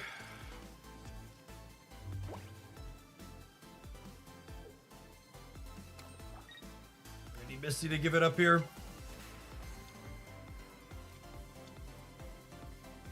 There are Garchomp Gamer. It's a little wild.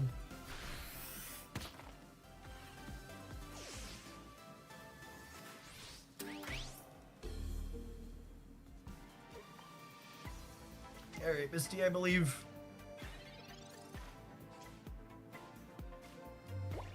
One slot machine lever pull, please. Cooked. I believe we are cooked.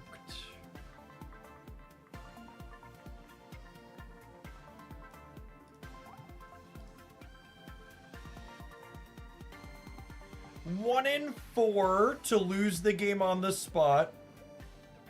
2 in 4 to make it better for our Wugtrio. 1 in 4 to do nothing.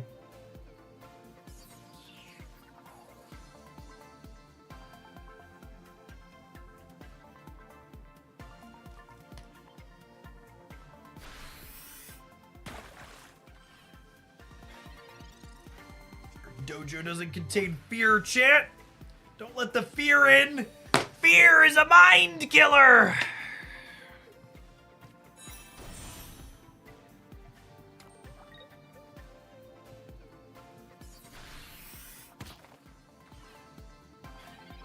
Misty.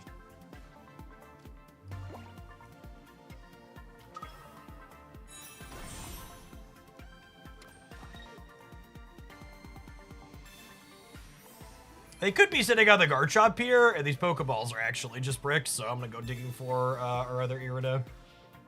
We obviously could be helping them, but we don't know. So, might as well take a dig for our other healer. Or cape. We have two capes and an Irida in my deck, so it's definitely a good Iono.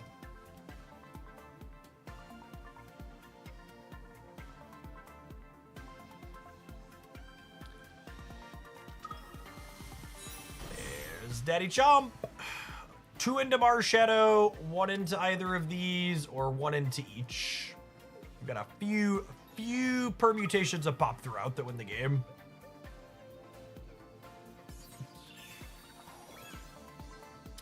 Rocky Helmet, things that don't matter for 100. All right, Wugtrio. Their bench Pokemon are your target. This mission, should you choose to accept it, could get us valuable rank points. Pop it. Oh, rip. Now you kill the Wugtrio. Now you kill the Marshadow, eh?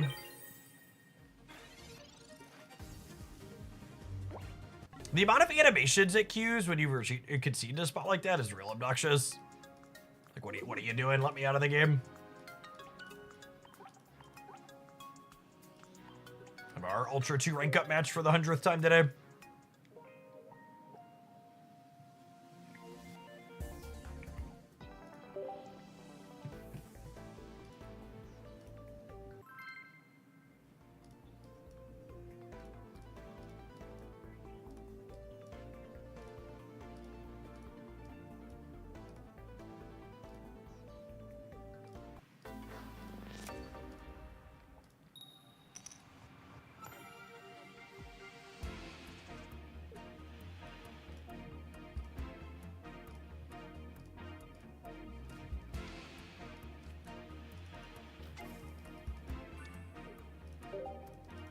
This energy advantage is nice.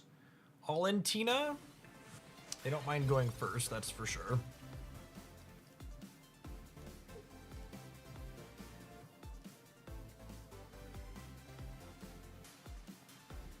The new Wonder Pick animations do feel a little bit like the game's rubbing it in your face when you brick. Agree. Not a stellar experience.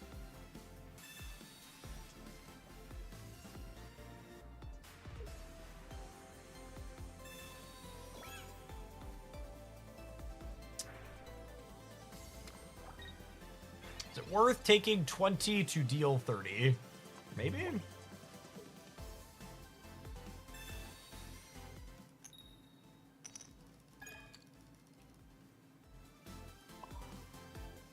Probably not, right? They attack before us.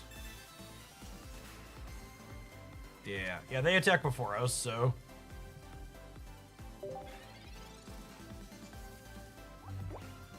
And they Pokeballed, so they have another Giratina.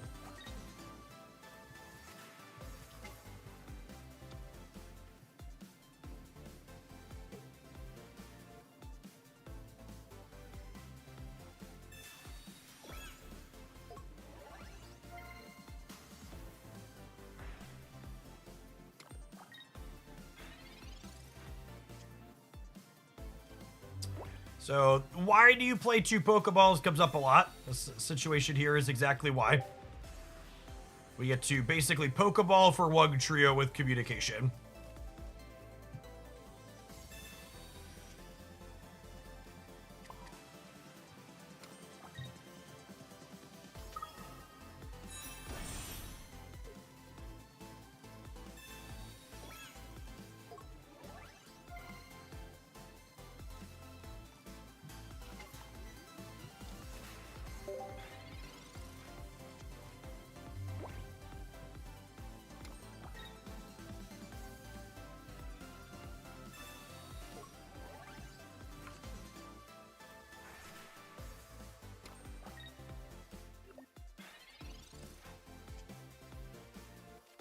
I'm gonna go out on a limb and suggest that they didn't mean to do that. We all been there, opponent. We've all been there. Pop, drop, and lock it. Oh! Wugtrio, like, who misclicked? You did. Very bad misclick. No. That was just rude, Wugtrio.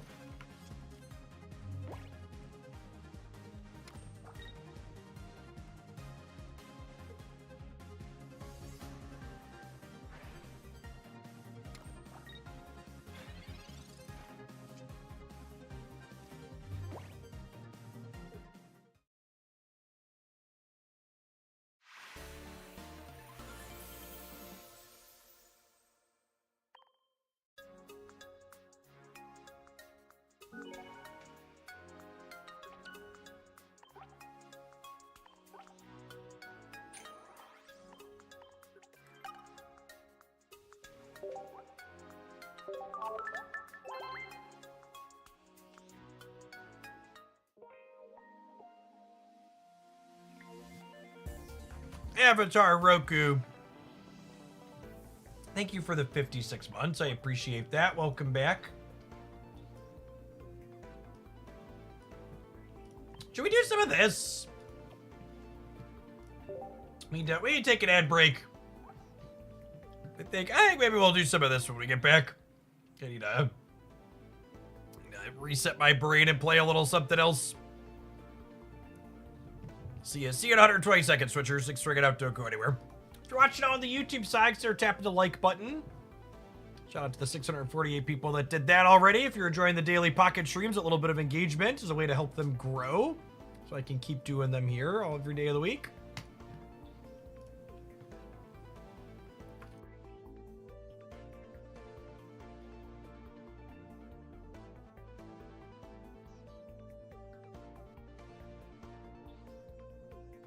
We have been Ultra 2 many times today. I don't think we've won a single game inside of Ultra 2. So we like hit it and then immediately derank, and then hit it and then immediately derank. Can we see the all-in Beedrill deck? You should check my new decks roundup from Monday, I believe. I don't have all-in Beedrill in my deck editor right now, but it's literally 14 cards and then. I think the only notable thing is you play the new Weedle that finds your other Weedle, so you don't play Pokeballs. So you play 14 and you don't play Pokeball. So this deck doesn't play Shiny Weedle because Shiny Weedle's attack finds you another Weedle, and this deck only plays one Weedle. So it is very much inoptimal to play Shiny Weedle, which is sad.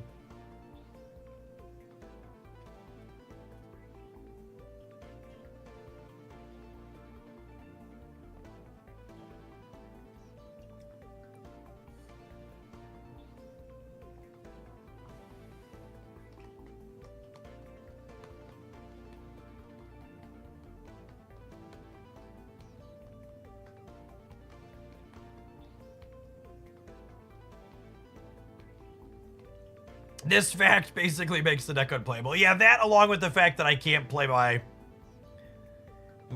full art cat without them being mismatched is just like the biggest travesty known to man.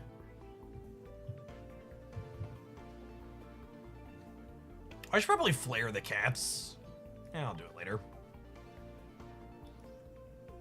Yeah, I'm gonna do it now.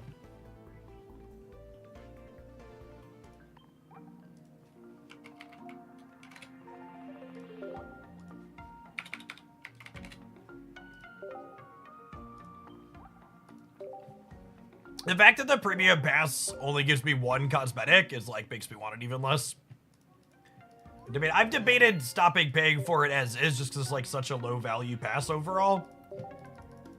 The fact that it only gives me one of the cosmetic might be the thing that pushes me over the edge. For the 16 months, Michael.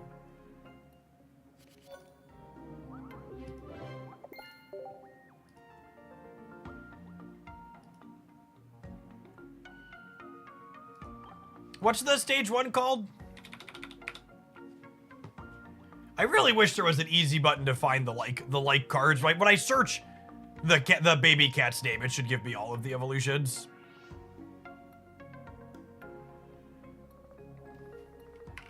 Flora. Thank you. Little things like that would make these interfaces significantly less bad. How would you handle the psychic damage having a blank space in your collection? I'm actually never a completionist in collecting games. It's way too expensive. You're never gonna have all the 2 stars anyways, so who cares? Yeah, I happily play like hero collector RPGs like Genshin Impact. It's just like being content to not have particular characters. So that's actually not true. So the reason, and this is one of the reasons why I think the Pocket Pass is one of the worst passes available in any of these games, is saying that you get $30 in packs for $10, so it cuts $20 off your monthly spending, is inaccurate because you can't save those packs for later, and the later you open a pack inside of the set, the less value it has for you as a player, especially when you get to trade that set when the next pack releases, right? So like the last couple of packs you open before the set releases, they're basically worthless because you could have traded for anything that you got out of them down the line. Especially once they make trading for Shine Dust possible. I think even if you're not pulling a lot early, they have diminishing returns the further you go. But the returns are extra diminishing if you are pulling a lot early.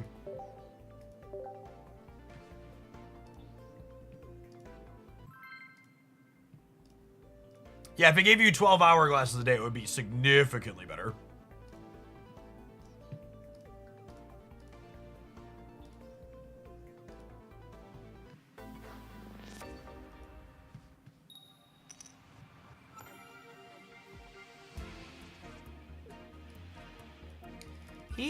Kitty. The cry for help.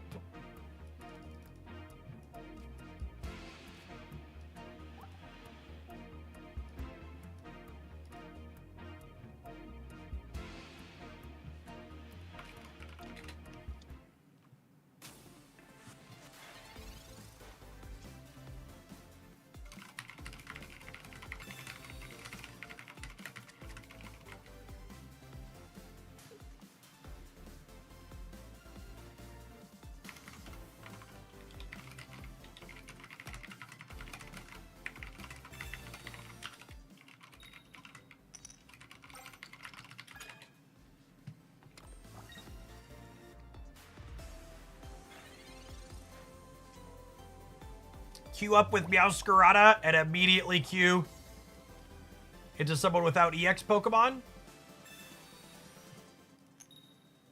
Imagine that. Oh, their Misty hit and our Rocket didn't. Rip.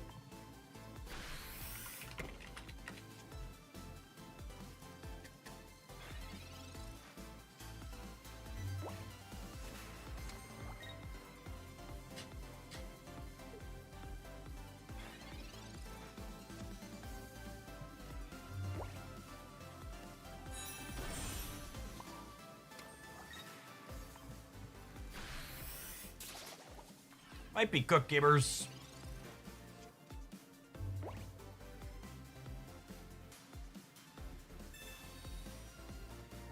They're playing Communication in their Palkia deck. Interesting. What if they're playing a stage 2 build, like Blastoise or something?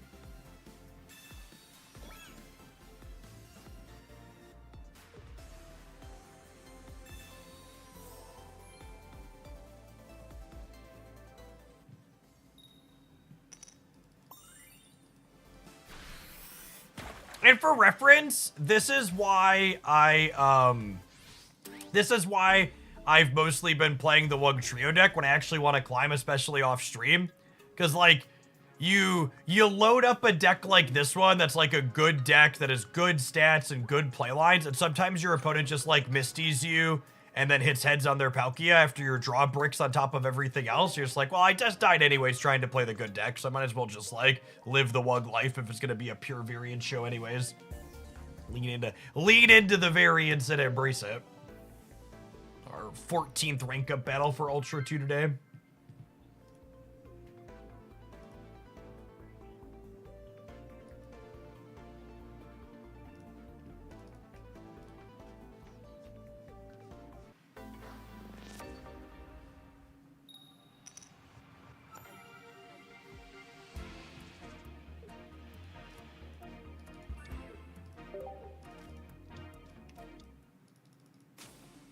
Psychic Energy Froakie. Some Giratina gaming from the opponent.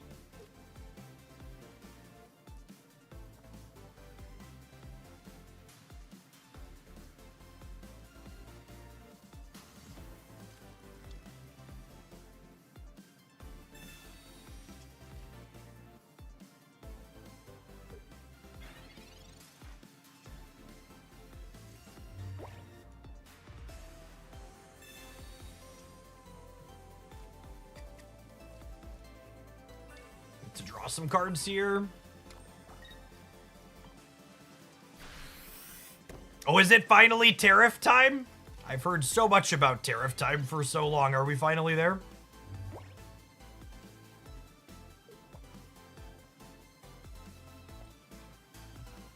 The rumor mill and insider things were saying it would be as much as 20% on everything else, so we'll see if that actually happens.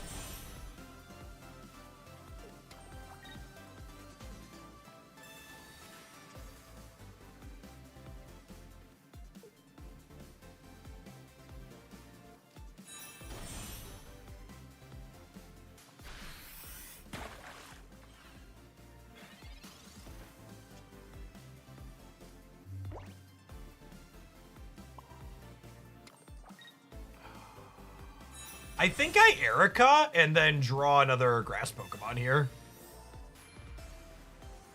And then next turn we can move to the Meowscarada, hit them for 60.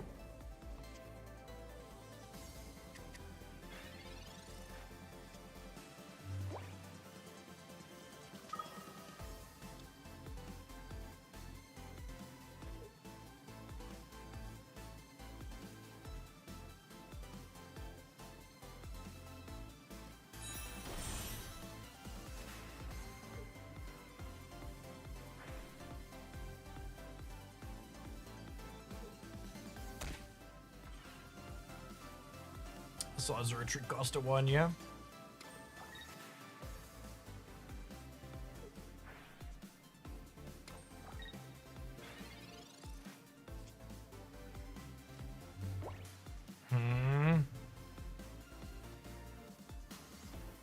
This is 50% to be Kakuna, yeah? But I'm not attacking with it for a couple of turns anyways.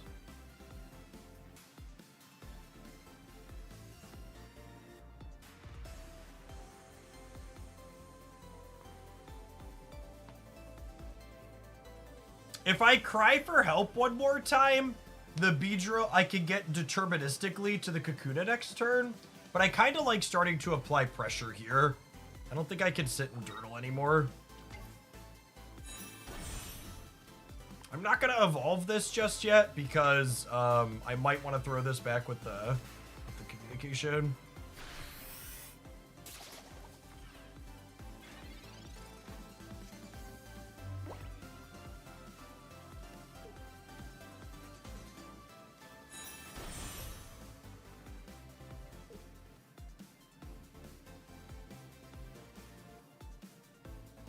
Interesting that they didn't attack last turn. They wanted to build the Giratina up sooner.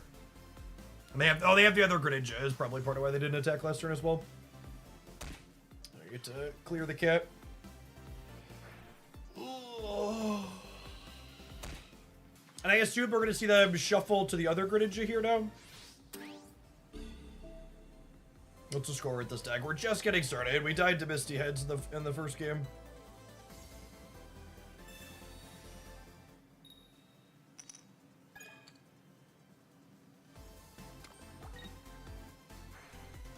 I'm really surprised they let us kill the Greninja here. Okay, cool. And then we drew this, which means this is guaranteed to find us Kakuna Matata. Means no worries for the rest of your days. Do do do do do. Beep beep do do. They can clear our Meowscarada in a single hit here with the Giratina EX. With the assistance of the Greninja. And then we're hoping that Beedrill plus Rocket Crunch can keep the Giratina off attacking again. Sabrina and Cyrus would be less than stellar for us. I guess if the Meowscarada lives, that's bad for them. Oh my, they didn't put an energy... Not putting the energy on the Giratina is a mistake.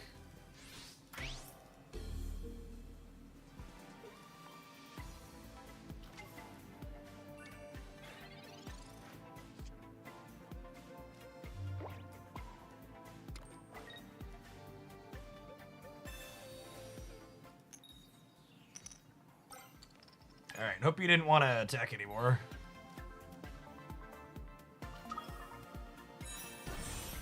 Beedrill really lets you leverage even a single heads from the Team Rockets so efficiently. Just like, and for my next trick, we have Cyrus in case they try and back out here as well.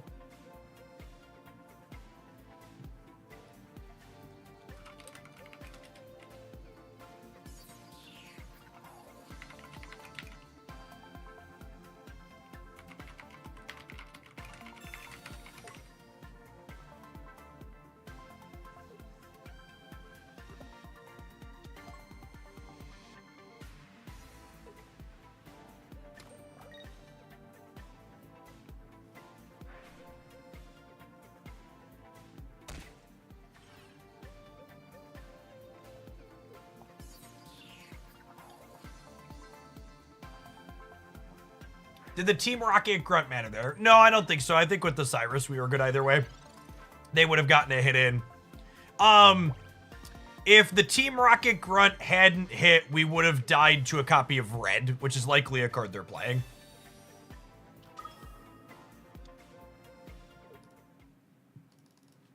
So, it gave them one less out by hitting with it. How much Arceus have you seen? Could we play status effect Pokemon and not be embarrassed? We actually recorded a set with Clodsire that's going to be tomorrow morning's highlight. I'm not going to tell you it's cracked, but I'm going to tell you we didn't lose rank points while playing it. So it's fine. And Ms. Magius Giratina is on my list of things to explore at some point. Tubos with the 115 months. The man, the myth, the legend, the Hooglandia OG. Closing in on 10 years. That's a long time. We're gonna have updated animations for you soon. I actually just got them back, and I need to figure out how to put them into stream elements. So when they pop up, they tick all the way up to 10.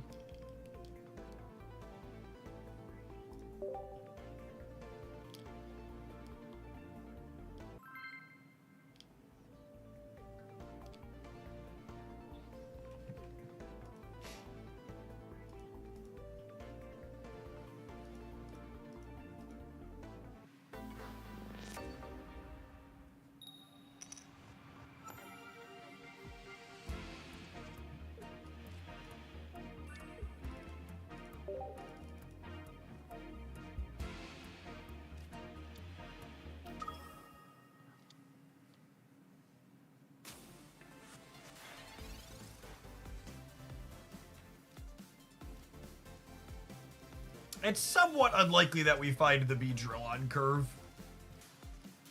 But if we do, it's pretty good here.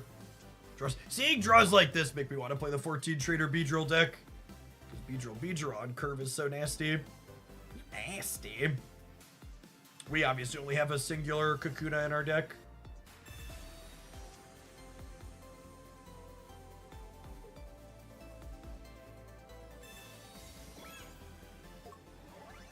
That being said, even just evolving the cat is pretty good.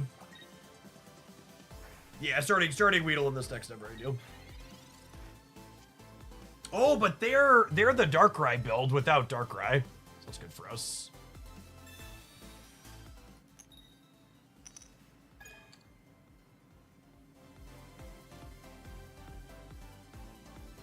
I think I'm gonna do this just in case we high roll the Kakuna. It's such a huge upside if we hit it.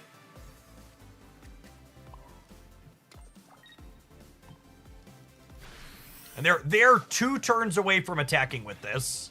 Or 3 turns. They need to go activate, which ends their turn twice. So I think my plan here is we're going to retreat and cry for help next turn.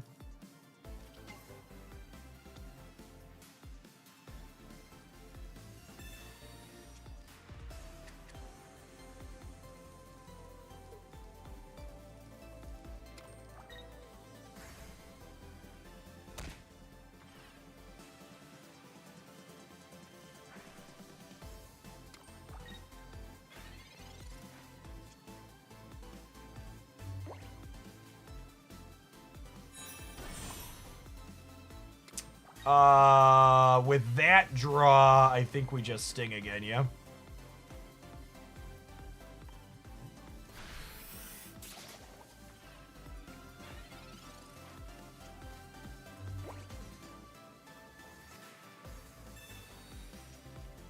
They can technically attack with Darkrai with Dawn this turn.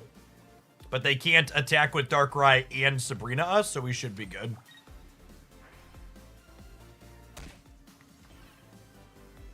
What's your reasoning for GA Weedle over regular Weedle? The new Weedle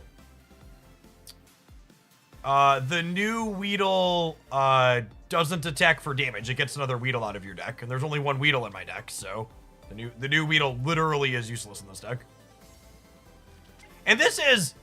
So, I've heard people say that this deck is good in this matchup. And I look at this board state, and I really just want to know for people who have played this deck more than me, how? How is this deck good in this matchup? Because it looked okay when I had my stage 2 and they didn't have Druddigon. But now they have Druddigon. How do I win the game?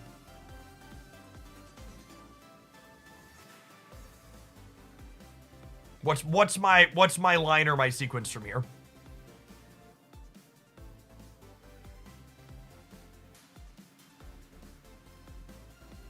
That's the neat part. You don't. Yeah, I don't like. I would be surprised if this deck is truly competitive. It's probably good against like Darkrai Weavile. But just like unironically, this doesn't seem any better than the Wugtrio deck into this matchup. It's good for climbing because you could just auto concede. I guess. I mean, this deck's been like almost half of my matchups today.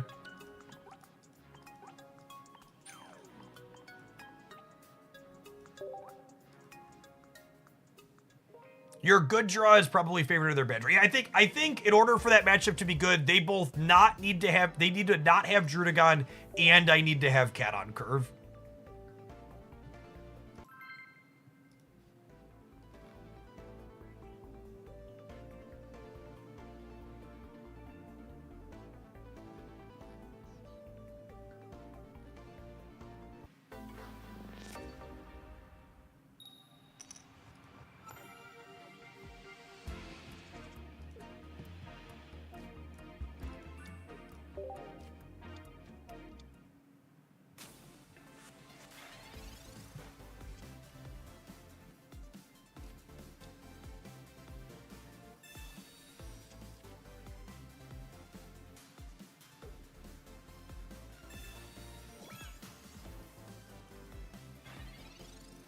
I've liked the Snorlax build of this deck. Yeah, I could see that.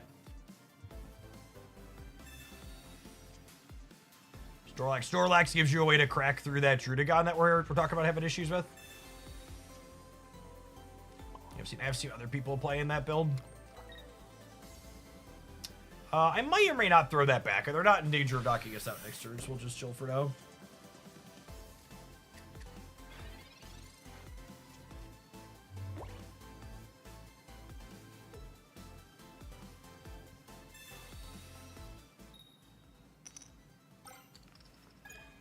The way you beat Darkrai Giratina with this deck is build 2 Meowscaradas and have a caped Beedrill. I can't tell if you genuinely think that that's helpful or if that's really the only way you beat it. Because like I feel like that's the indictment of the matchup I'm trying to give, right? Like if you need the 10 card combo, you're probably.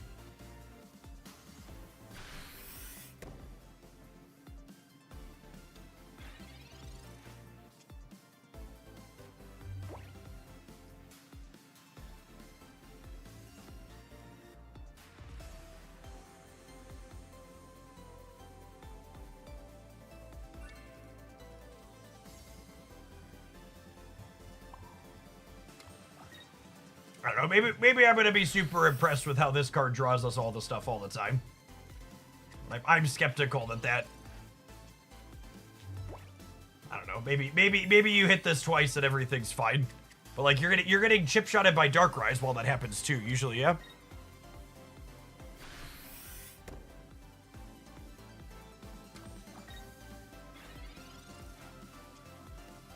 Erica lets you play through it? Maybe.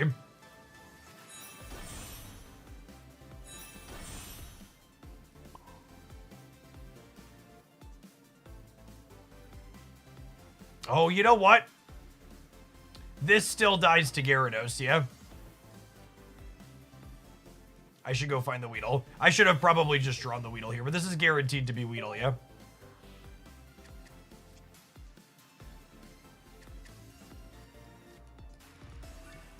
It's not as bad as you think. I am genuinely looking forward to seeing what the matchup tables look like out of the weekend tournaments. You could definitely consider me a skeptic.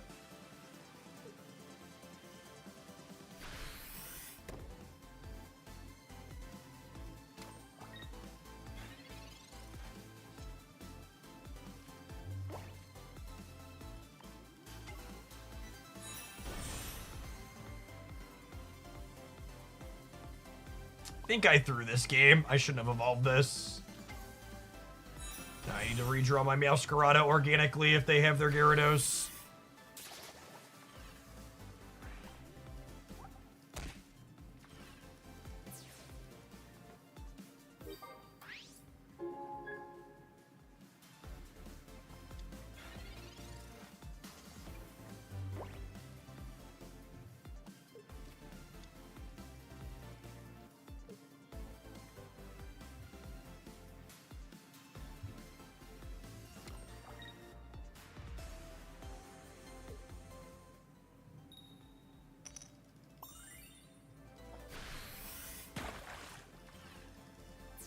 They were basic Pokemon, flipping heads to kill by stage 2. It's just like, if there was a story to tell about the state of Pokemon Pockets metagames, it's definitely that, right? I see my stage 2 getting absolutely and brutally got by their basic Pokemon.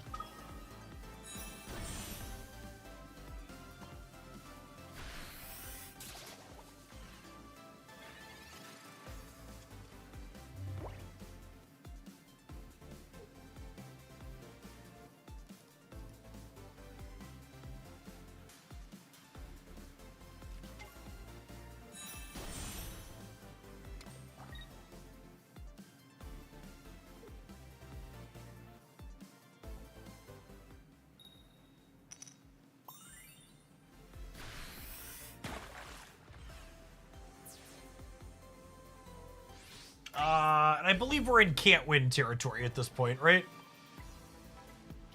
Loopy, thank you for the 18 months. Welcome back.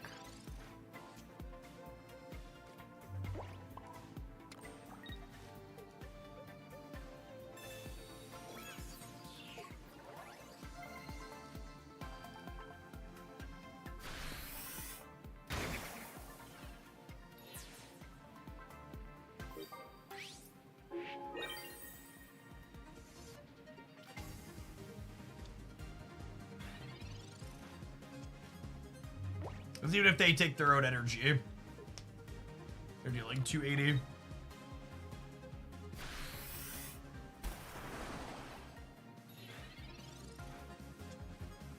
Yeah, if the Rocket Grunt had been a Sabrina, we wouldn't hear. But that's just like, you know, every time a different tech card will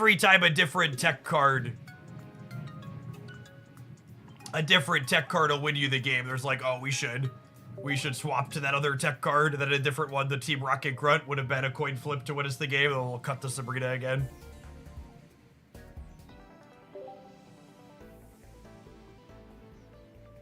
Ooh, is this storming out? It sounded like we were getting some weather. Oh, yeah. Oh, Tornado Watch, and one more.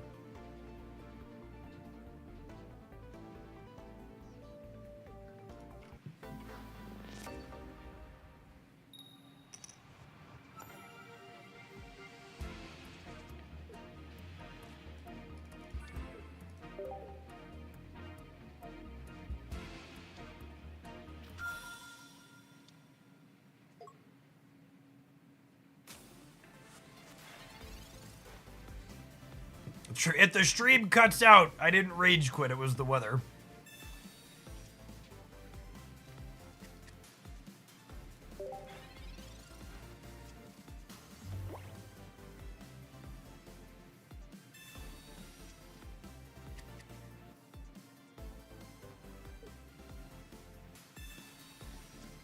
So, Meowscarada does 130 to EX Pokemon, and red means we do 150. We have Cat on Curve.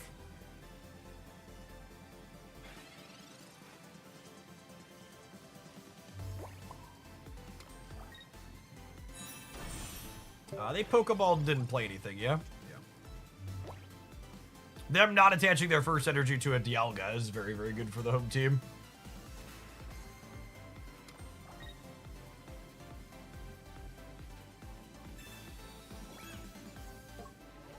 Not all heroes wear capes, but this Arceus certainly does.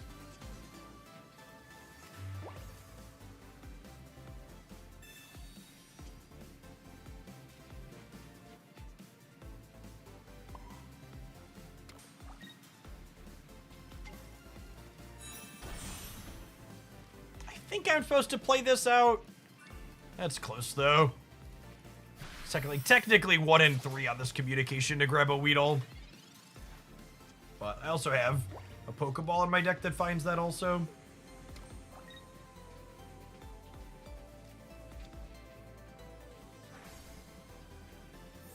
So that's what they Pokeballed into earlier. Look at their little hedge dogs.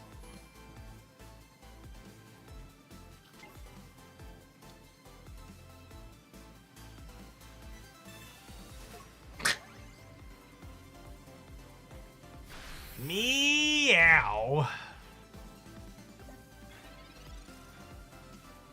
Do you think they realized what was about to happen there?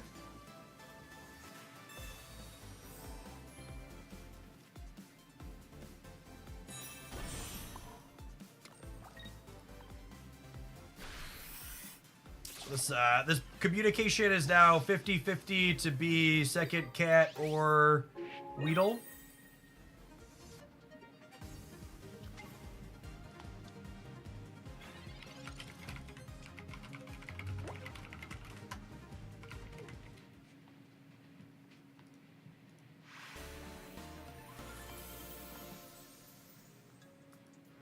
Reading is a truly lost art. It is. Truly and entirely. Oh, baby, you ready to be Ultra 2 for the 10th time today? One of these days we're gonna cross over into Ultra 2 and then win an extra game or two. Instead of immediately sliding down again.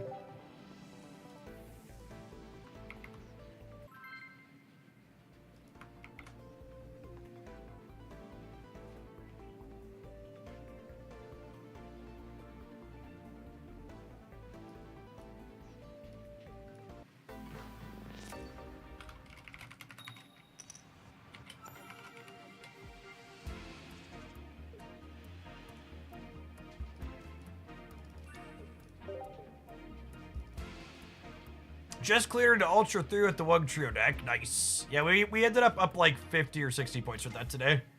It's what got us to the cusp of where we are.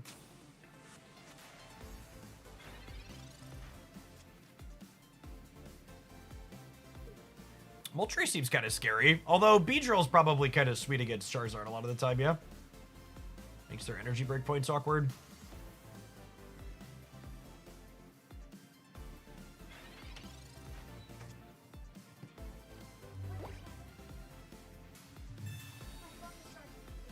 Yeah, there's a tornado warning, my dude.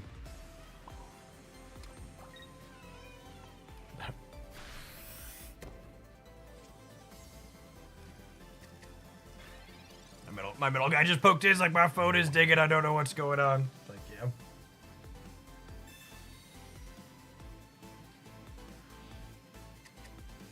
you. Ooh, I'm gonna regret not pulling my patio furniture in, aren't I?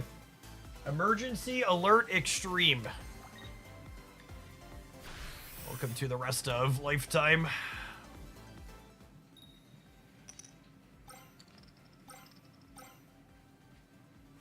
I am in a basement.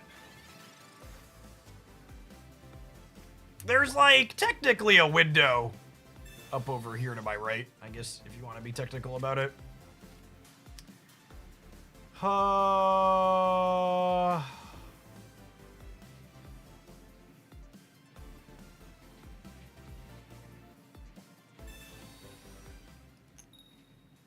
It's not your furniture anymore. It's pretty hefty furniture. It takes like, usually takes like 100+ mile per hour winds to take my patio stuff away.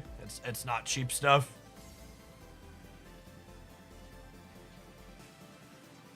I think I'm gonna throw back to Meowscarada and go digging for Weedle. Which isn't super likely, but we could hit, yeah? Cool. Because they could X-Speed or Leaf and cook my cat this turn. And then I think we're going to need a Paralyze hit from this to have a shot.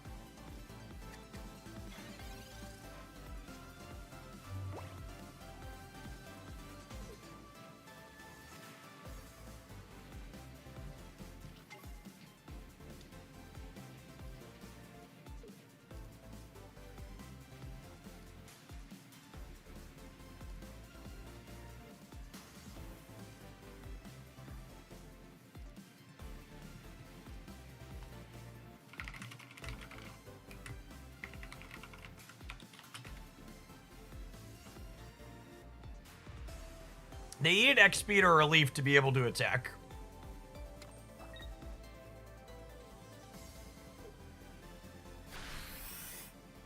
Okay, that's decent for us. The Charmander this turn, they could be sitting on Charmeleon and Charizard.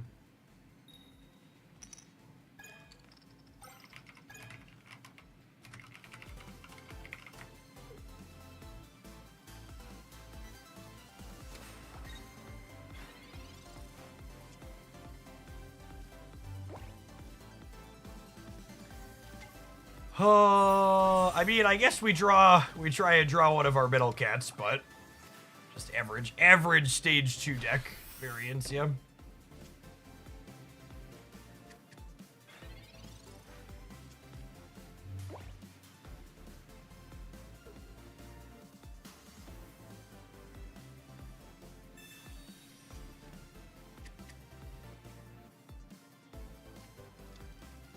Well, they're playing a split. Fair.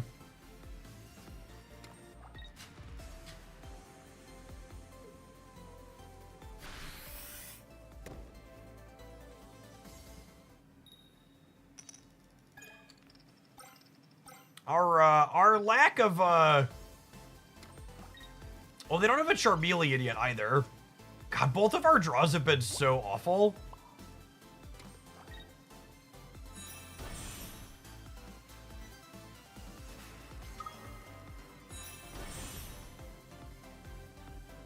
You know, maybe I'm actually, this might be, I feel like I'm using this card wrong.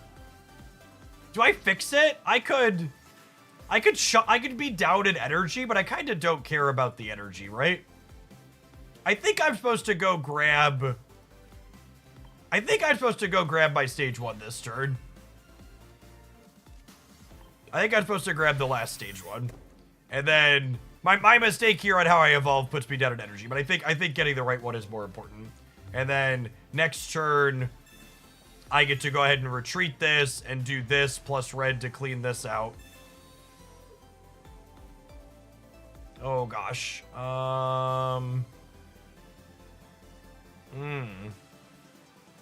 think I have to give him the B. I don't think I want to give him a knockout here.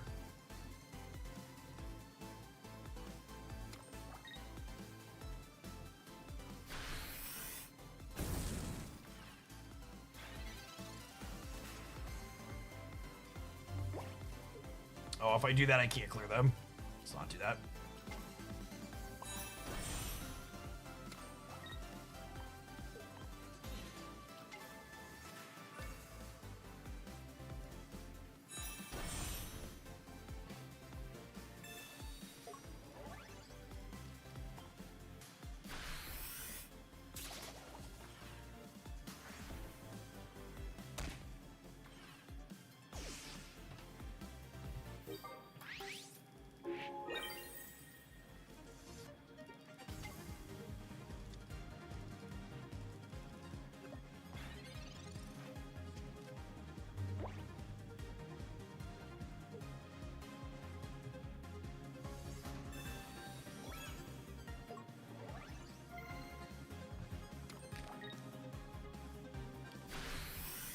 Well, the fiber internet's still holding up, but there are sirens going off outside my home, just so we're clear of the state of the weather around me.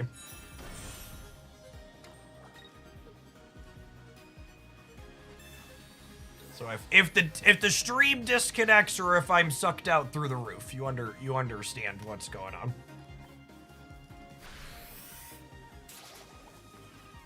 I mean, for reference, chat, my office is in the basement, so I am in the place I need to be in the event of the weather going on outside.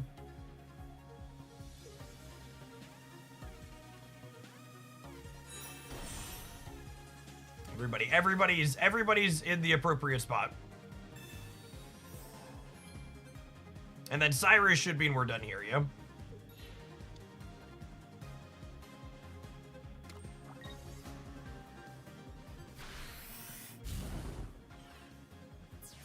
Jeff's always been popular, but his stream can really take off soon. Oof.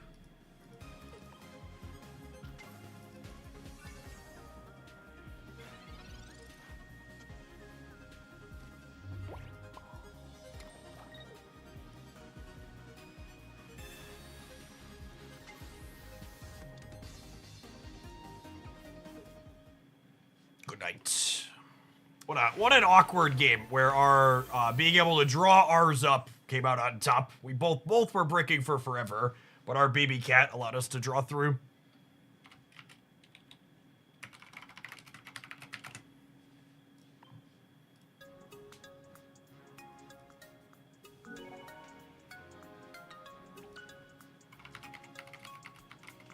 All right, gamers. We're not going anywhere because I couldn't leave my house if I wanted to. We're going to take a pause for the cause and let some adverts roll. We're Ultra 2. Assuredly, we win a game now and don't just immediately derank. Yes? Find out after these messages. If you're watching on the YouTube side, be sure to tap the like button. We're going to be here 5 days a week or more. If you enjoy that, a little bit of engagement helps the content grow. Appreciate the folks that did.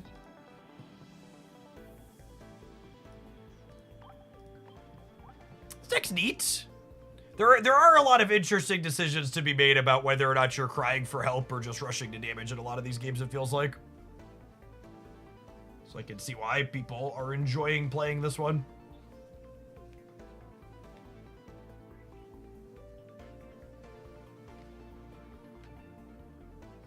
Team Rocket Art is a sweet one, I agree.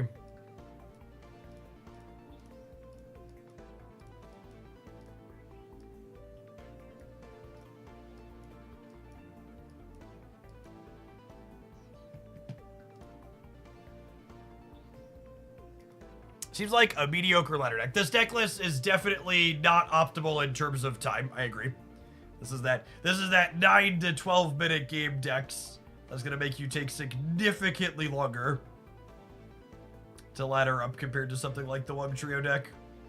This is I'm a content creator playing Pokemon Pocket 20 to 40 hours a week, and I can afford to be slow and steady about this.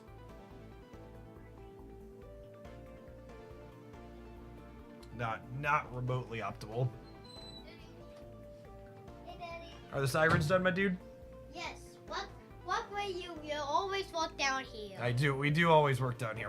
You think of stuff. 2 Pokemon.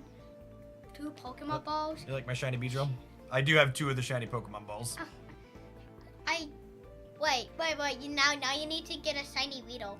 Oh, so the shiny Weedle has a different attack from this one, so we have to play the pleb Weedle because it attacks for 20. Bleh, yeah, I know. That's exactly how I and chat feel about the pleb Weedle.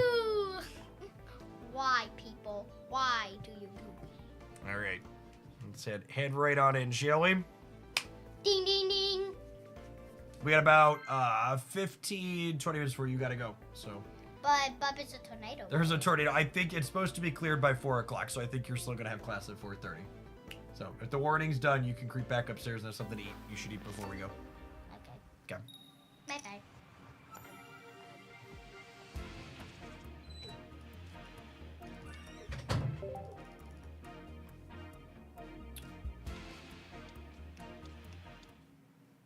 Skarmory. This actually sounds really bad for us, yeah? If they're on, hopefully they're on Metal or Lightning Magnezone. If they're on Arceus Magnezone, that sounds atrocious for us.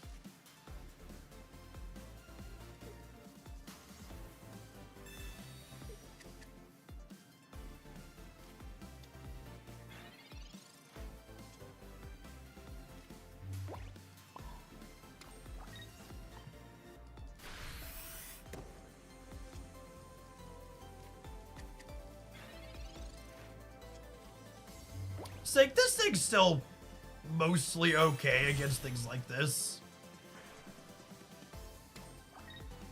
Skarmory's your worst type. I bet this matchup is polarizingly bad for us.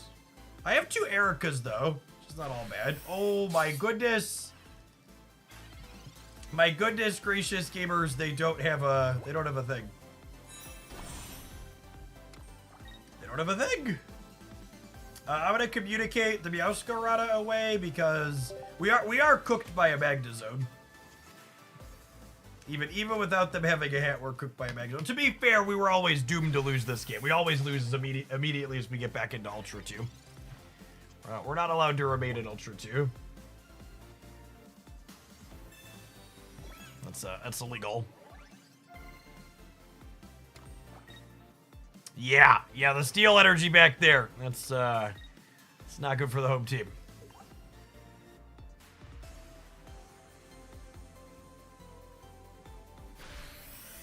Gotta get that concession APM up, gamers. Don't want to be slacking on your concession APM.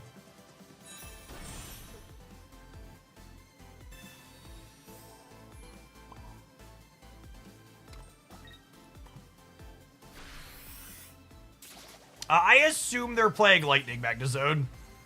Would be my expectation.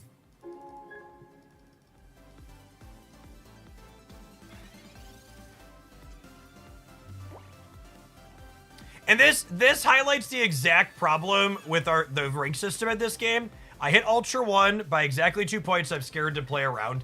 If you are someone who's not going to spend 50 hours playing ranked this season, you should stop playing the game when you hit Ultra 1. It is negative expected value because they pay out based on your final rank to continue playing games when you could hit a bad streak and go down. When you hit Ultra 1, you should log out and stop playing. And unironically, just completely stopping playing when you hit it early is a behavior that they will track. So that's one of the best ways you can affect change, is not only be loud on social media, but also like make sure your behavior reflects what you are saying.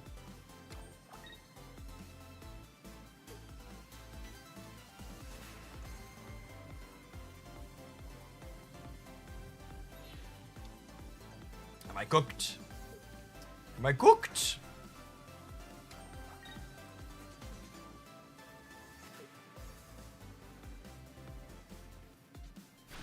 Actually doesn't even matter. They don't have it right because they just do 60 and 60.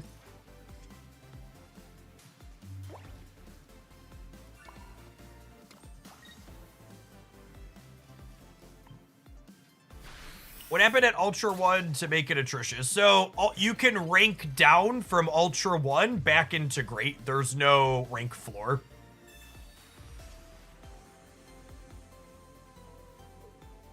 You also stop getting win streak bonuses. You start losing 7 points for every loss while still only getting 10 for a win. And the amount of points you need to go up in between is higher.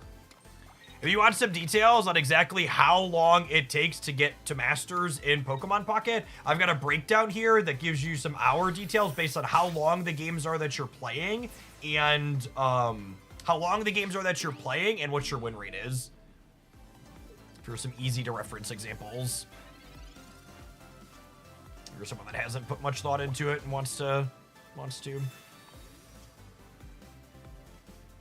All right, so you're saying there's a chance. I think we actually win the game, huh? What a weird, scrappy game. Because we have Cyrus and this Weedle deals 20.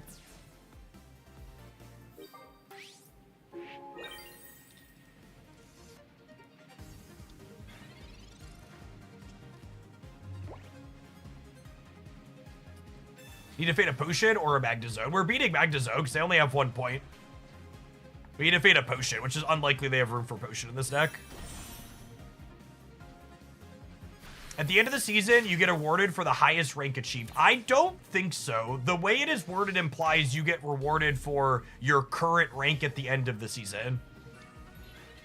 Because I would assume only 10,000 people get the top 10,000 award, not all the people who are top 10,000 at any point. If they were going to give you awards over the course of the season, you would get the rewards as you ranked up. That was an interesting scrappy one. Weird on both sides. Definitely a matchup that's not ideal for our deck.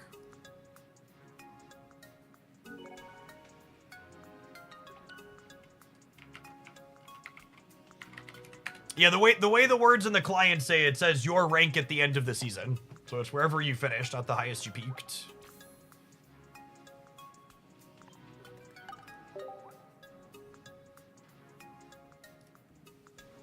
All right, we successfully won the game after we got to Ultra 2. Obviously, this deck is cracked. Nothing else was able to do that. Several points into Ultra 2. Let the climb continue. That was a weird concede. Were they ghosting to know we had the Cyrus? They weren't dead on board. They were only dead to the Cyrus. So maybe we had an extra viewer from that game. Did I Cyrus? I don't remember. I was writing. Maybe I did.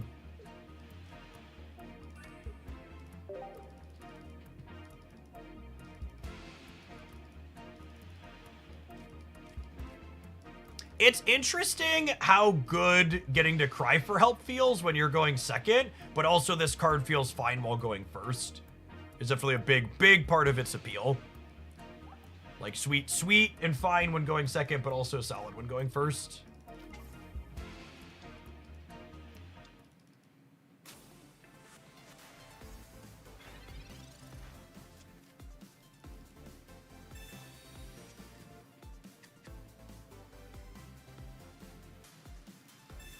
The difference between getting to Ultra 1 and getting to Masters is 20 hourglasses, so about a pack and a half.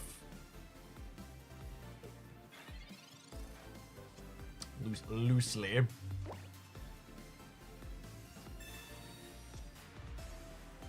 Kraken, I hope you and yours are safe. We just had sirens go off here in Central Illinois. I think we're all good as well now. Sounds like they passed.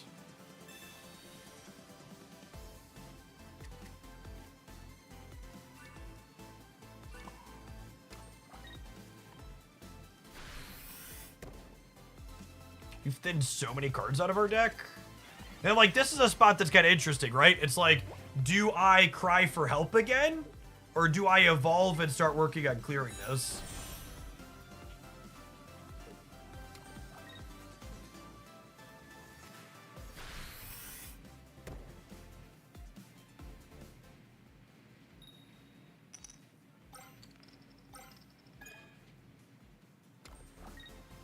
I think I want to build both my things in the back here.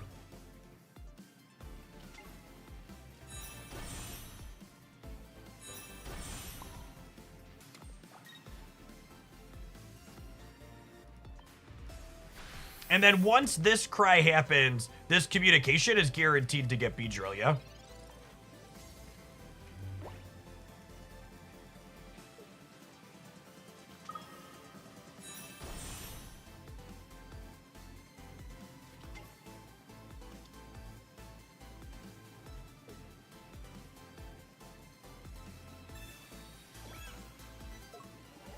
KP reads the Moltres, doesn't die to red.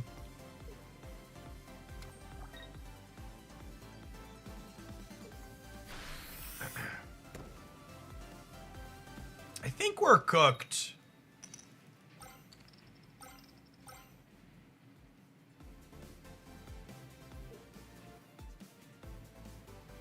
Are we cooked?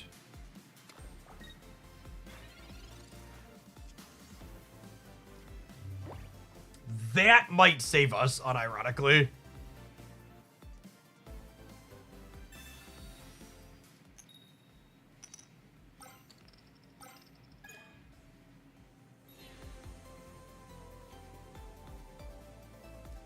So now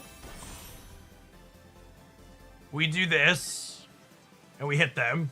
And then next turn this clears and we go energy here and we build towards Beedrill.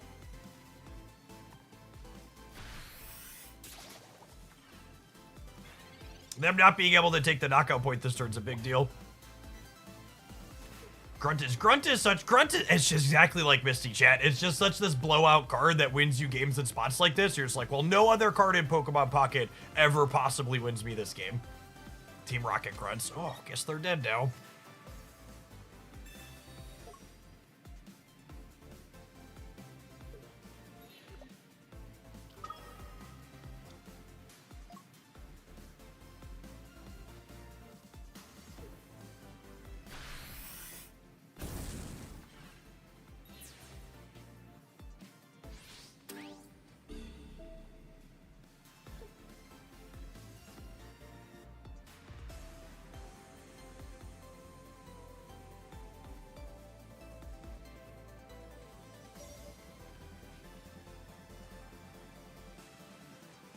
I'm gonna need to win a paralyzed flip.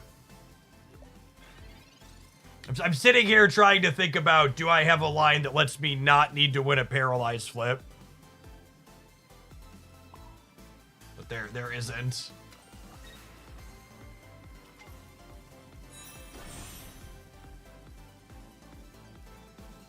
Oh, wait. Wait. No, this is fine. No, I don't want to evolve because then Sabrina kills me. I hit them, and then they don't have enough to Crimson Storm the next turn, so I can evolve Beedrill and just not take a hit. Yeah, this is fine. This is right. I don't have to take a paralyzed flip this way. Because they go, if they want to kill the Meowscarada, they go down to 2 energy here.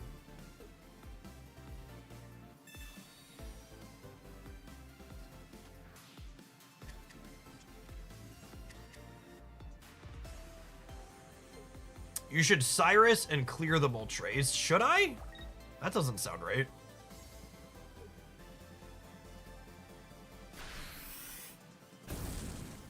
That doesn't sound remotely correct. Yeah, I need to get this Charizard off the board. So now they can deal 80 to me, but I evolve into Beedrill, so taking 80 is fine. And they have to leave.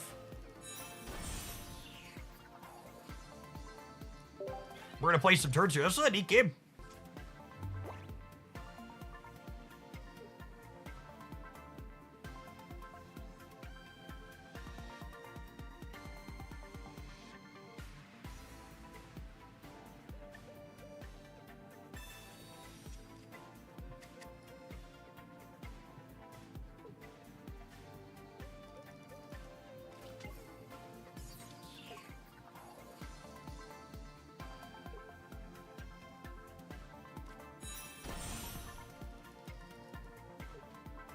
The Cyrus should lock it up here, yeah?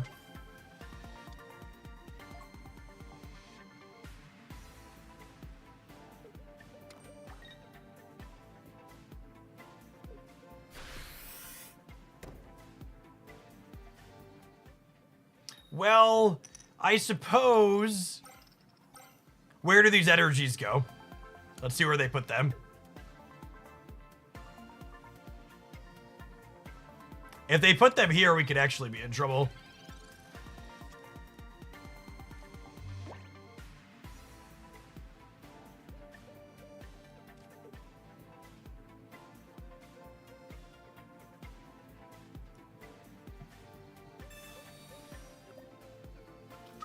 Yeah, they weren't playing around the big man.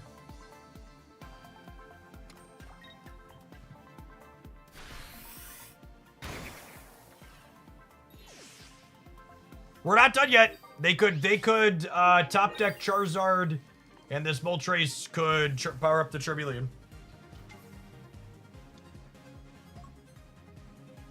They are still in it to win it.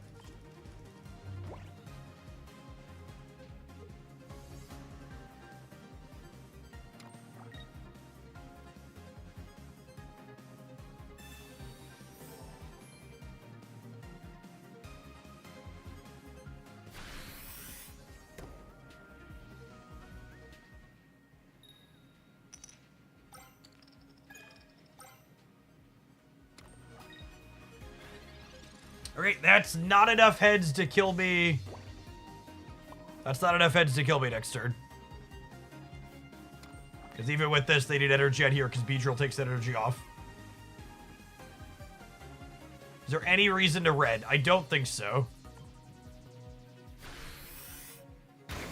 And in fact, I want to not red yet, because if they evolve into Charizard and put it up, I want to be able to go 80 into 100. How many X speeds have they shown? 1. They could have X speed Charizard, and they get the win with that.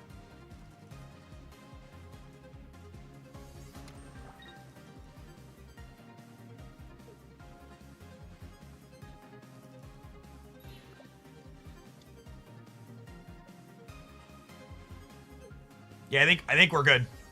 I think when they don't have the X speed, we're good.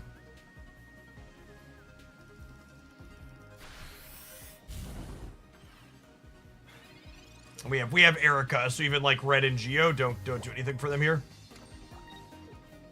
And the crushing spear keeps them off of Charizard's big attack next turn.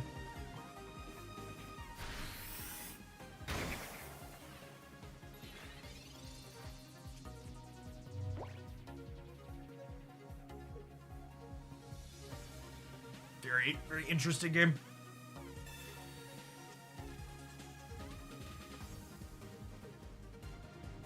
They have the Charizard here, but they need another potion with it or a cape. Otherwise they die to red.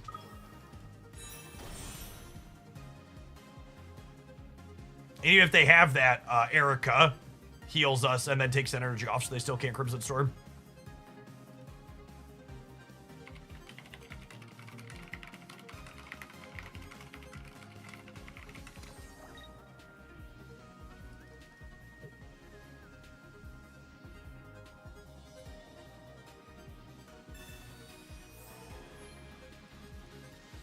I'm glad we had the Ericas.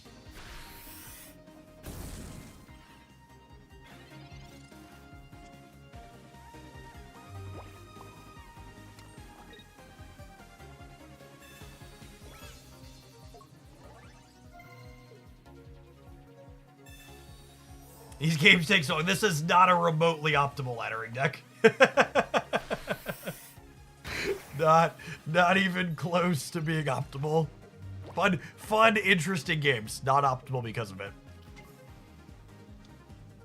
Oh my goodness, they're technically not dead yet.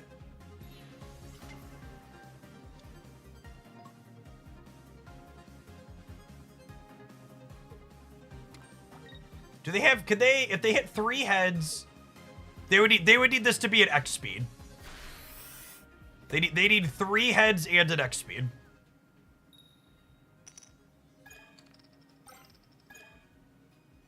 Okay. Unlikely, but they had it out there.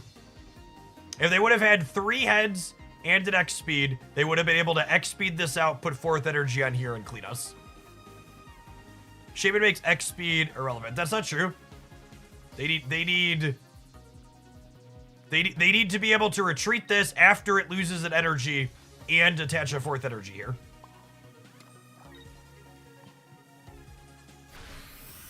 The Beedrill. Yeah, oh, you're missing the Beedrill attack. Yeah, the Beedrill takes the point off him. Yeah, we're crushing spears here.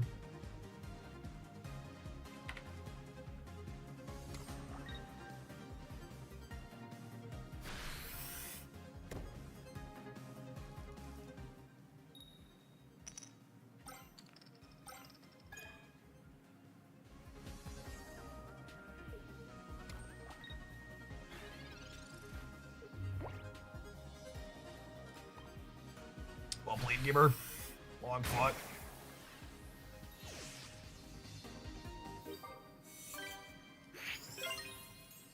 22 turns. Or as I like to call it, 14 Wugtrio games.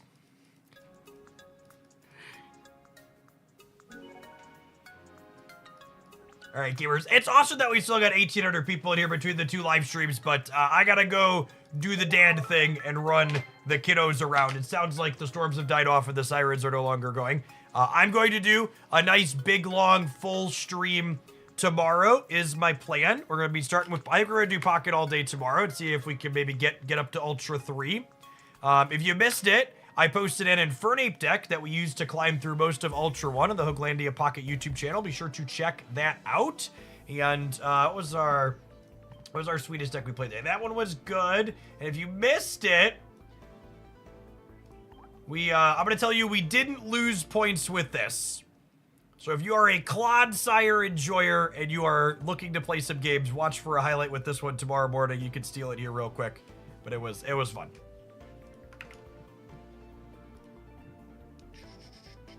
Loopy Fist was hanging out here earlier. I'm going to raid you over into them. Loopy's great. Be sure to check them out if you're looking for more Pocket Live on Twitch today. And I'll be back again tomorrow morning with more. Peace, folks.